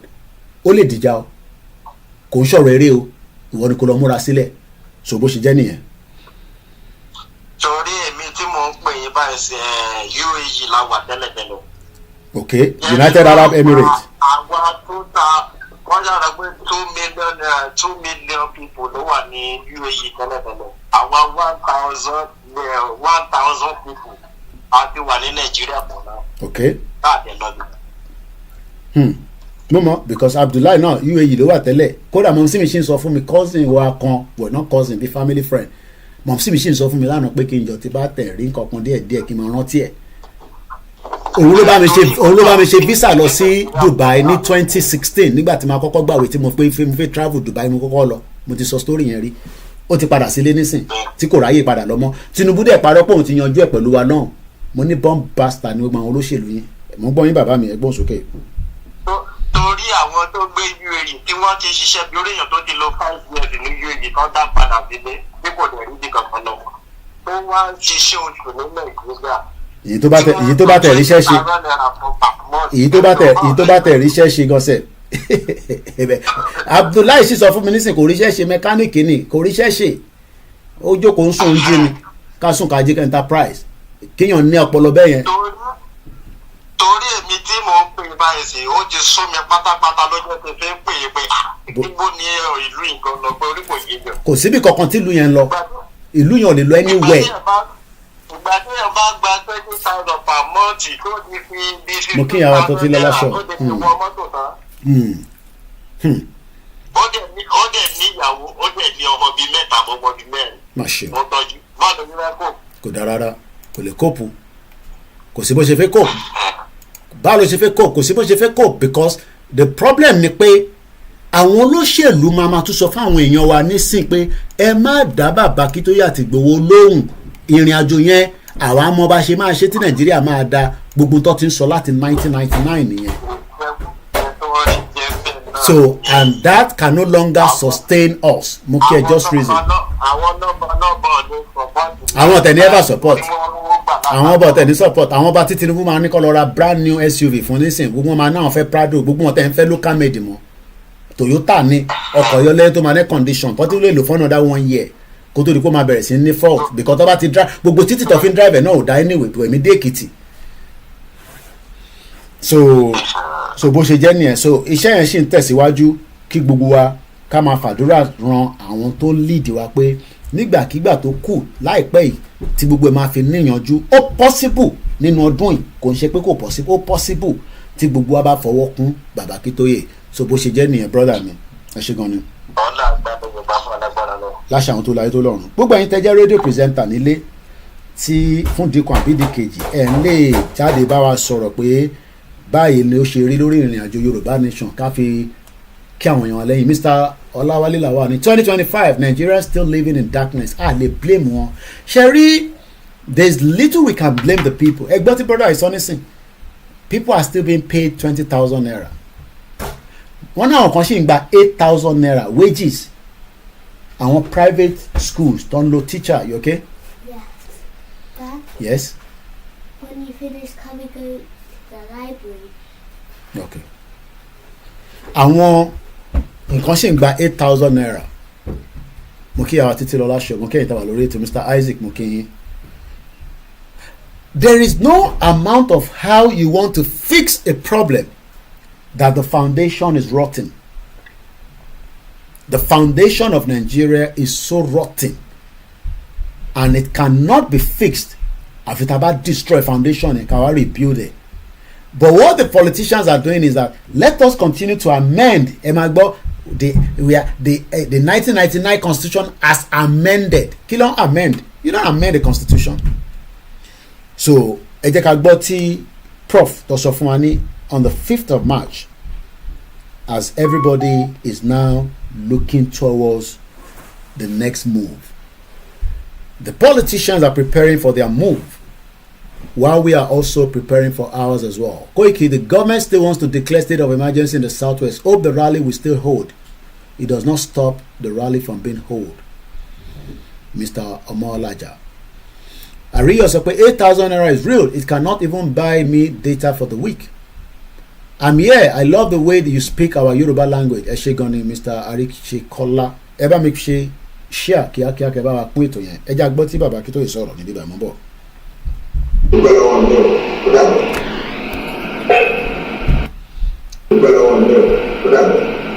that is not the one I'm looking for. Mumbo. Ilé ìkọ́ni mo fẹ́, ilé ni mo need.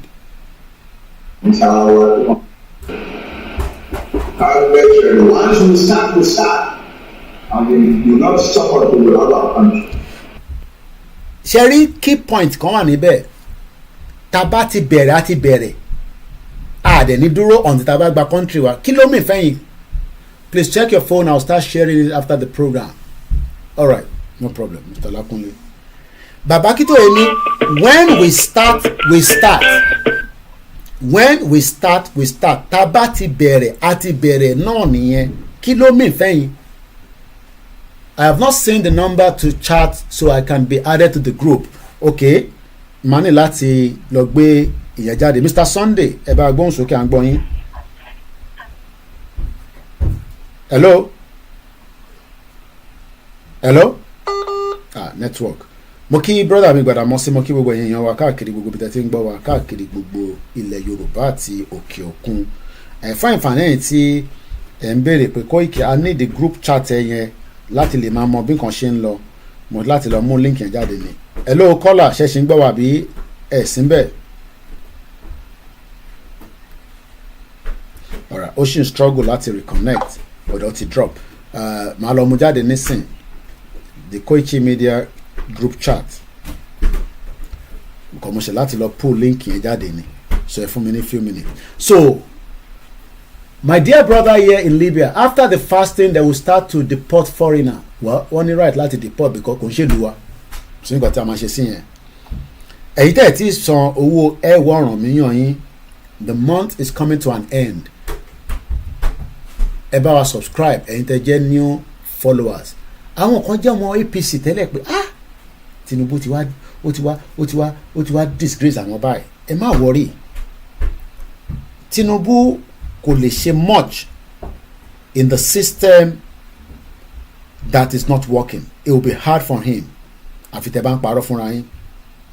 It will be hard for the president to resolve the multiple crises. Breaking news: Tinubu's son has taken over my role. Shetima ó kú oríire kó máa sunkún sábọ̀. Tinubu ò lè fix. Okay, mo ní láti máa send link yẹn sí later yẹn tẹ́ ẹ béèrè link yẹn because mo mọ ibi tó wà nínú, mo mọ bí àwọn team mi wọ́n lè bá mi pull it out. Ó wà lọ́wọ́ mi but torí phone tí mo fi stream yìí, it will be difficult for me to pick it up. But my send it, see, má worry. When people think that Tinubu was coming to power, yes, he has the right to be the president. But can he save the Yoruba people from the Fulani attack, from the inflation, from the economy, from the welfare? No, he can't, because the system is not conducive for Tinubu to have worked with to help us today. It would have been extremely difficult for him. So when some of us are thinking that, oh, Tinubu is coming to power, when they were campaigning, he came to London. Ǹjẹ́ Tinubu tẹ̀ lọ campaign l'America rárá? As at the time he was campaigning, mo rántí ẹ̀yin tẹ́ wà ní America, abẹ́yìn tẹ́ follow campaign trail yẹn. Ǹjẹ́ Tinubu lọ sí America láti lọ campaign? I can't remember now. But I know he was in the UK, at least ó wá sí Chatham House. Ó dẹ̀ lọ jẹun ní 805 kọ́ là ń pè bẹ̀yìn àbí 806 dẹ̀ ni. Tó ń jó tó ń ṣe gbogbo ẹ̀ báyìí. Ẹ jẹ́ ká tún try kọ́lá yìí bí a network kan máa gbé. But eventually Tinubu the president or swear in or your subsidy kò your subsidy. The problem has always been sitting. Then Buhari dẹ̀ mọ̀ pé hello caller. Ṣé fẹ́ dá sórí ètò ní sà? Ẹ káàsán. Àìtí mọ́ ìlú wo lẹ ti ń pè tẹ́ni kàkà sàn? Ìlú wo lẹ ti ń pè sà? Oman ni mo ti ń pè Oman. Ok, sọ yín ti wà lọ́sàn-án ní ọ̀dà bẹ́ẹ̀ because mo wọ́ndà náà nígbà tẹ́lẹ̀ àsàn àyà mi já àwa ṣì wà láàárọ̀. Ẹgbẹ́ òsókè alàgbà wa láti Oman. Ẹ má wọrí mo mọ̀ pé Nàìjíríà náà nílẹ̀ ń lò ní àmátà. Ọlọ́run ló ń ṣe sà. Ọlọ́run ló ń ṣe sà. Ọlọ́run á kún yín lọ́wọ́. Àmì Elédùmarè.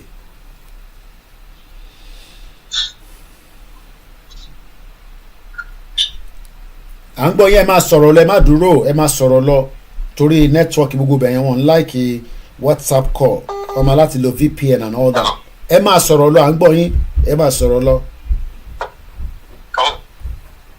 Ok sir. Ẹ rí ìyà ń jẹ wá nílẹ̀ Yorùbá ìyà ń jẹ wá.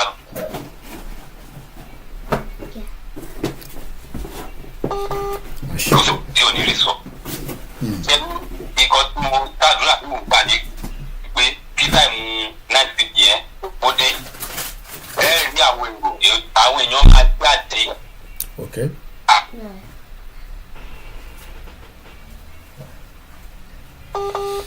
Jẹ́ tó lè ṣe fún wa kò sí nǹkan ṣẹlẹ̀ jọ́sà. Bọ́tẹ̀ nìkan tó fẹ́ ṣe fún wa yíyan ní jẹ́ ká bẹ̀rù ká má jẹ́. Báyìí tí a wà yìí nísìnyí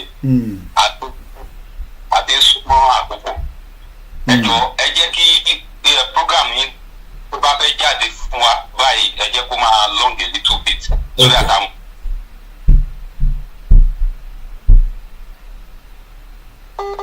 Network yẹn ọ̀dà pa àti get nǹkan tó fẹ́ sọ let's hope it comes back again. Ọ̀dà àti gẹ́ẹ̀tì ọ̀rọ̀ tí brother wa bá wa sọ wọ́n ní ká tún jẹ́ kí program wa kó túbọ̀ long gbogbo ẹni tó bá fẹ́ pè wọlé àbẹ̀ tó bá ní ìbéèrè +447404405917 ẹ lè pè direct ẹ lè pè lórí WhatsApp mo kí gbogbo ẹ̀yin ìyá wa láti ọ̀tún Ìyálájé mo kí ìyá wa Wóníyì mo kí ẹ̀yin tí ẹ jẹ́ silent listener mo kí bàbá mi brother mi Fápọ̀hùndà mo rí ẹ̀gbọ́n mi náà Mr. Fápọ̀hùndà wọ́n sọ̀rọ̀ níjọ́ òní tí mo gbọ́ ohùn wọn ẹ jẹ́ ká padà sí ẹ já lọ sọ́dọ̀ ẹ̀gbọ́n mi Jimmy àwọn brother wa dáadáa ẹ káàbọ̀ sórí ìkànnì wa ẹ káàárọ̀ àìtí parí ẹ̀ a sì wà lórí ẹ̀. Ọlọ́run ló ń ṣe. Àná tí mò ń pè yẹ mò ń bọ́ èyí gidi gan ni mò ń bá àwọn èèyàn kan sọ̀rọ̀ nípa ọ̀rọ̀ Yorùbá nation and everything báwọn lè ṣe bẹ̀rẹ̀ sí ń sọ fún mi nìyẹn and then àgbàlagbà ni wọ́n àwọn bàbá 65-70 years ni wọ́n àtàwọn ìyá ni wọ́n sọ fún mi pé Yorùbá nation my foot Yorùbá nation rádaràda wo with Yorùbá tani jẹ́ Yorùbá nation tani kìíní kan wọ́n bẹ̀rẹ̀ sí ń sọ̀rọ̀ mo ní in fact inú bí mi débi pé mo kàn akọ ìmọ̀kàntọ́ fún ọ pé thank you tó yàn wọ́n ṣe ẹni tí mo lè sọ̀rọ̀ sí. ṣé UK lọ́wọ́ àbí ilé lọ́wọ́. UK ni wọ́n wà o UK àwọn mìíràn tún wà ní Nàìjíríà náà ṣe rí àwọn àgbàlagbà yẹn àwọn ìṣòro wa mo fi títóbi Ọlọ́run bá ṣeré láti 60 lọ sókè àwọn ìṣòro wa UK ni wọ́n wà so kí wọ́n kọ́kọ́ máa ju ẹnu kọ́ máa tó bá àwọn ṣe kíní kan àwọn ṣe kọ́ àwọn tẹ̀ ronú ọjọ́ kan nǹkan tó fẹ́ jẹ lẹ́sẹ̀kẹsẹ̀. ẹ jẹ́ kémi respond ṣe rí tabaṣe ní àwọn ìṣòro wa wọ́n ṣe ìṣòro wa mọ́ tọ́ba ti ní ká jáde a lè expect kúrò àwọn wèrè yẹn jáde àwọn tẹ̀ ká ti dá sídìí sí kó ẹ̀kọ́ ti kú dànù kò jẹ́ kó wà láyé àwa ni káwa jáde ṣe rí tabaṣe ń dúró pé tọ́ba ní ká jáde nísìn ẹ̀ expect káwọn àwọn tí wọ́n ní any reason láti wọ́n ní life diaspora mi láti ọ̀dà tó ṣe Yorùbá nation kò jáde fúnra lè so ẹ má ẹ̀ ká wà too worried about them ìmọ̀ mọ̀ọ́mọ̀ béèrè kò ṣe pé for any reason bóyá bíbá ẹ lọ́wọ́ àtẹ̀ntó tó wà nínú àtẹ̀ntó tó wà níbà it doesn't matter so ẹ má ẹ̀ ká jẹ́ káwọn yẹn fún wa ẹ má ẹ̀ kọ́ fún ẹ má ẹ̀ ṣe rí àwọn kan wà wọ́n ti wà in a dementia stage bíi Joe Biden nígbà tí Joe Biden máa fi lọ wọ́n ràn ló ń ṣe wọ́n ràn kò mọ ọwọ́ ọ̀tún sọ́wọ́ òsì so tẹ́ bá wá engage ra àwọn èèyàn bẹ́ẹ̀ yẹn the best thing tẹ́ máa ṣe ni pé ẹ left wọn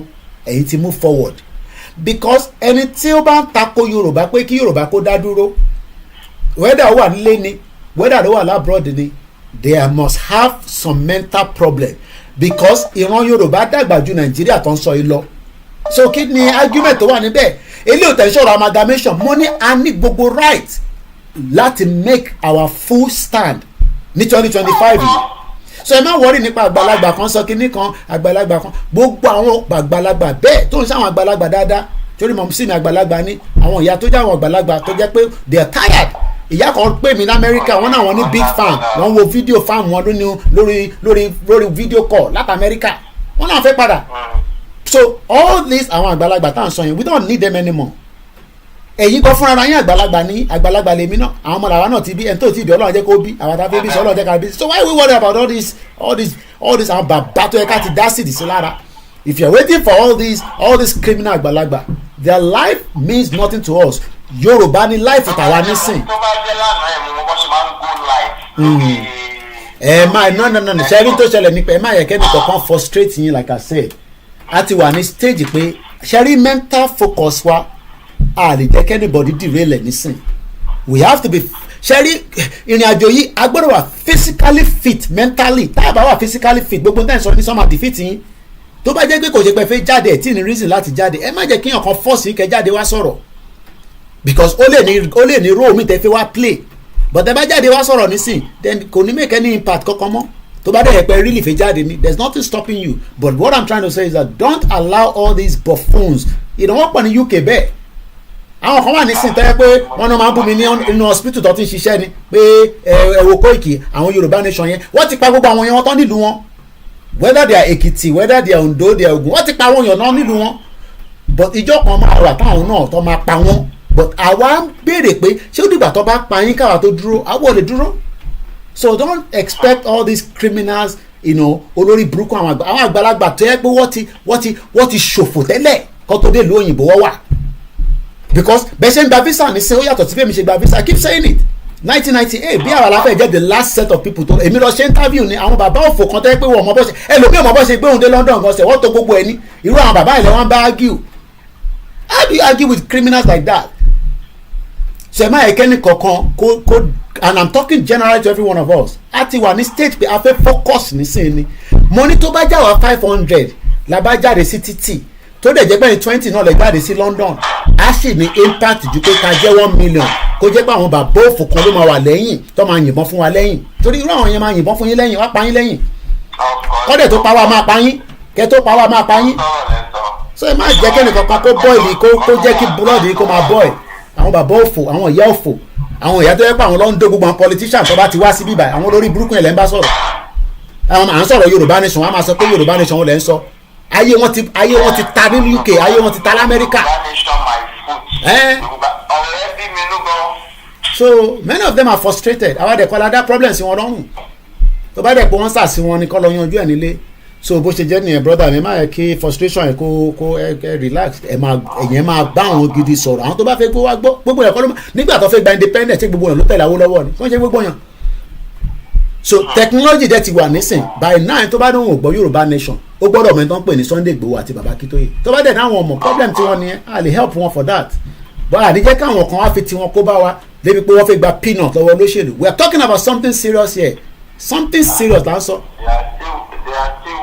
so ẹ̀ tó bá dẹ̀ fún láyè tó bá sì fẹ́ wá sí UK ẹ wá gbé ní UK kẹ́ wo bó ṣe rí it's a beautiful place mo sọ fún yàrá gbogbo títì ló quiet yẹn àwọn fẹ́ wà níbi tá a máa làágùn tá a máa ṣiṣẹ́ èmi fẹ́ wà ní oko nísìn kí n máa ṣiṣẹ́ mo lè lọ wa bọ́ ṣe gbogbo oko tẹ́ ń ṣe nísìn a máa redesign ẹ̀ because lo tractor àwọn ibì kan wà ẹ ṣe ń lo àdánlò kíní yẹn a máa kọ́kọ́ máàpù gbogbo ilẹ̀ yẹn a yọ gbogbo wíìdì a ṣọ́fùlẹ̀ a yẹ pé tractor ló máa ṣiṣẹ́ lọ gbùrùrùrù iṣẹ́ pọ̀ rẹpẹtẹ ta fẹ́ ṣe kí ni mo ń jókòó ṣe ní London ok iṣẹ́ tí mo ṣe ní London kí ni mo lè lọ ṣe ní Nàìjíríà àmì nílẹ̀ Yorùbá kí ni mo ṣe ní London the best iṣẹ́ tó o bá máa ṣe níbí báyìí a lè replicate it whether you are a doctor you are a scientist you are mo rí bàbá kan ní Lagos State scorpion venom ló máa ń yọ there are many things that we will do àjókòó síbi tẹ́ pé gbogbo Èkìtì state kò sí ilé tó jẹ́ 50 story building lókìtì state àbówà yàtọ̀ sí cocoa house. So we are talking about things that can be of usefulness to us.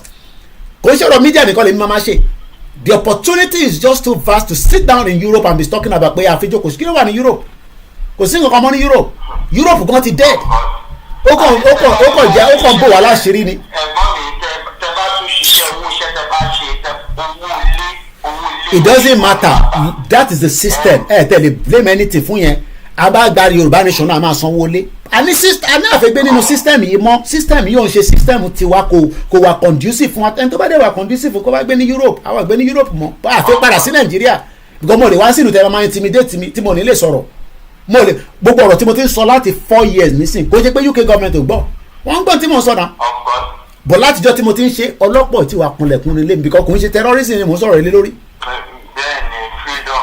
Mo rẹ̀ ní pé kọ́ wá àtàkì ìlú yìí tá a bá sọ pé mo ní kọ́ wá àtàkì ìlú yìí but ẹni tó bá àtàkì wa pé bá pa wá máa pa yín ni Nàìjíríà lèmi ti sọ yẹn mo lè sọ pé kọ́ wá pààyàn níbẹ̀ kí mo fẹ́ ní kọ́ wá pààyàn fún ní bíbáyìí síbẹ̀ èmi mo ní bíbáyìí ni ṣèbí àlejò ní mí ní bíbáyìí but àwọn àjòjì wa pa wá ẹ wá ń gbọ́ sórí social media orí yín ò pé tó bá pa yín kẹ́ pa wọ́n tó bá ti pa yín kẹ́ pa wọ́n simple as that.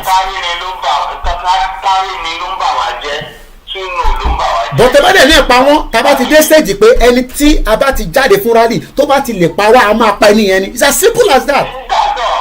bọ́lọ́pàá bá pa wá a máa pa ọlọ́pàá yẹn ni kò sí ọ̀rọ̀ kìnnì kan níbẹ̀ jungle ni country yẹn for now eléyìí ń ṣe civilized country kan ní Nàìjíríà tọ́lọ́pàá bá pa wá nínú rally a máa pa ọlọ́pàá yẹn ni it's as simple as that kò ń ṣe pé a máa dẹnu tẹ bá ti yìnbọn pààyàn a máa pààyàn náà ni fact ni ẹ má pa wá káwa náà má pààyàn but ní civilized country protest ni wọ́n kàn máa fi tear gas wọ́n á lè máa fi water cannon wọ́n máa fi lé àwọn èèyàn bọ́ wọn ní yìnbọn but Africa ẹ máa yìnbọn so tẹ bá yìnbọn tó bá lọ mú èèyàn tẹ́niyàn ọ̀dẹ̀ jẹ́ àjẹsára tí ìbọn mu tó ṣubú bí Jùmọ̀ká Oyèlékè àbí àgbẹ̀ tó kú yẹ àní accept yẹn mọ́ in this part of the movement tó kù nísìn we won't accept it you do me we do you back jungle ni ìyẹn la ṣe ń sọ fún Tinubu pé a máa jáde but ìjáde wa wọ́ọ́rọ́wọ́ ni nobody will destroy anything nobody will attack anybody but if you attack us tẹ bá kó agbèrò sí wa lẹ́gbẹ̀ẹ́ tó bá pa wá a máa pa agbèrò yẹn ni Fúlàní ni kò ń ṣọmọ Yorùbá kó kọlà sójú kan máa pa pé Fúlàní náà lè lọ kọlà. pé a jáde nísìn àwa wà ní Mushin ọwọ́ náà àwọn ọmọ ọ̀tá kan jáde wọ́n yìnbọn pa ẹ bẹ́ẹ̀ yìnbọn máa yìnbọn pa yín náà ni fáàtì ni ẹ̀yin nìkan kọ́ lẹ níbọn ìyẹn la ṣe sọ fún yín pé kí gbogbo akámọ tá à ń fẹ́ ṣe nísìn ọ̀rọ̀ tó wà nílẹ̀ ti kọjá ọ̀rọ̀ à ń dẹnu à ń ṣẹ́nu kò ní àdèmọ̀ máa ṣe kò ní èmi náà rẹ̀ ti dé tán sòkìyàn kan má dẹ́rù bàá pé àwọn tẹ bá rò pé ní agbèrò àwọn tó níwèrè wà nílẹ̀ Yorùbá a ní ká yan ọjọ́ ọ̀rọ̀ tó wà nílẹ̀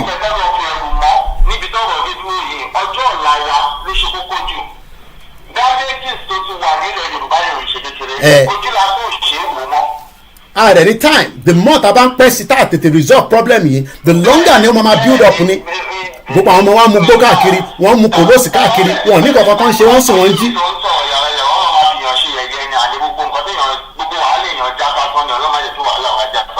àwọn èèyàn kọ́lé ẹ̀ lè lọ gbé nílé kí ni point ẹ̀ wá ra lé ẹlòmíì bá délé nísìnyí àtúmọ̀ hide kò fẹ́ káwọn ará ilé mọ̀ pé òun dé ẹ fẹ́ káwọn ará ilé yín mọ̀ pé dé tí ó bá ń ṣe pé nǹkan wà ń bẹ̀ ẹ̀yin ṣẹ̀ nílé ni tẹ̀sí fẹ́ ọ̀padà lédè.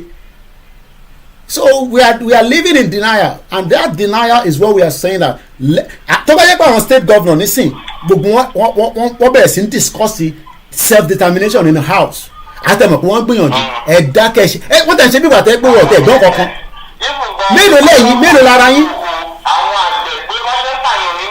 kò sí tọkàn wọn. People are being massacred gbogbo adé ń rí wọ́n gbé wá sórí social media à ń rí lórí social media lójoojúmọ́. sọ ọ̀rọ̀ tó wà lẹ́ẹ̀kọ́ ń sọ̀rọ̀ àgbàlagbà wèrè kan tó ti sínwín tó wà ní UK tó mọ̀ tó ń ṣe òun ẹlòmíì òrókó dó bó ṣe dé onílù yìí ẹlòmíì ti dóko nísìn nílùú ìfọ ẹ má bínú pé náà àwẹ̀ láwà tí mò ń sọ̀rọ̀ báyìí o ẹlòmíì ò tí báyọ̀ sùn láti the last 3 years àwọn yẹn lẹ máa ń bá sọ̀rọ̀ àwọn tó rí wọn ti tó yẹ pé ìlú ìtẹ́ pé frustration tó wà nílùú tó bá careful á run ẹ̀ mad frustration tó wà nínú UK tó bá wà careful fún ara ẹ̀ gan á run ẹ̀ mad especially àwọn tó ti ẹ̀ṣẹ̀ dé nísìn àwọn tá ti wà ń bẹ̀ fún 25 years plus ìyẹn kan ṣe máa sọ fún mi pé bí UK ṣe rí UK is a test of time ní abroad test of time ni ó máa kọ́kọ́ destroy your immune system wá destroy ẹ̀ gbogbo oúnjẹ tá à ń jẹ wọ́n destroy immune system wa ni ìyẹn la ṣe láti máa padà lọ́lé ká lọ máa múra sílẹ̀ dáadáa ká lọ máa prepare kó tẹ̀ torí bá ṣe Yorùbá nation ni mo sọ yìí but tá a mọ gbogbo yẹn àwọn nǹkan mi wà tá à ń jẹ tí kò bá system wa mu. ọ̀yà àwọn pásítọ̀ àbẹ̀ tí wàá ní pé ẹ má lọ ṣoògùn ẹ má ṣe kinní kan à ń jẹ́ nǹkan tó ń ba system wa jẹ́ olórí burúkú làwọn gbogbo cancer nǹkan kan tó ń ṣẹlẹ̀ yẹn ìjọ rẹ̀ yín gbọ́ cancer lọ́dọ̀ àwọn bàbá ńlá wa rí tẹ́lẹ̀ kò ṣe pé kò sí gbogbo kinní yẹn wọ́n suppress ẹ̀ ní ó náà kankan tó fi suppress ẹ̀ ní gbogbo wa la ná àìsàn lára. ẹni tó bá mú àtàrí tẹ́lú tàbí àtàjọ sí ó ti di ẹlòmí àtàrí tẹ́ ń sọ ẹ nísìn èmi jẹ́ àtàrí àtòbí ẹlòmí ò tí ì jẹ obì kò tí ì fobì kan inú báyìí nísìn láti the last 10 years kò mọ bóbi ìṣerí lẹ́nu mọ́. èmi jẹ́ obì àtàtàrí dáadáa nígbà tí mo lọ Áfíríkà ní sóríire bomb blaster. iṣẹ́ gidi ló ń ṣe lára àtòrógbó. so àwọn jókòó sí abroad wọ́n wá ń parọ́ fún wa àwọn American parọ́ fún wa Prince Charles nísìnyí nígbà tó ń lọ ní cancer nísìnyí wọ́n ní kò ní lo oògùn òyìnbó oògùn tìbílẹ̀ ló máa lò ó ń lo oògùn ìbílẹ̀ wọ́n wá sọ fún àwọn pé ká má consult àwọn ìbílẹ̀ wa lóòótọ́ mọ̀ pé tìbílẹ̀ wa tó nídìí ni pé kó nídìí good packaging bó kò lè ní good packaging nínú Nàìjíríà ẹ jẹ́ ká ní country tán ẹ̀rí industry tó máa jáde tó yẹ pé àwọn oògùn yẹn with confirmed authentication of a Yoruba government a máa ta síta ni olórí burúkú Amẹ́ríkà àti àwọn àgbáyé ò fẹ́ jẹ́ kí Yorùbá dìde in terms of our tradomedical another sector tó nìyẹn ní sóríire tó bá ní àní kúrò ní Nàìjíríà bá bẹ́ẹ̀ ní sóríire mo sọ ẹ̀yọ́ máa lè. Do you know what tradomedical could be in terms of business to us when we have our country ọmọ àlẹ́ àmọ́ abẹ́rẹ́ pé ta ni leader bá bẹ́ẹ̀ ni leader bá bẹ́ẹ̀ tó tọ́jú ẹ̀ kó tó kú ìwọ béèrè rọba bẹ́ẹ̀ pé kí ló dé tí Nàìjíríà ṣe ṣiṣẹ́ tó wá ń béèrè pé kí Nàìjíríà máa ṣiṣẹ́ bàbá ẹ̀ mọ̀ pé Nàìjíríà ṣiṣẹ́ ìyá ẹ̀ mọ̀ pé Nàìjíríà ṣiṣẹ́ èèyàn máa lè èmi gbé ní phase 2 Adéníjàdèlé ìyà ò jẹ mí tí mo fi kúrò ní Lagos State 3 years ni mo lò after tí mo ṣe tán ní secondary school ẹ lọ béèrè Kóìkì ní Adéníjàdèlé ẹni ṣoríire ẹ̀ ń tẹ́ pé pátá kan ní gbogbo yín wọ̀ tẹ́ máa fọ̀ tẹ́ máa gbé wá ó gbàṣọ tẹ́mi wọ̀ mọ́ sí mi sẹ́ndẹ̀ wá látà abroad ni but báyọ̀ ní ṣoríire tó bá tó pé yà ń jẹ mí ni lọ́bẹ̀rẹ̀ mi ní phase 2 Adéníjàdèlé pọ́nmọ ọmọ alájà ìdú màmá dáadáa kọ́ lọ́ọ́ bá Fọ̀rúnkẹ́ girama mi ẹ̀yin ń máa lè. kí ló àjókòó sórí social media ẹ rò pé mo ṣe jáde lánàá ni. ọ̀rẹ́ brother mi jàre má yẹn yọ ẹ lẹ́nu ẹni sóríire ẹ lọ́bẹ̀rẹ̀ mi ní Adéníjàdèlé idiot all over the place mọ̀ sí mi mọ̀ pé Nàìjíríà máa ṣiṣẹ́ ló sá kúrò ní 1990 tí Nàìjíríà máa ṣiṣẹ́ ni kò ní jókòó sínú Nàìjíríà idiot èyí tó ṣe bí lánàá ẹ̀yin ọmọ òfò ẹ̀yin ọmọ táyé yín ti bàjẹ́ pátápátá ẹ̀yin ọmọ tẹ́ pé ẹlòmíì ò wọṣọ brand new rí láti jọ tó ti dáyé brand new second hand ẹ̀ ń rà táwọn ọmọ Ìgbò ló ń kó wá gbogbo àwọn aṣọ tó ti wọ̀ tó ti condemn láàbúrò ọ̀dọ́ máa kó wá fún yín idiot all over the place mo kí ọ̀kẹ́ might kò ní bàjẹ́ fún brother mi bẹ́ẹ̀ ni o rò pé easy kíyàn wà níta kó máa gbé níta láti 25 years ni nǹkan kékeré ló pé ni living outside the country for 25 years àná ló rò pé mo ṣe kúrò Nàìjíríà ó rò pé mi ṣe japa lánàá ni 1998 Gatwick airport September ni mo dé lu yìí mo mọ date mo dé lu yìí passport mo lò dé lu yìí ṣì wà lọ́wọ́ mi ọmọ àlè mo wá fi 15 years mo fi wáwé nílùú yìí tí Nàìjíríà bá dání ó yẹ kí mi wá máa wá status ìlú mi èèyàn mọ òfò èèyàn ọmọ tẹ́ẹ̀mọ wọ́ọ̀tún sanwó òsì gbogbo skul lórí rakatia kò ní bàjẹ́ fún ẹ̀jẹ̀ mi kọ́ ya brother mi tó fún mi super èmi láìkó owó ẹ̀fún alówó ẹ̀yà tó lọ sáwọn tó ń pè wá à ń sọ pé nǹkan ń dùn wá lọ́kàn àwọn bàbá òfò kan wá ní ká dákẹ́ àwọn bàbá táyé wọn ti bàjẹ́ àwọn bàbá táyé wọn tó ti finish Tinubu ṣebí àbúrò ni Tinubu náà wà nígbà tó sá kúrò òun àti Délé Mọ̀mọ́dù ṣebí mo ṣìkà lórí Bob D jẹ́ lọ sọ́dọ̀ Bob D lórí Instagram idiot all over the place mo lẹ́mi ní ibi ìbàlẹ̀ máa yọ ẹ̀mí Nàìjíríà kúrò lára ọmọ àlè Nàìjíríà will work in Jesus name olóṣì ó wọ́ọ̀kì lánàá ṣé ó wọ́ọ̀kì lánàá fún dádì ẹ̀ Nàìjíríà tó wọ́ọ̀kì fún parent ẹ̀ tó yẹ pé parent ẹ̀ struggle ẹlòmíì owó oògùn péré ló pa bàbá ẹ̀ kò rí owó oògùn pé bàbá mi nǹkan àìsàn ṣe bàbá mi kò rí oògùn òun ló pa dádì ẹ̀ ọmọ àlè ìyẹn ni wọ́n máa ń sọ fún rèmi pé kí n ṣọ́tọ̀ dádì ẹ̀ tó yẹ pé n tó pa bàbá ẹ̀ ṣe àìmọye àwọn tó sick nílùú yìí tó yẹ pé wọ́n ṣì dókítà Máwùmí kọ́ ló bá fún ọ lálàáfíà owó tí Amẹ́ríkà gọ́ọ̀mẹ̀ntì náà sí ìyá yẹn kò ń ṣọ̀rọ̀ $1 million tí ìyá yẹn bá wá sí Nàìjíríà wìdí wọn wì kó náà máa dákẹ́ ni èèyàn máa lè àní ká gba kọ́ńtì káyé ẹ̀ lè da kó lè rọmọ tọ́jú kó lè rí fámìlì tọ́jú gan nínú ẹ̀ àní ká dákẹ́ àbí ìpìlẹ̀ máa gbà nínú àwẹ̀ mi báyìí ẹ̀ ní sóríire ẹ bá gbọ́n sókè ṣe fẹ́ dá sórí ètò ni hello sir. ṣe fẹ́ dá sórí ẹ̀ káàbọ̀ sórí kan ní wa ẹ bá gbọ́n sókè yes sir. à ń gbọ́n yín sà. Ọlọ́run á máa fún yín ṣe o. a fún gbogbo wa ṣe. gbogbo akitiyan yín lórí ọ̀rọ̀ Yorùbá nation yìí àti èròǹgbà dáadáa tẹ́ ẹ ní fún ìran Yorùbá Ọlọ́run á jẹ́ kó wá sí ìmúṣẹ. àmín. Ọlọ́run á dẹ̀ mú wa dídẹ̀ dèrè lágbára Ọlọ́run. àmín Ọlọ́run. àwa wà pẹ̀lú yín Yorùbá nation gangan òun ló lè ṣe gbogbo tó ń bẹ ńlẹ̀ yìí olórí burúkú làwọn ìjọba Nàìjíríà wọ́n ṣèyàn gidi. bẹ́ẹ̀ni. kí àwọn bàbá tiwa kí wọ́n tó ṣaláìsí akékeré la wà tó ti máa sọ wípé àfi tí ìlú yìí tó bá pín kábíyèsí òun ni a tó lè nísinmi nílùú yìí. àdúgbò wo lẹ ti ń pè wá nílẹ̀ Yorùbá sáìdì wo lẹ ti ń pè wá kákọ̀ láì dí àti onínú máa ń dùn táwọn Yorùbá ń pè láti ilé sáìdì wo lẹ ti ń pè wá kábíyèsí ẹ àwọn tèmi nìyẹn Ọlọ́run bá ń dúró tì yín. bẹ́ẹ̀ a máa ń tẹ̀lé yín bá bùbá kẹ́yìn lé ọ̀la. ẹ ṣé gan ni. àníká dá sí náà ní ká dé gbòòrò. mo dúpẹ́ you okay. kí bàbá bá ń jáde tó yẹ àti bàbá bá dé gbọ́ Ọlọ́run á wà pẹ̀lú yín o àti gbogbo ọmọ Yorùbá tó fi òtún rìn ìrìn àjò Yorùbá nìyẹn. àmín ẹ ṣé gan ni ẹ tẹ́ ń support wa lórí Twitter Mr. Terry thank you so much ẹ ṣé gan ni ẹ bá ń kí gbogbo àwọn ará ilé thank you very much. mo kí gbogbo èèyàn wa tó bá fẹ́ dá sí nọ́mbà mi ẹ lè pè mí direct ẹ má bínú pé èèyàn wa tí à ń jẹ data yín nílé Odùduwà has arrived èèyàn dáadáa àwọn tí Koiki Media nìyẹn àti ti olóyè Ìgbòho ṣá mo kí gbogbo wa mo kí gbogbo àwọn ọmọ wa nílé ọba Elédùmarè kò ní fi wá sílẹ̀ ẹ já gbọ́ bí Délé Momodu ṣe sọ̀rọ̀ ìyẹn lánàá no má bàa mi sọ̀rọ̀ ice cream nísìn it's 11 o'clock okay ice cream kọ́ old school ni tó bá wà ní school wa máa mú ice cream ẹ já follow ti Délé Momodu sọ yes I choose a road less travelled by Délé Momodu.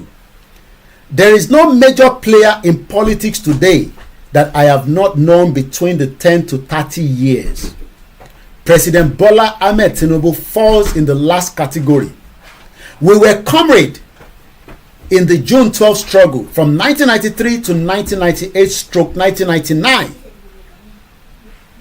Bola Tinubu tẹ̀yìn sọ yẹn. Mo ní ìyá tó ń dáná fún wọn. Ìyá tó ń dá iná tí Bọ́lá Tinubu ń jẹ ní UK àti gbogbo sẹ́ẹ̀tì wọn mo pàdé mọ́mì yẹn ní pàtí ní last week Saturday.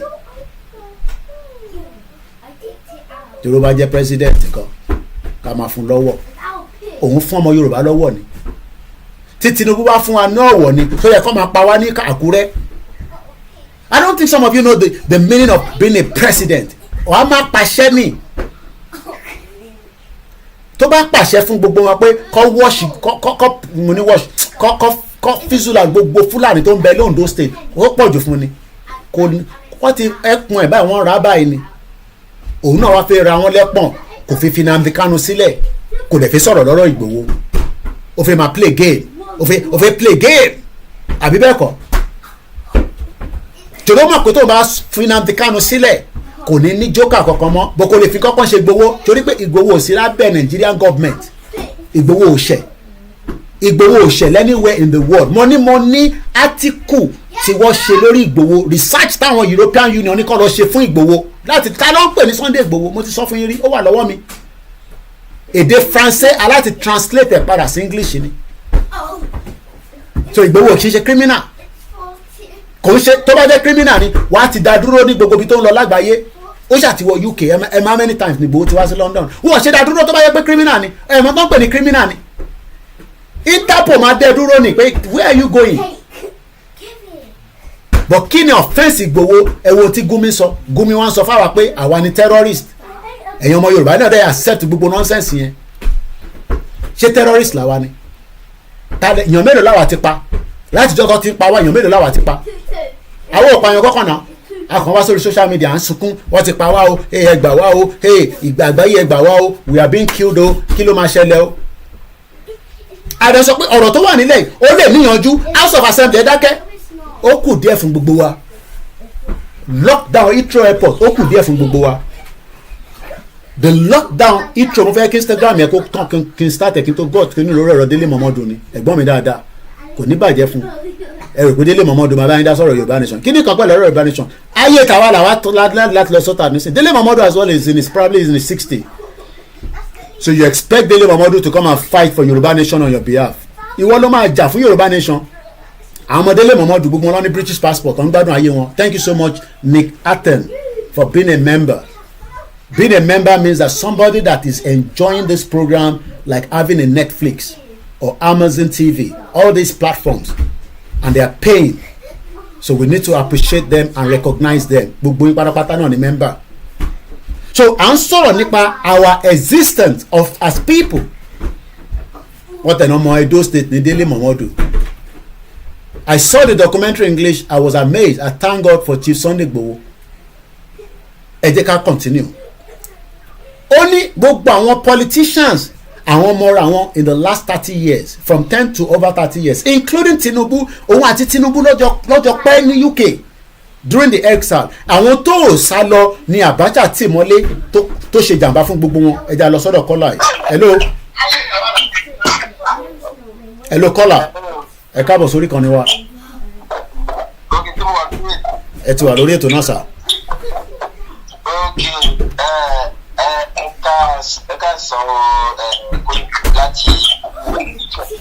Láti Abidjan ẹ káàbọ̀ sórí kan ní wa ẹ má bínú àwọn ọmọ ẹ ló disturb ní background à ń gbọ́ yín sà.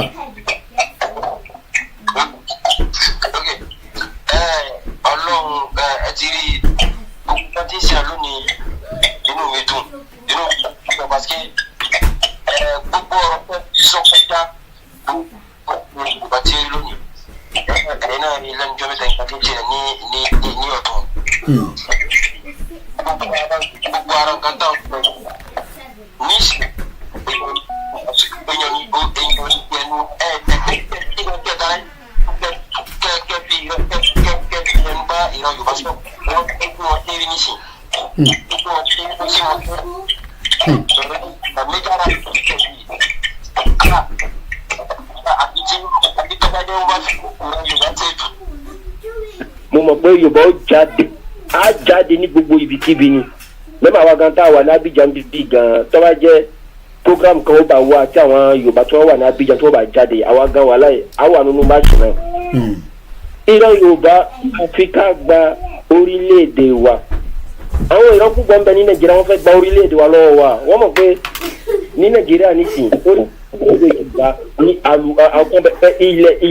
ilẹ̀ Yorùbá ló dáa jù lọ́dọ̀ wa tẹ́bá ti gbin kan rẹ̀ nídìí fertilizer yóò máa jáde ní sẹ́sẹ̀rì yóò máa jáde ní lọ lónìí yìí àwọn èèyàn kan ti rí pé pé ẹ̀kan bẹ̀ tàbí wọ́n fẹ́ gba ilẹ̀ Yorùbá màá Yorùbá nìkan ojú wa ti ń là èmi kan tí mo bá ń sọ̀rọ̀ ọmọ Ọ̀ṣun ni mí ọmọ Ọ̀ṣun state bàbá mi ọmọ Ẹdẹ màmá mi ni ọmọ Òṣogbo bọ̀ kí wọ́n á rí pé irú nǹkan báyìí wọ́n ń ṣe ní Ọ̀ṣun nǹkan tá à ń sọ o ti pẹ́nu tó àwọn bàbá òṣì tí wọ́n sọ pé kí ni wọ́n pè ní Yorùbá nation báyìí ẹ mọ̀ dá àwọn èèyàn lóhùn ṣé ń gbọ́ mi ẹ mọ̀ dá àwọn èèyàn lóhùn àgbọ̀yé sà. wàhálà ẹ mẹ́ta àwọn wèrè náà wẹ́lẹ̀ yìí àwọn bàbá wèrè ni wọ́n ẹ̀rí kí ni ní ilẹ̀ Abidjan bíi àwọn French wọ́n máa ń sọ èdè kan pé mẹ́lẹ̀ kan vieillis ìtumọ̀ rẹ̀ ní pé kí ni ẹni tó máa ń pèyàn ní àgbàyà láti ọ̀pọ̀ ló ti ní ìwà kátàkátà ló wá fi dàgbà láti Yorùbá fi ń sọ pé àgbàyà àwọn àgbàyà wà àwọn àgbà àwọn èèyàn ẹ mọ̀ kẹ́ àti bí àwọn nǹkan kan àwọn èèyàn kan ni wọ́n sọ lánàá pé kí Sunday Igboho kọ́mọ́ níbi ìsìnkú mọ́mọ́ pé nǹkan táwọn rí pé wọ́n fún wọn pa ní gbọ́n tàbí Sunday gbogbo wa tó gbogbo àwọn èèyàn máa kọ́ rí nǹkan kan rọ́mà làwọn èèyàn àwọn wòlíì rọ́mà làwọn èèyàn. ẹ ti rí olùsínà irú àwọn ilé irú àwọn èèyàn báyìí máa ń wà báyìí irú àwọn èèyàn máa ń wà báyìí pé wọ́n fi ba program jọ lọ́wọ́ èèyàn mẹ́tí táwọn ní àníkà kún lẹ́ irú àwọn èèyàn wọ́n tún padà fún ìwà tó báyìí àwọn gangan ló tún mọ ké Sunday Igboho àwa la jà fún ọ ẹ ti àwọn ké irọ́ ni bẹ́ẹ̀ irú àwọn yẹn káàtì mọ́tò ti tàwọn kún ọlọ́ọ̀tì mọ ìjà táwa Yorùbá à ń jà ọlọ́ọ̀tì mọ̀ pé ìjà ẹ̀tọ́ wa ni ẹ̀yin náà òótọ́ ni àwọn ń gbé ní Abidjan kù tí àwọn èèyàn wa tí wọ́n ń pa ní àwọn èèyàn wa tí wọ́n ń pa ní ṣé wàá dà ìgbà tí mo fi fídíò gan ìyàwó mi gan inú rẹ̀ bàjẹ́ ni parce que ọmọ ọ̀sùn náà ni òun náà ọmọ ìjì ni òun náà. ok brother mi naija ló dé. inú rẹ̀ gan bàjẹ́.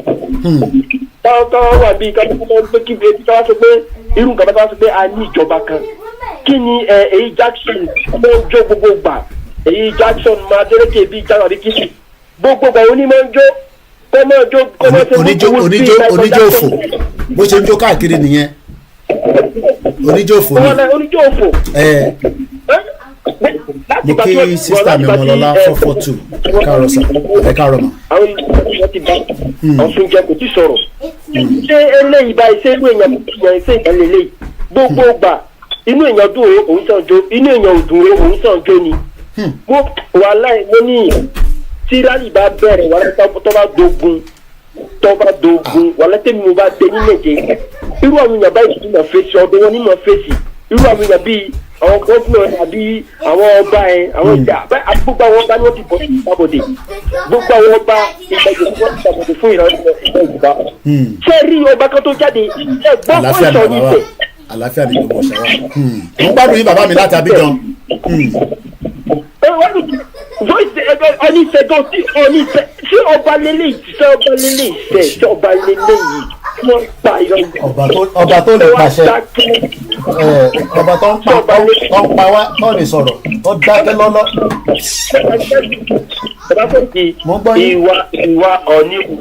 ìwà tí ọ̀ní wù kò yà mí lẹ́nu. ẹ jẹ́ ká fi wọ́n sílẹ̀ ká má dárúkọ wọn ká fi wọ́n sílẹ̀ jàre. gbogbo èèyàn ló ti mọ ọba táwọn sọ àní láti dárúkọ ọba kankan gbogbo aláti mọ àwọn ọba yẹn. èyí pa ń bẹ̀rù láti dárúkọ wọn ẹ̀ má yẹ ká dárúkọ ká fi wọ́n sílẹ̀. hòtẹ́ẹ̀lì wọn lásán lẹ́rìí iná tí o kò tiẹ̀ sí nǹkan kan Azeez mo kẹ́ ẹ. kí má bàyè jù. ẹ ṣe gan ni ẹ ṣe gan ni ẹ bá ń kí àwa kan ẹ bá ń kí gbogbo àwọn ará Abidjan pátápátá nígbà tá a bá ti jáde fún night vigil gbogbo òru náà ni wọ́n ti ní gbogbo àmà ti jáde sọ yìí náà gbọ́dọ̀ jáde láti lọ fẹ̀dùn ọkàn yín wọ̀n níwájú embassy ní Abidjan bẹ́ẹ̀ ẹ ṣe gan ni mo dúpẹ́ thank you very much ẹ bá káwọn ọmọ mo kí gbogbo imagine Yorùbá wà l'Abidjan wà káàkiri àgbáyé mo kí ìyá mi dáadáa Ọmọlọ́lá 442 lórí Instagram mo kí Ari Ṣekọ́lá wọ́n ní you see Tinubu have buy all the Obas bẹ́ẹ̀ni come and take it I believe mo kí Mr. Mutiu ẹ káàárọ̀ mo kí ẹ̀yìnyàn wa Wàrí Jìnàdù ní wàhálà ogun náírà ọba ọ̀jẹ̀lú citizen Britiko IMF Igbo Hausa gbogbo wọn pátá half-blooded Yorùbá foreign power brokers ourselves ní wàhálà Yorùbá self-determination wọn ò fẹ́ yẹ ká lọ kí ló bá pé ká lọ ká dá dúró mo kí yàmi ajé olókun ẹ ṣé gan ẹkú ìnáwó ẹkú gbogbo gbà Adékúnlé Ramon mo kí ọgbà yẹn tí a sì jọ wà lórí ètò a wà lórí broadcast lórí Koiki Media backup Koiki Media presently is been suspended for 2 weeks 2 weeks ẹ̀ máa tán ní wíìkì so hopefully it will be back but a ti create a backup channel àlẹ́fà ni Ìgbòho wà mo kí yín o gbogbo àwa tí a jọ wà nú àwẹ̀ àwa náà wà nú àwẹ̀ babaláwo kọ̀ máa ń jẹun láàárọ̀ ní kíákíá ìwọ̀ká máa dá fáwọn máa dá gbogbo ẹ̀ so táwọn bá lọ ni pé kò sẹ́yìn kankan tó fẹ́ wàhálà kankan àwa create wàhálà but Nàìjíríà ti create wàhálà fún wa láti 1960 so ẹ jẹ́ ká padà sọ́dọ̀ Délé Mọ̀mọ́dù ẹ̀gbọ́n mi dáadáa Bob D wọ́n sọ̀rọ̀ kan nípa àìmọye àwọn tó máa ń bábà òun Délé Mọ̀mọ́dù ó sọ̀rọ̀ nípa tó ń lọ báyìí mo wá kátìkù lọ́dọ̀ wọn and I want to share it with us àti kàdébi tó sọ pé within 10 to 30 years Tinubu falls into the last category. Ó wá ní òun àti Tinubu they were comrade in the June 12 struggle from 1993. In tó jẹ́ káwọn èèyàn nífẹ̀ẹ́ Tinubu nìyẹn pé òun náà jà kò lè ṣe Tinubu nìkan kan ló jà. Many people fought during the June 12. Okay, ẹ ṣe gan ni. Many people ló jà pé kí June 12 yẹn kó lè, but eventually some lost their life. But Tinubu wá jẹ́ èèyàn kan kí ló tó ń split omi jáde stop it. Kí ló lọ nímú ẹ̀ kí ló ti ṣe ìkùnmọ́ wà nímú ẹ̀ fi tíṣù kò fi nímú ẹ̀ ele kí wá lólè.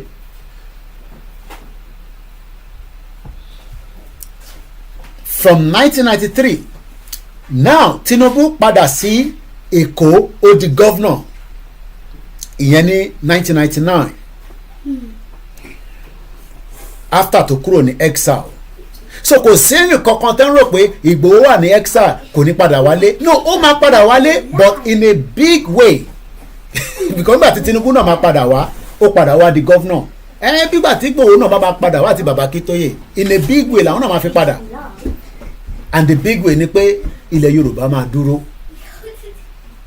Ó dà pé ẹ̀ tí gbọ́n kan tí mo ṣàràṣàrà mẹ́ẹ̀ gbogbo nǹkan ló ní cycle ẹ̀. Gbogbo nǹkan ló ní kí ni mo sọ its own cycle cycle.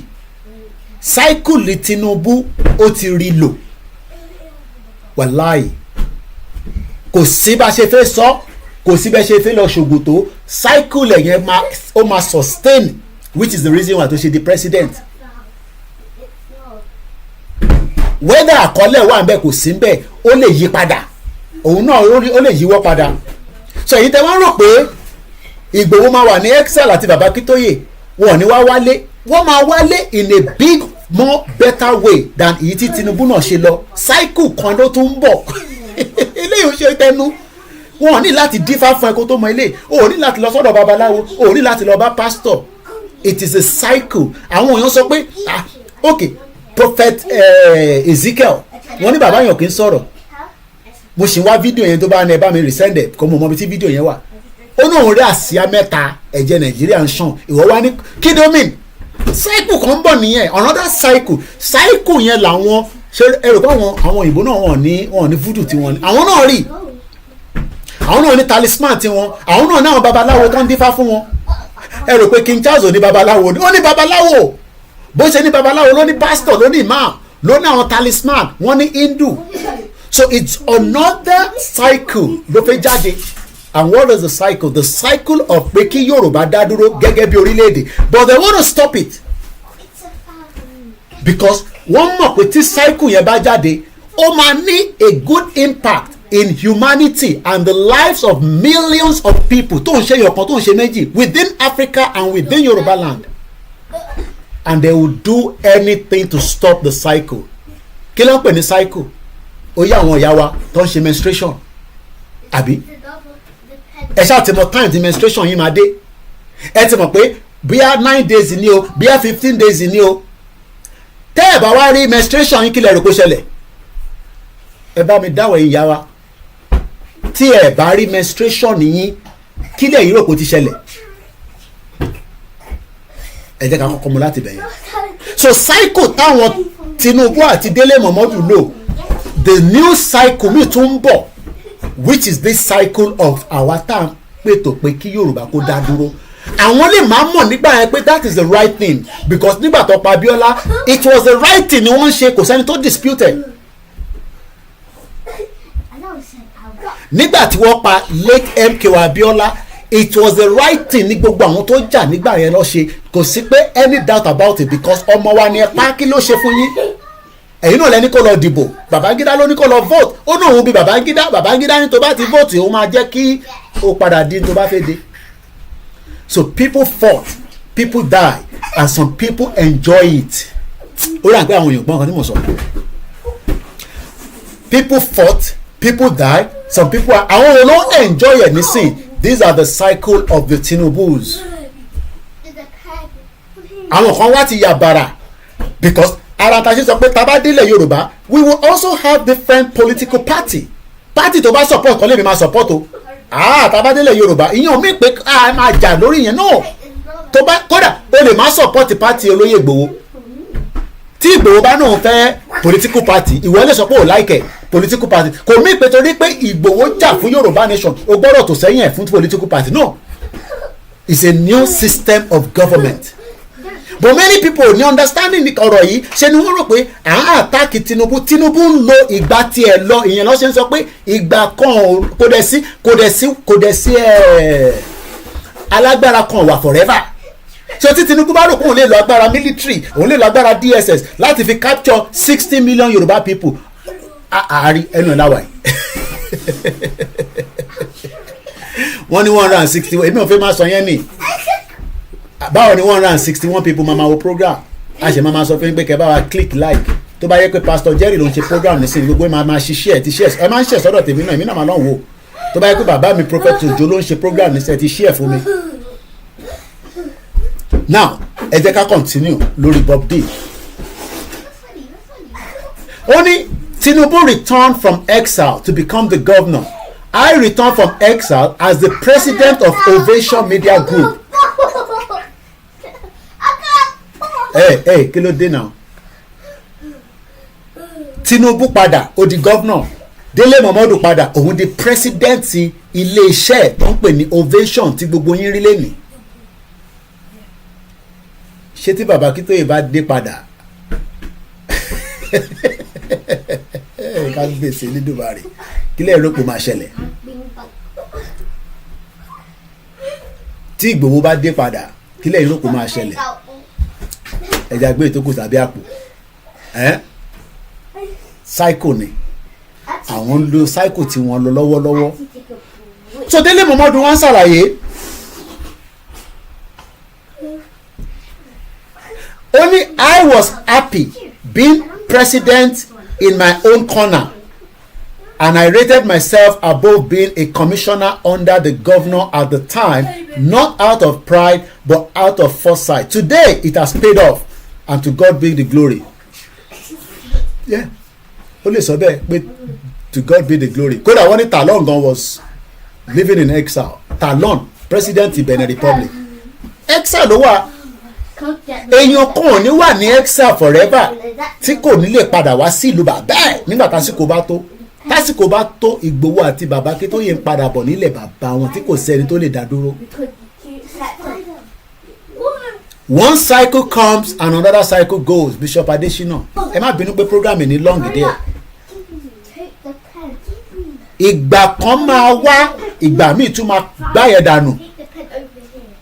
Wọ́n dẹ̀ ti mọ̀ wọ́n ti rí àwọn tó ní òye ìwọ ló rí òye ni ló ṣe ń pariwo Nàìjíríà ọmọ Yorùbá ní UK ló ń pariwo wọn Nàìjíríà ọ̀dẹ̀ nìyẹn tí tó bá ń ṣe ọ̀dẹ̀ nìyẹn tó bá tún ṣe ọ̀dẹ̀ nìyẹn àwa ń pariwo pé kí ìran Yorùbá dìde ìwọ fẹ́ fọ́sẹ̀ mọ́lẹ̀ nítorí tọ̀ìtọ̀ì tó ń jẹ torí KFC tó ń jẹ àti McDonald's ìjọba o ti ra mọ́tò tó ń sanwó díẹ̀díẹ̀ aláìdá ènìyàn bẹ́ẹ̀ ló replicate gbogbo ẹ̀yin tẹ́ wà ní gbogbo àwọn ìlú káàkiri bẹ́ẹ̀ tẹ́ ń takò pé kí Yorùbá kó lọ kí ẹ̀ṣẹ̀ wọn ní Yorùbá ṣe fẹ́yìn ìbọ̀lẹ̀ lè wà látẹ̀ǹkan mo ṣáà wò látẹ̀ǹkan náà pé fóònù mi ò pé lọ́wọ́ mi ẹ ṣe jàre ẹ̀yin ọmọ dáadáa ẹ̀yin ọmọ Oòduà ẹ̀ lálùbáríkà a máa kó yín díjẹ̀bú òde mo ṣáà fojú wò pé fóònù yóò pé látẹ̀ǹkan but mo ṣáà ti lè rí gbogbo tí mò ń rí ṣe àwa lórí Twitter àwa lórí Instagram.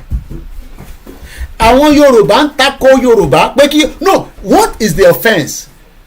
Don't expect some of them to follow you.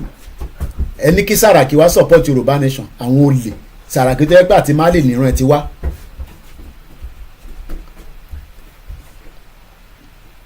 Délé Momodu ní òun di president ti iléeṣẹ́ òun dẹ̀ wà okay pẹ̀lú ẹ̀ which is good. Only the biggest gift every man should ask for is freedom. Délé Momodu ń bá wa sọ̀rọ̀ bọ̀ kò ní bá yín jà fún freedom o. Àwọn èèyàn gbọ́ mi mọ́ ó ti sún yín àbí ṣé ká pa ká máa lọ́lé. Délé Momodu ń sọ fún wa pé the biggest gift every man and woman torí ọkùnrin kọ́kọ́ ló wà láyé àwọn ọ̀rẹ́ ń ṣe gay ọmọ Yorùbá ò kì í ṣe gay àwọn tó ń ṣe problem tí wọ́n nìyẹn ọkùnrin àtọbìnrin làwa máa ń ṣe adláìkẹ̀ bọ́lọ̀ ń ṣe dá wa nìyẹn ta ló máa wá fẹ́yìn ní freedom Britain America European country Africa ta ló máa fún yín ní freedom ṣé Délé Mọ̀mọ́dù tó jà tẹ́ẹ̀mí ẹ̀ ò bọ́ sí tóun náà tó jápa tó lọ ọ̀nà exile ṣé Tinubu tó jápa tó lọ ọ̀nà exile tó padà dé tó di King Kong ṣé mọ̀ pé wọ́n ń sanwó lé Tinubu nígbà tó dé ní 1999 àwọn tó sọ kò ṣe pé wọ́n parọ́ mọ́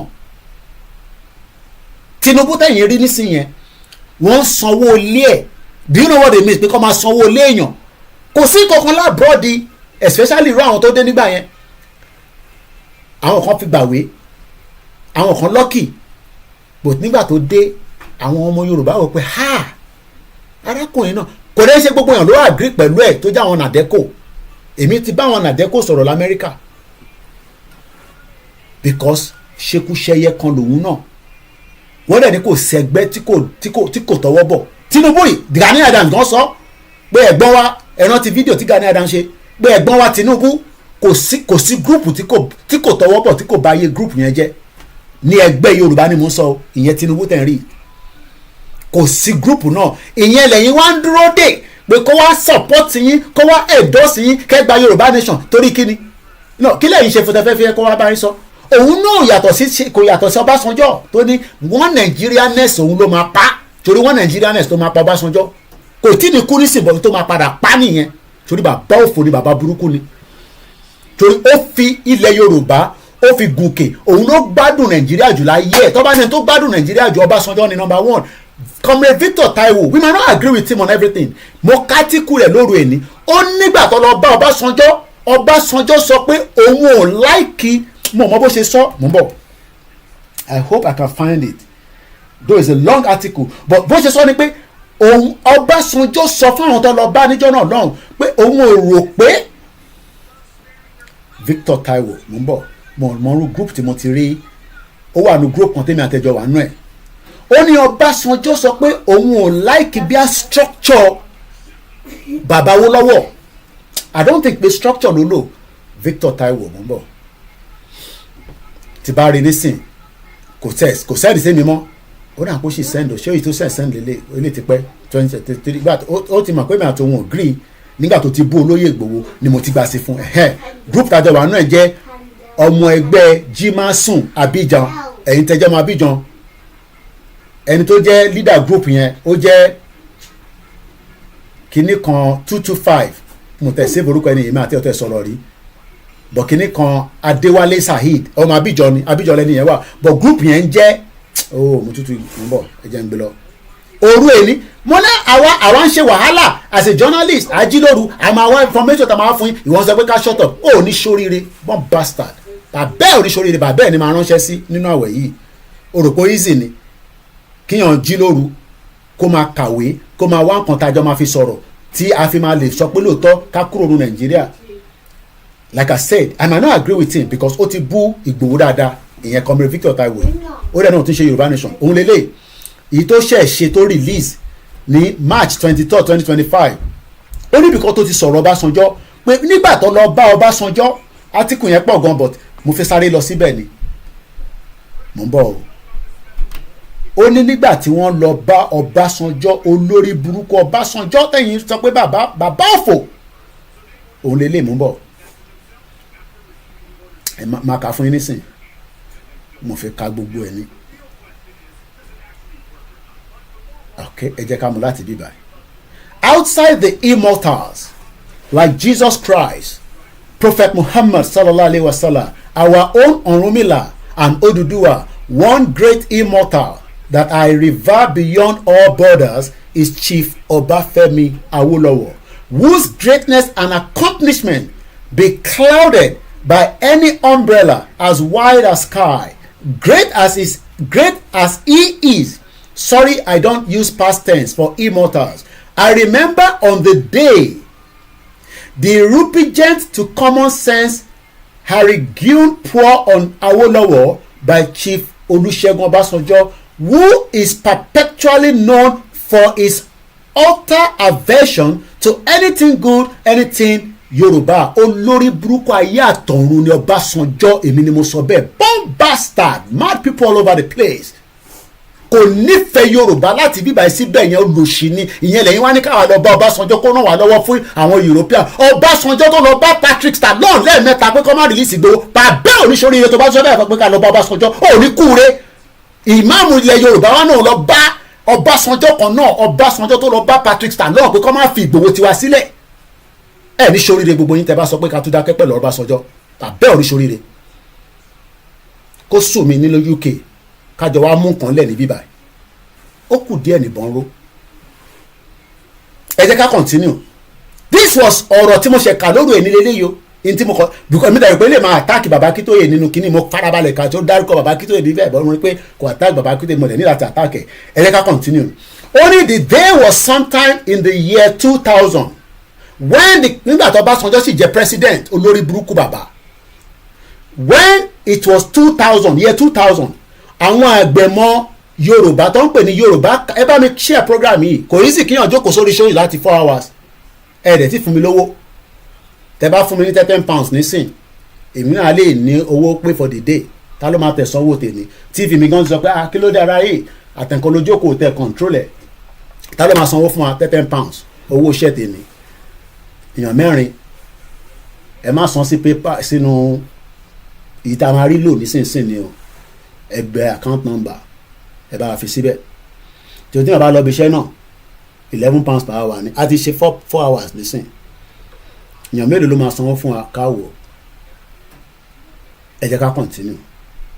wọ́n ní 2000 àwọn Yorùbá Council of Elders wọ́n lọ bá Ọbásanjọ́ ní Aso Rock olórí burúkú ó ṣe military government ó fi jalè náà ni ó ṣe civilian government ó wá ń bú Àtíkù ó lè tóun náà jà ẹni kó wá ṣàkáǹtì ó yẹ kí Tinubu tì mọ́lé ni ó yẹ kí Tinubu lọ gbé Ọbásanjọ́ kọ́kọ́ tó bá ti lè ti Ọbásanjọ́ mọ́lé Babangida máa sá lọ kúrò Nàìjíríà bọ̀ wèrè kan náà ni gbogbo wọn Tinubu ò lè ṣe jack shit ẹ̀pọ̀n tòun náà báyìí wọ́n rà báyìí ni wọ́n ní 2000 Azeez ti bínú ó sáré fi $19 pé Koiki ò lè máa sọ̀rọ̀ ó sì sẹ́ni owó sí mi lánàá mo sọ fún yín Western Union ni mo ti gbà lánàá ó fi mọ ètò wà ń bẹ̀ máa wá káàkiri kò ní bàjẹ́ fún Azeez ẹ̀gbọ́n mi dáadáa ni bí wọn kàn bá fún mi wọn á sì máa fún mi kò ní bàjẹ́ fún ẹ kò ní tán bẹ̀ bó ṣe náwó sí wa àtẹ̀yìn tó kù náà ìwọ tó bá wá ní owó máa fi àdúrà ràn mí lọ́wọ́ pé ẹ ní mú mi ẹ ní mú ohun mi ẹ ní ṣoríire wọn náà ní di pépà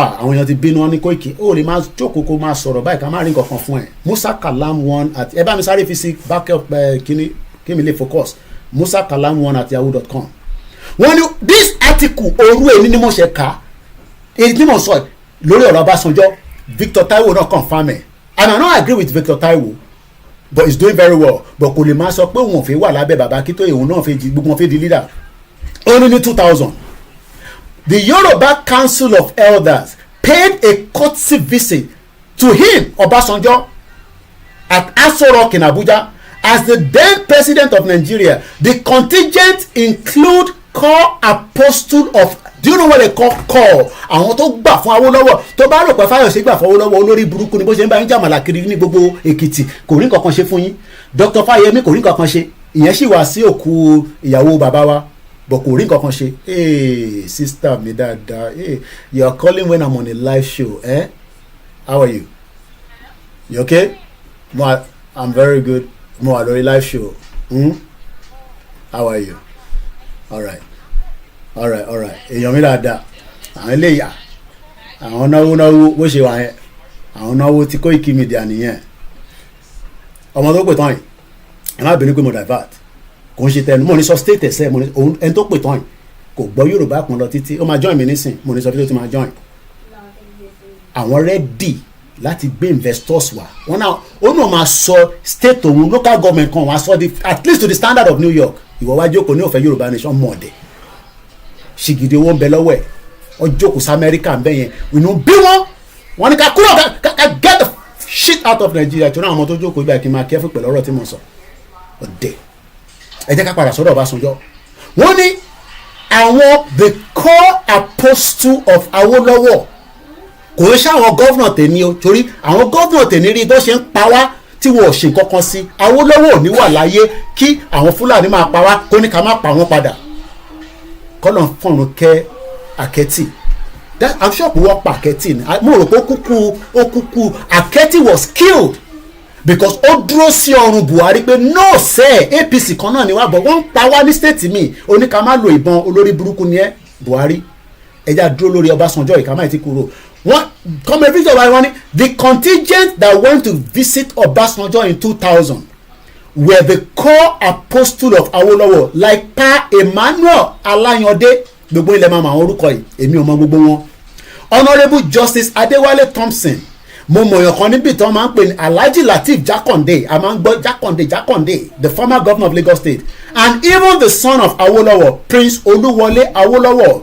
We also had others like Chief Richard Akinjide, the former Attorney General of Nigerian Federation, Dr. Tunji Otegbeye, Alhaji Yekini Adeojo, Dr. Dejo Rahimi, Dr. Kunle Olajide, and a host of others. Definitely my qualification to be among the men of timber and caliber as the only young man on the contingent of over 60. So that means Victor Taiwo náà tẹ̀lé wọn lọ in tó ń sọ nìyẹn. Yàtọ̀ sẹ́wọ̀n tó ń dárúkọ tó jẹ́ pé wọ́n ti wà in their 60s gbogbo àwọn bàbá yìí nísìnyí wọ́n ti wà mọ̀ bí wọ́n sì wà láyé. I'm sure they are now in their 70s. Àwọn bàbá yìí ò lè ṣe kankan mọ́. Nàìjíríà ti gbá wọn gbàás Nàìjíríà ò jẹ́ kọ́ rí kankan mú jáde. Wọ́n kàwé títí George ni kíní kan ni wọ́n ní Jákàndé legacy ló ṣì lọ lọ́nkàn yẹn nísìn kí la máa fi ṣe legacy Fáyọ̀ṣe olórí burúkú ọmọ àlè táàbùrú ẹ̀ náà nílé l'Àbújá níbo ló ti rówó ralé s'Àbújá tó ń ralé s'Àbújá tó ń kọ́lé s'Àbújá tó bá ń ṣe pé 419 ní gbogbo wọn. Definitely my qualification ló ti ka bẹ̀ yẹn. Now only by law I was my scared position as the initiator of the gigantic body of the Yoruba ilé ìmọ̀ àpọ̀n rẹ̀ lé gan. That was 25 years ago.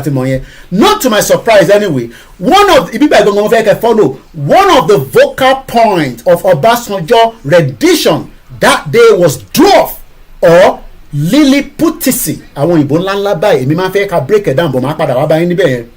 The emagematism and gigantism of Awolowo. Yorùbá ló fi kọ́ bí báyìí.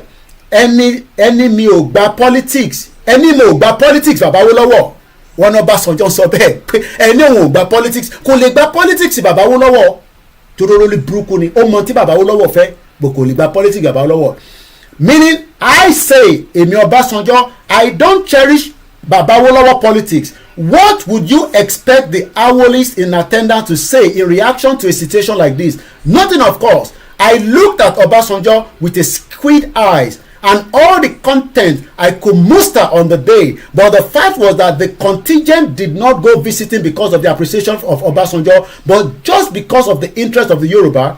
You now come to wonder at some time what were the deficits in the politics of Awolowo that Olori Buruku Obasanjo never saw anything good in it with a question mark. What would he have done differently to justify his aversion to Awolowo politics? Question mark. Ask him his own achievement at the governance of good 11 years, both as a military head of state for 3 years and a civilian president for 8 years. Nothing utterly, nothing absolutely, nothing to show for it except his field plantation of blanted, shameless lies all over the place, junkentry around the globe, hemisphere for the sheer display of vain megalomania in self-conceited and grim determination to obliterate the vestige of the monumental legacy of Awolowo, which he built with a space of just 8 years from scratch, and whose record cannot be met, let alone surpassed by any mortal in the world. Àwọn òyìnbó gan mọ value Awolowo.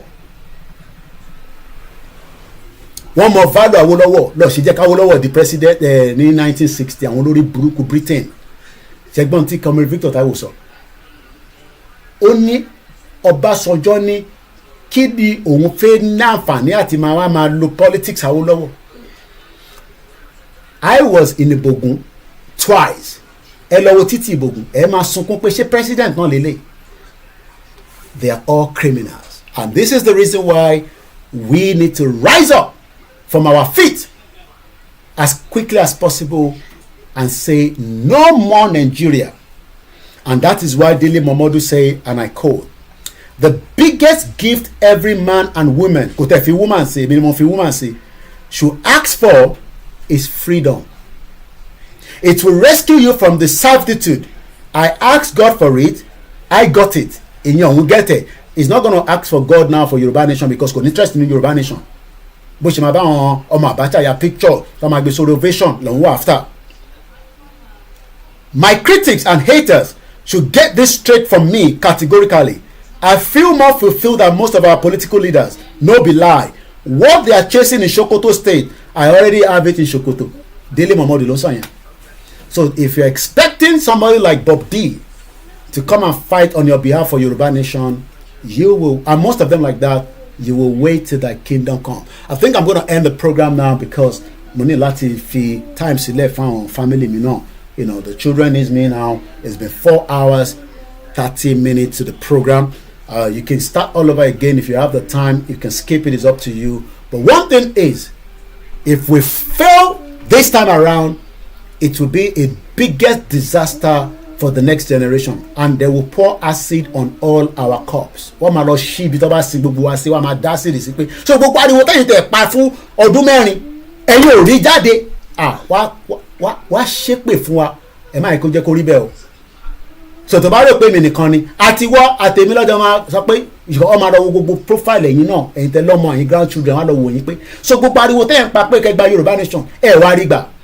We don't have to wait for Tinubu. In tó bá àwọn Tinubu ni kó ṣe, as I close my remarks now, in tó bá àwọn Bọ́lá Tinubu ni kó fi wá ṣe, we care less.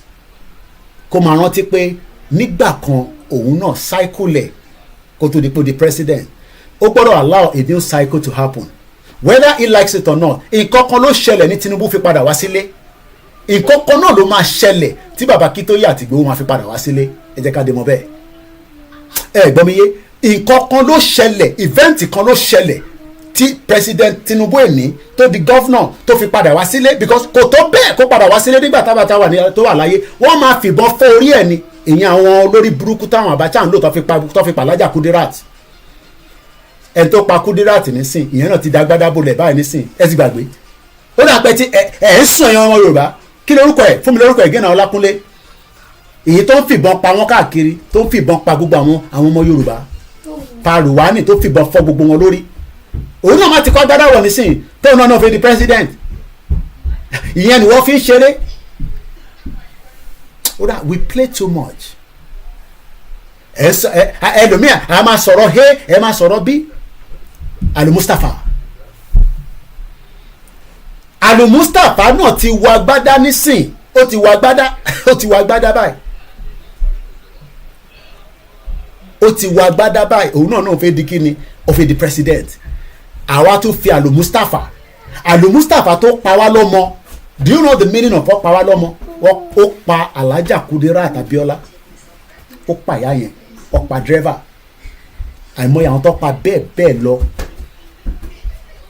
And àwa tún wá jókòó àti wá jẹ́ kí Al-Mustapha ẹ rò pé kò lè di president.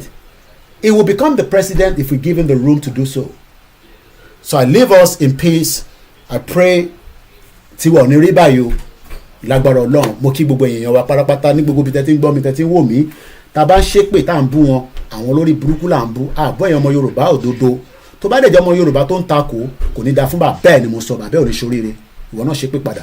Idiot all over the place. Mo kí Azeez, mo kí Sheriff Alabi, mo kí gbogbo ẹ̀yin silent quiet listener. Gbogbo ẹ̀yin tẹ́tí wà lẹ́nu iṣẹ́, èmi náà ti wà ní break báyìí. Ẹ jẹ́ kí èmi náà lọ relax.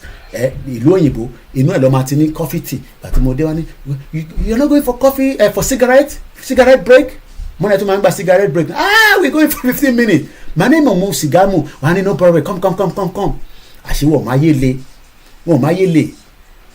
Oríṣiríṣi cigarette break, coffee break yẹn máa lọ kékèké wọ́n ń gbà ní gúngùn, wọ́n mọ bó ṣe ń ṣe 10 minutes yẹn kò sí nǹkan tó lè sọ fún òyìnbó tó bá di cigarette break kò ní dáadọ́.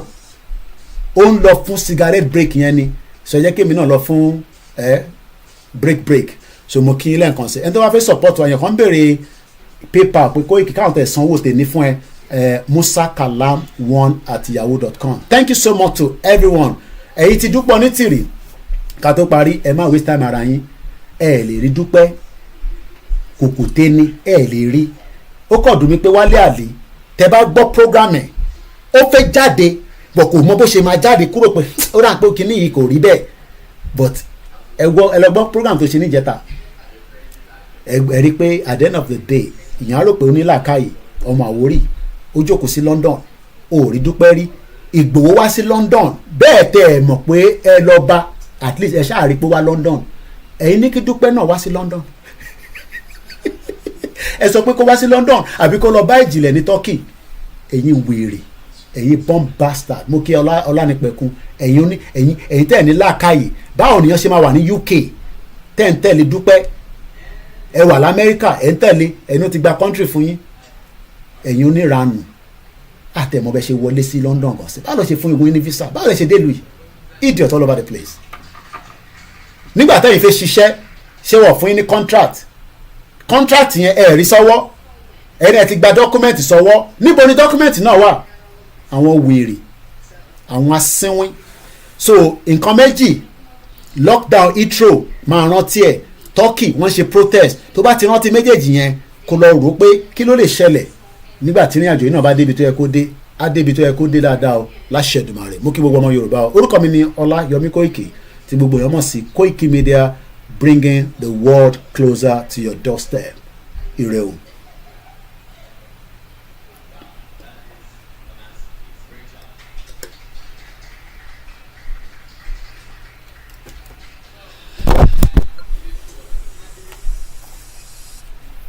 mo kẹ́ ẹ̀ tèmi lórí Mixlr thank you so much and then you bẹ́ẹ̀ lọ God bless Yoruba people God bless us all bye for now.